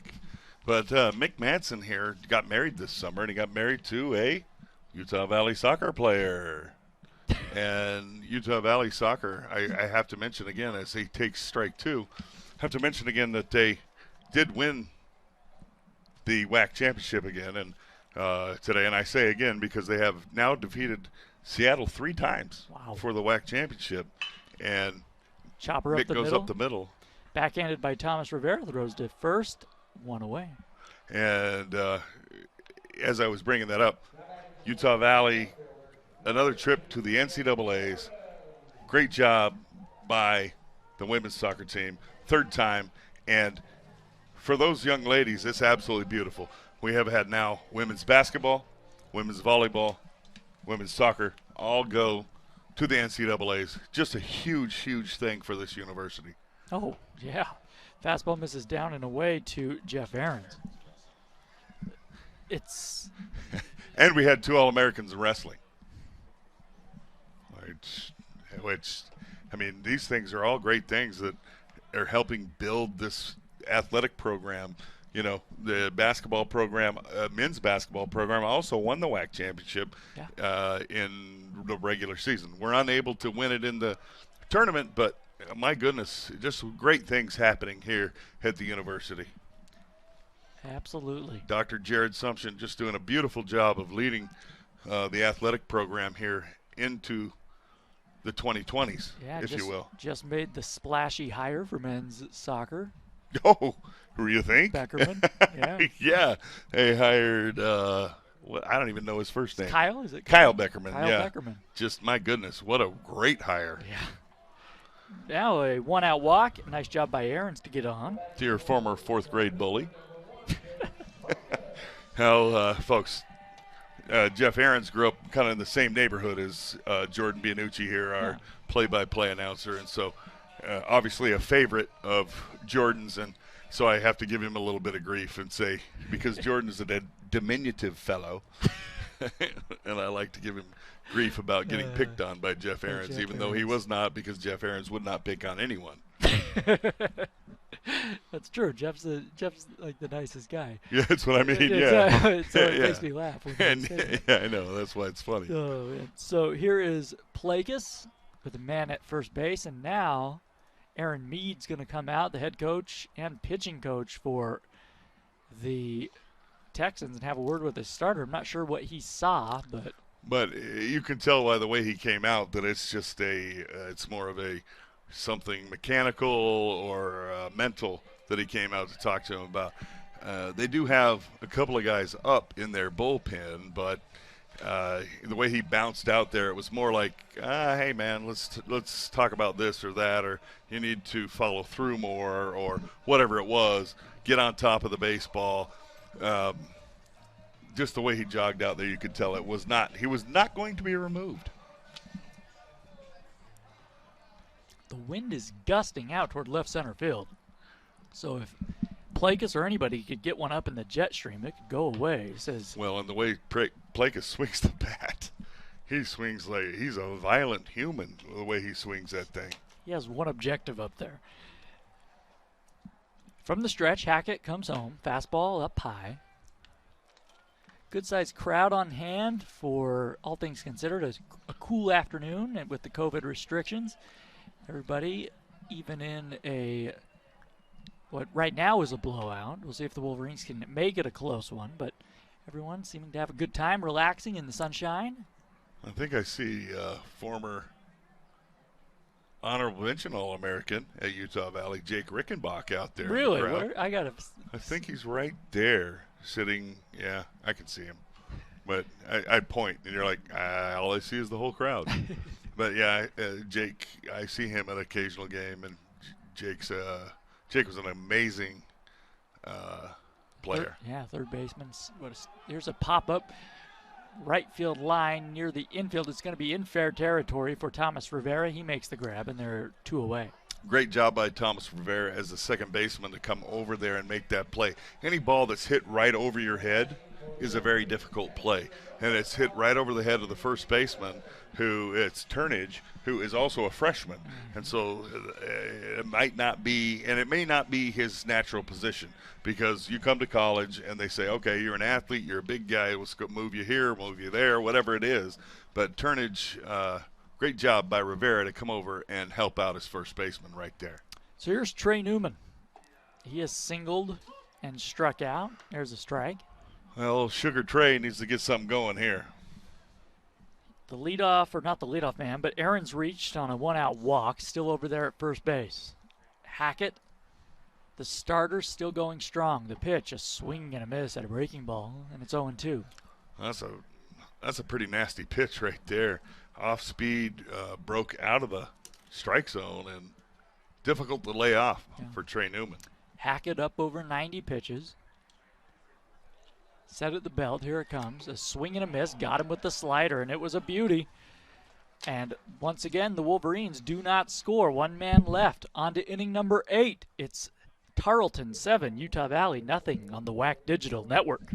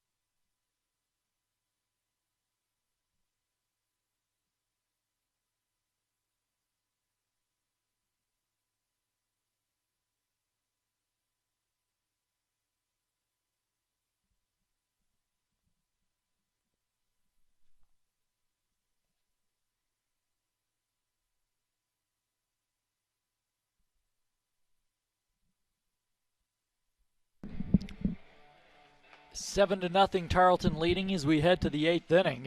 There will be a new pitcher on, Tevin Hall for Utah Valley. Hall this season, it'll be his 7th appearance. He has a 3.97 earned run average, 5 walks to 6 strikeouts. Opponents are hitting .293 against the lefty. He will face Seltzer, Frew, and Groves, all right-handed batters, here in the 8th.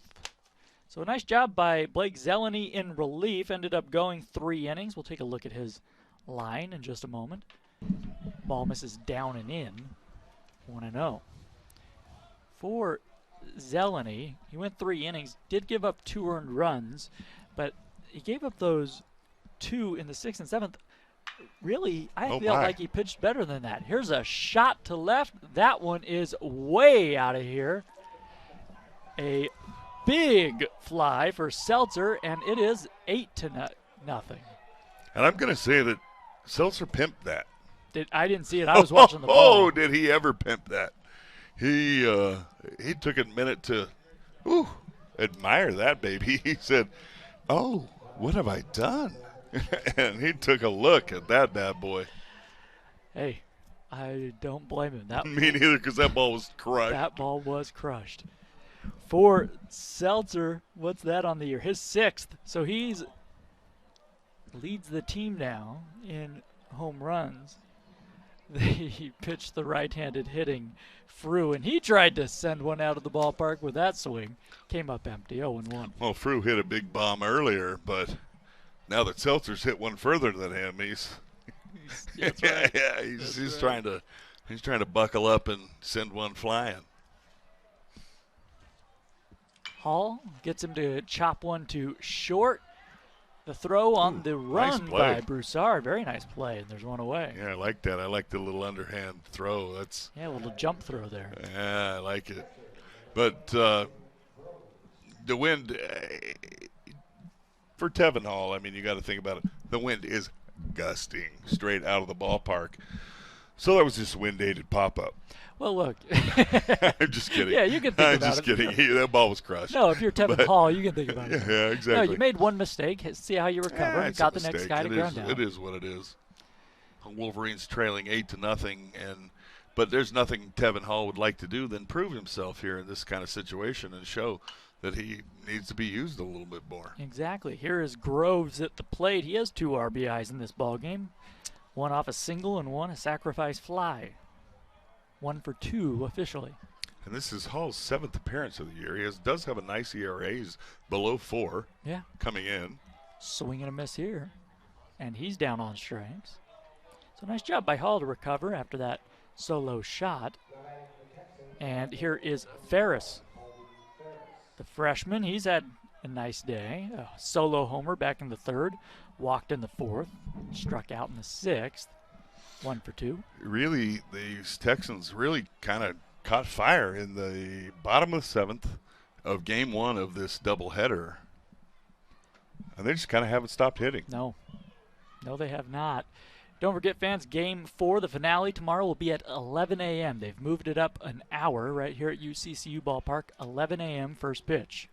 Well, I think that's because of travel plans for this Tarleton team. Yeah. And, you have to I think originally they had a flight later on in the day that got canceled. Yeah. And you have to adapt to that kind of stuff. In spring sports, you're constantly adapting to not only flights in baseball and softball where you have these multiple games being played, as there's another strike. Well, that's a fouled off there. But you have these multiple games to play on the weekend, but you got to get home. Mm-hmm. And so you got weather, you've got all these things you've got to deal with. And so I still remember playing a 10 a.m. game back in about 2010. Swinging a foul tip here, and that will end the inning. And I'll finish my story later. So we go to the last of the eighth. Tarleton leading 8-0.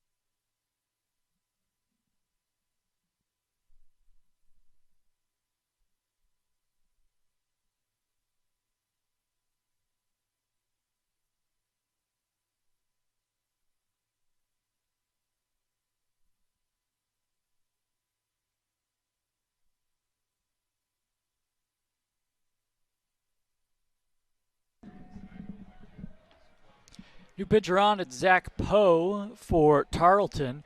We've seen him earlier in this series last night, to be exact. Poe went 2/3 of it, 2 runs, neither of which were earned, I should say. The sidewinder drops down a righty. He will face the top of the order, Broussard, Morales, and Marco. Well, it's very important right now that the Wolverines get something going here with the top of the order, Bianuch. Yeah, some defensive moves that we'll detail just a moment as a ball misses inside to Broussard. At second base, Corey Young comes into the game, and Thomas Rivera moves over from second to short. I love guys that come from underneath like this. It's hard to hit, but right there, giving it a right is Broussard deep to center field. Going back is Green. He's not going to get there. It's going to one-hop the wall. Broussard eases into second with a leadoff double. Wow. Garrett Broussard saw that extremely well. That ball was mashed to center field, and now the Wolverines with a leadoff double. They're in business. Let's get something cooking. That's Broussard saying, thank you for taking out Bryce Hackett. Yeah, Bryce Hackett had a wonderful day, and, you got to really tip your cap to that young man. He only gave up 3 hits. You look at his ERA and things and his record, and you think he's maybe struggled a little bit this year. But my goodness, did he have a wonderful day. Tip your cap to Brother Hackett there. Absolutely. He was excellent. I mean, beyond excellent. Here is Morales, the pitch to him. Fastball, or I say fastball, breaking ball just misses. Maybe a little inside, maybe a little low to Morales. Well, in your defense, when guys come from underneath, sometimes it's hard to tell what they're throwing. If it's hard for me to tell, yeah, think about a guy in the box. Absolutely. 1-0 coming to Morales. The sidewinder drops down and delivers. There's the fastball, outside ball 2. Well, and he came a little bit from more of a 3/4 angle on that one. So a guy who kind of seems to switch it up a little bit. I like this. You know who doesn't is the guy in the box. Absolutely. Well, Mitch Morales, he sees the ball well no matter who's throwing it. Fastball, slider, changeup guy, this Zach Poe. We saw him Friday night. Now steps off and throws to, or does not throw to, fakes the throw to second. I like the energy that guys that come from underneath come with. They seem to come with a little more energy on the mound because it's just a different motion than we're used to seeing. And, a lot of guys, I bring to mind Craig Brimhall, who was here at Utah Valley. And true. There's one just below the knees. Man, the strike zone, Steve Hilgendorf, it's a little tight right now. Thank you very much, Steve. Yeah, the Wolverines will take it. But, no, Craig Brimhall, I mean, he rearranged his career by dropping down and throwing 88 from that vantage point as opposed to overhand. And Craig was an incredible reliever for Utah Valley in some of their best seasons they ever had. And it's a shame you don't see that as much anymore because the emphasis has been put so much on velocity. Oh, absolutely. That guys don't experiment quite as much with weird arm angles because if you don't throw 93, 94, 95, you just don't get looked at as much. Yeah, absolutely. But Craig Brimhall, smart guy, like 4.0 student type of guy, as Morales advances with a walk. So Wolverines cooking here with gas, especially with Xander Marco, as I call him, the Zandman, coming to the plate. He's already hit 2 bombs today in the earlier game. So Wolverines really got something going here. Yeah, the Wolverines trailing by 8, but they need base runners, and they're getting them. But Craig Brimhall, back to him, he literally told me, and he said, it made my college career to drop down and throw from that vantage point as Xander Marco takes ball 1, 73 inside. But a called strike by yeah. But a good take. I mean, that's not a pitch that Xander wants to hit. No. It is not. That's why it's usually a ball. The 0-1 coming. There's a swing and a fly ball down the right field line. Could be trouble. Turnage giving Could chase. be trouble. Coming in. It's a fair ball. Fell just on the foul line, I believe. Getting to it is Turnage, the first baseman. And you said it, Josh. I thought that was going to slice foul, but it was just barely fair. Matt McCann making the call down there. Yeah, and it when off the bat, I thought the same as you. I thought that might end up over there in the bullpen, actually. And then I saw it hanging up in the wind. And remember, the wind is gusting that direction. And so the wind, I think, just kind of kept that thing fair. And so, hey, the Wolverines are going to take base runners any way they can get them. And good job, Xander Marco. Single, bases loaded. Nobody out. Nobody out. Here's Aaron Mead out to have a chat with his right-hander on the mound. There is another righty getting loose in the bullpen for Tarleton. And I'm sure you have the binoculars, so I mean. They moved the bullpens back this year, so it's tougher than ever to see. It's Hunter Thomas, I believe, down there getting loose as the home plate umpire, Steve Hilgendorf, goes out to break up the meeting. The batter will be Cade Polson. He's 0 for 3. He is due. Yeah, Cade's due. He's kind of slipped a little bit here recently, but he does have 3 home runs on the year, 3 doubles and a triple. Cade, not necessarily known to be a big power hitter, but consistently a guy that puts the bat on the ball. So in this position, you want to see Cade get something out to the outfield, or he's got to get something through the infield. In this point, we've got to, as I said earlier, rip that Band-Aid off, get a run across, and start getting some confidence into that dugout. So here's the pitch to Polson. Breaking ball, down and in. Good eye there. I'd say an off-speed pitch just down in a spot was an easy take. So ahead in the count quickly. And look, following Polson, you have Luna and Matson. Both guys have been seeing the ball well this weekend. The 1-0 to Polson. Swing and a miss behind the fastball. Well, and that right there, it's interesting. The fastball there, was that 81 or 87? I thought it was 87, but okay, I think it might have been 87. But when you're coming from that vantage point, 87 seems to ramp up to about 91. No, exactly. Yeah. 1-1. Polson chops one to second. Young has it, goes to second for one. Rivera back to first. A double play. Ooh. Coming in to score is Broussard, but the Wolverines, and now there's, did they say safe? I thought they called him out at first, but I Polson did too. is ticked off. He's still out there, and Joldy Watts arguing with the first base umpire. Here comes Eric Matson. That's Matt McMahon, the first base umpire down there. And now we're going to have a discussion. McMahon coming in to talk to Matson.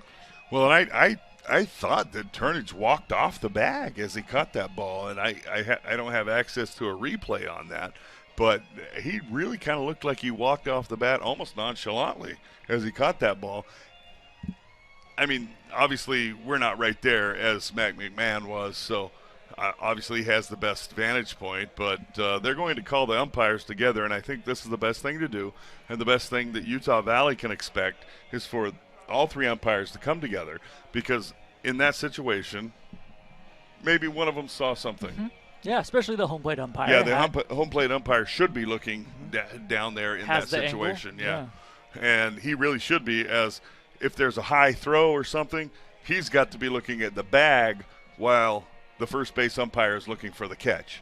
And so this could be overturned, or it could be solidified that it was an actual out. It was very difficult for me to see, and they're going to call him out. They're going to call him out. Well, and that's in Utah Valley's case, that's the best you can ask for, is you bring all three umpires together and you get it correct. And we don't want it to be that way as Utah Valley broadcasters, but we also do, because I want the umpires to come together and get it right for either team in any situation. And unfortunately that one works against Utah Valley, but correct call by the umpiring crew. So here's Luna, man at third with 2 outs. The pitch just off the outside, maybe a bit below the knees for ball 1. So 8-1 the score. Tarleton ahead. Well, and right here, Brandon Luna's been swinging a very hot stick. Now, he did injure himself a little bit diving back into second base, so hopefully he's okay. Here's a strike on the inside corner. Now, that was right in under the hands of Brandon Luna. Maybe something he could have turned on and hit into the I-15 on-ramp there. Beyond the right field wall. The 1-1 pitch from Poe. Again, in under the hands. Did he hold up and appeal down to the third base umpire? Yeah, absolutely. He did hold held up on that Chuckerman one, but says. he was kind of thinking the same thing until that thing trailed in too far underneath his hands. I think he was thinking off ramp, and instead it ended up too far under his hands. 2-1 on the way. A swing and a chopper to second.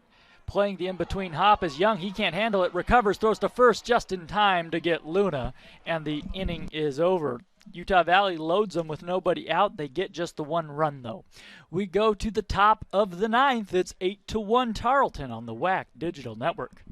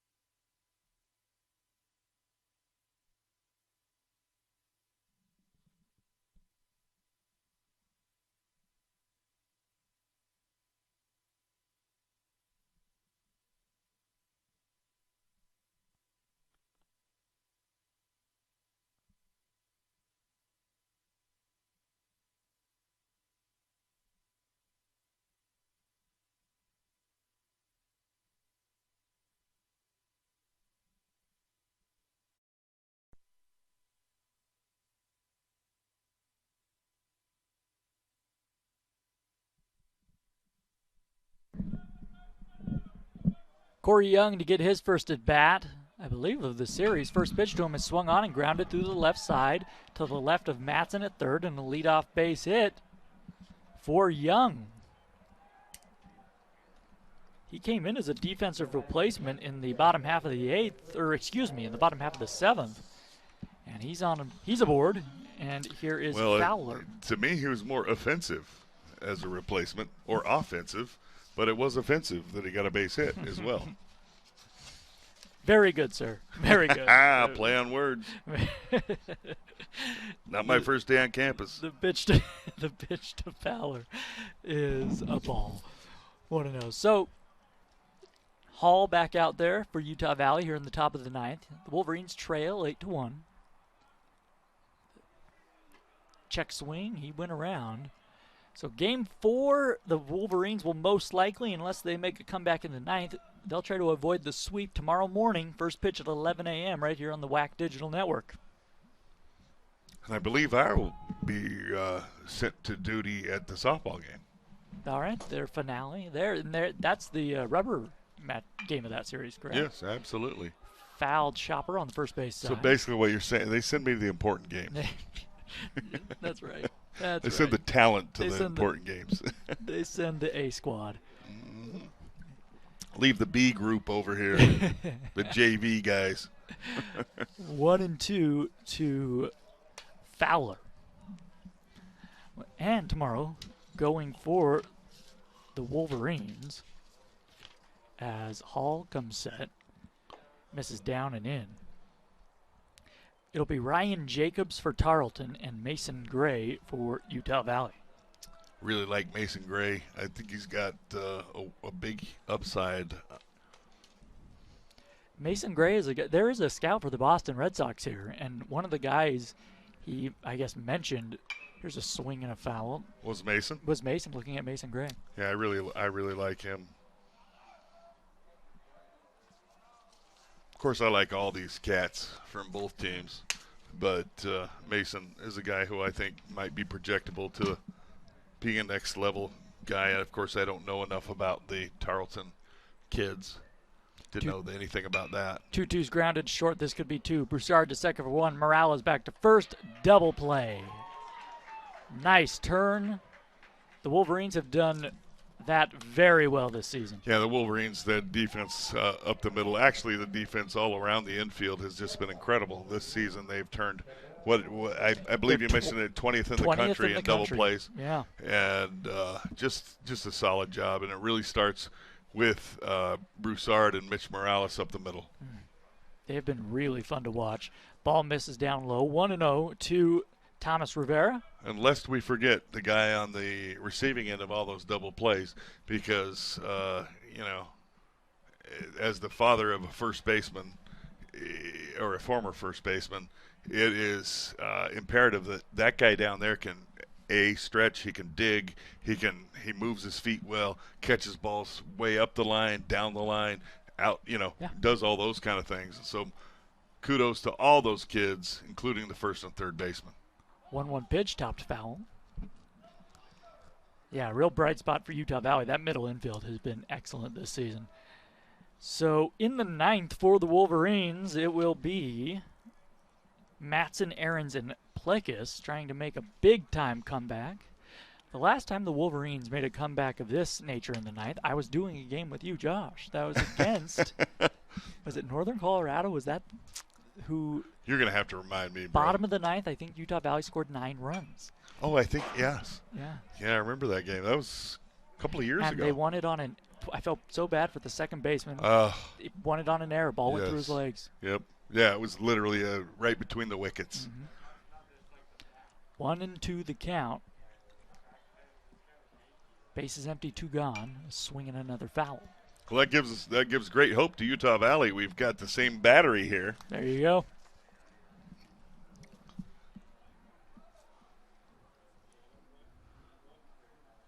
Nothing is impossible with Jordan Bianucci on the mic. 1-2, strike 3 called. A nice job by Tevin Hall in relief. So, last of the ninth, last chance for Utah Valley. They trail Tarleton 8-1.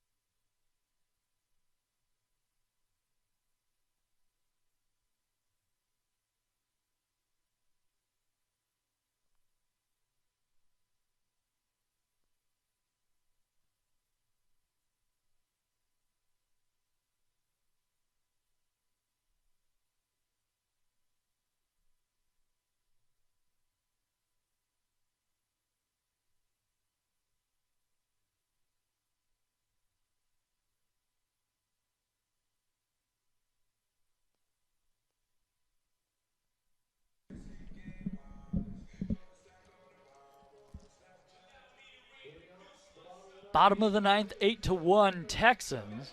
Matson, Aarons, and Plakus do up 6, 7, and 8 for the Wolverines. And even if Utah Valley does not come back in this game, you'd like to see them get the offense going a little bit, get a little bit of momentum going into tomorrow. Momentum, confidence, see some pitches, get some confidence back in themselves. That one came and hit the foot of home plate umpire Steve Hilgendorf, and he didn't move. And he's got to still out there. Yeah, he's got to say, Mick, let that hit you, bro. and in some ways, it's like Mick's got to get on base here. So hey, take that thing and go, bro. The 1-0 pitch, a swing and a foul back, 1-1. Yeah, I think those umpires, they have those steel-toed shoes, and so that thing just ricocheted right off it, and he went, did that hit me? And we haven't mentioned right now, it's going to be tough for hitters to see as the shadows. The shadows have enveloped the hitter's area, the mound in the sunshine. 1-1 pitch from Poe. This is outside. And you have Poe coming from a non-traditional slot with that pitch. It's almost like a slow pitch or a fast pitch softball situation where you get a lot of rising balls.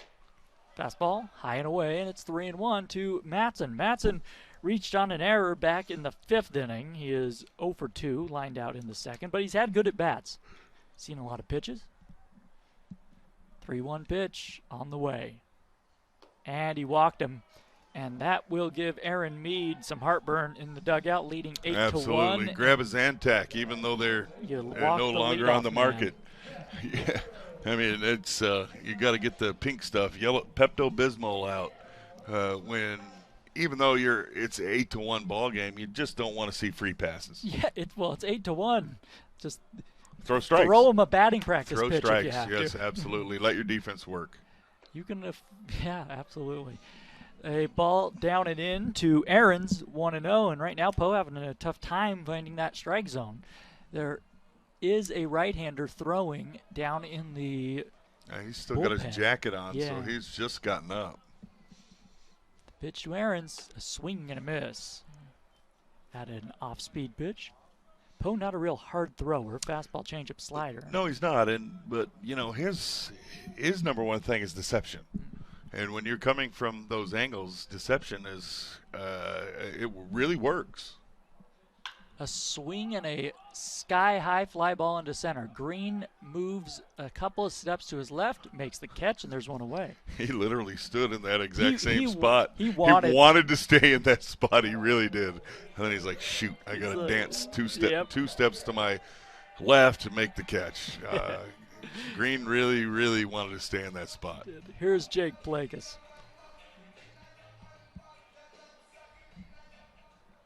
So Aaron's hitless in this one. He did reach base on a walk back in the 2nd. Plakus, he's looking for his first base hit of this ball game. He walked in the 5th. Takes a off-speed pitch off the inside, and Poe's going, looked pretty good to me. Ball 1, though.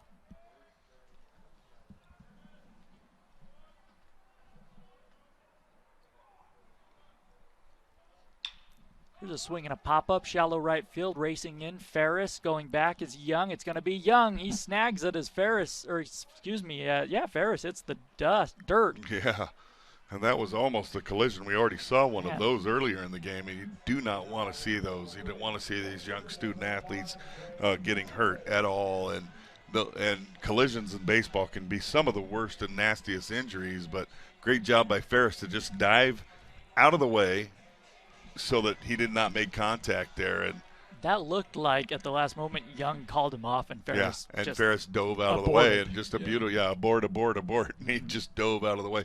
Good job by Ferris to avoid hitting his teammate and make that a clean play. So Matson still at first base after the leadoff walk. 2 outs now. The Wolverines down to their final out. Newman taking the ball down and in. Trey has struck out twice and hit a screamer down the left field line. 1-0 pitch, swing and a foul back to the backstop. It's 1-1.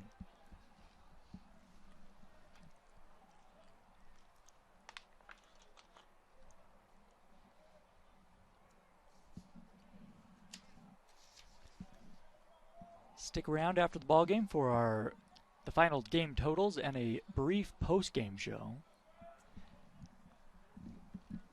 1-1 pitch, swung on, line drive, but right at the second baseman. Corey Young stationed behind the second base bag, and the ball game is over. Tarleton dominates this one. They beat Utah Valley 8-1 in Game 2 of this doubleheader. They've taken the first 3 of this weekend series. We'll take a break on the WAC Digital Network, come back with the final game totals. Once again, the final, the Texans beat the Wolverines 8-1. We'll be back.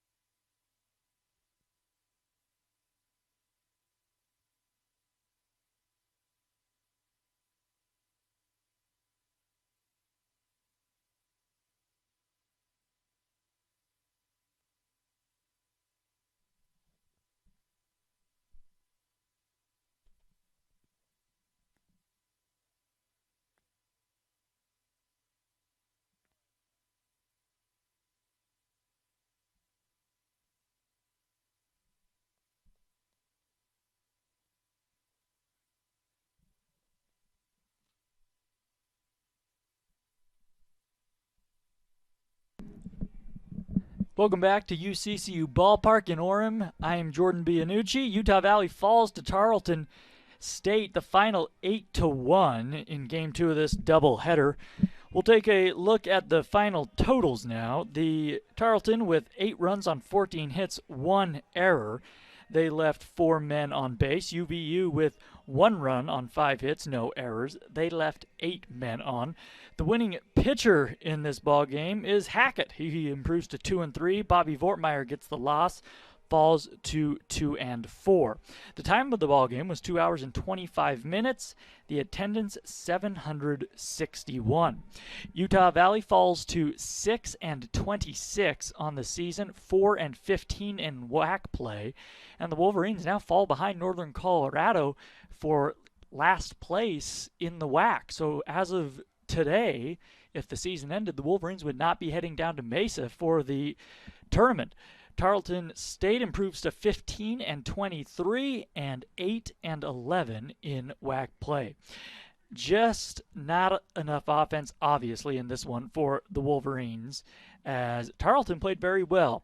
So Utah Valley, our next broadcast will be tomorrow at 11 a.m. Mountain Daylight Time. The Wolverines will look to avoid the sweep as they take on Tarleton for the last time this season.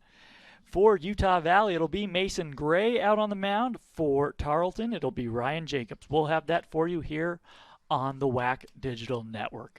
Well, for Josh Kalunke and my colleague Ryan Pickens, we will bid you adieu from UCCU Ballpark, where Utah Valley falls to Tarleton by a final of 8-1.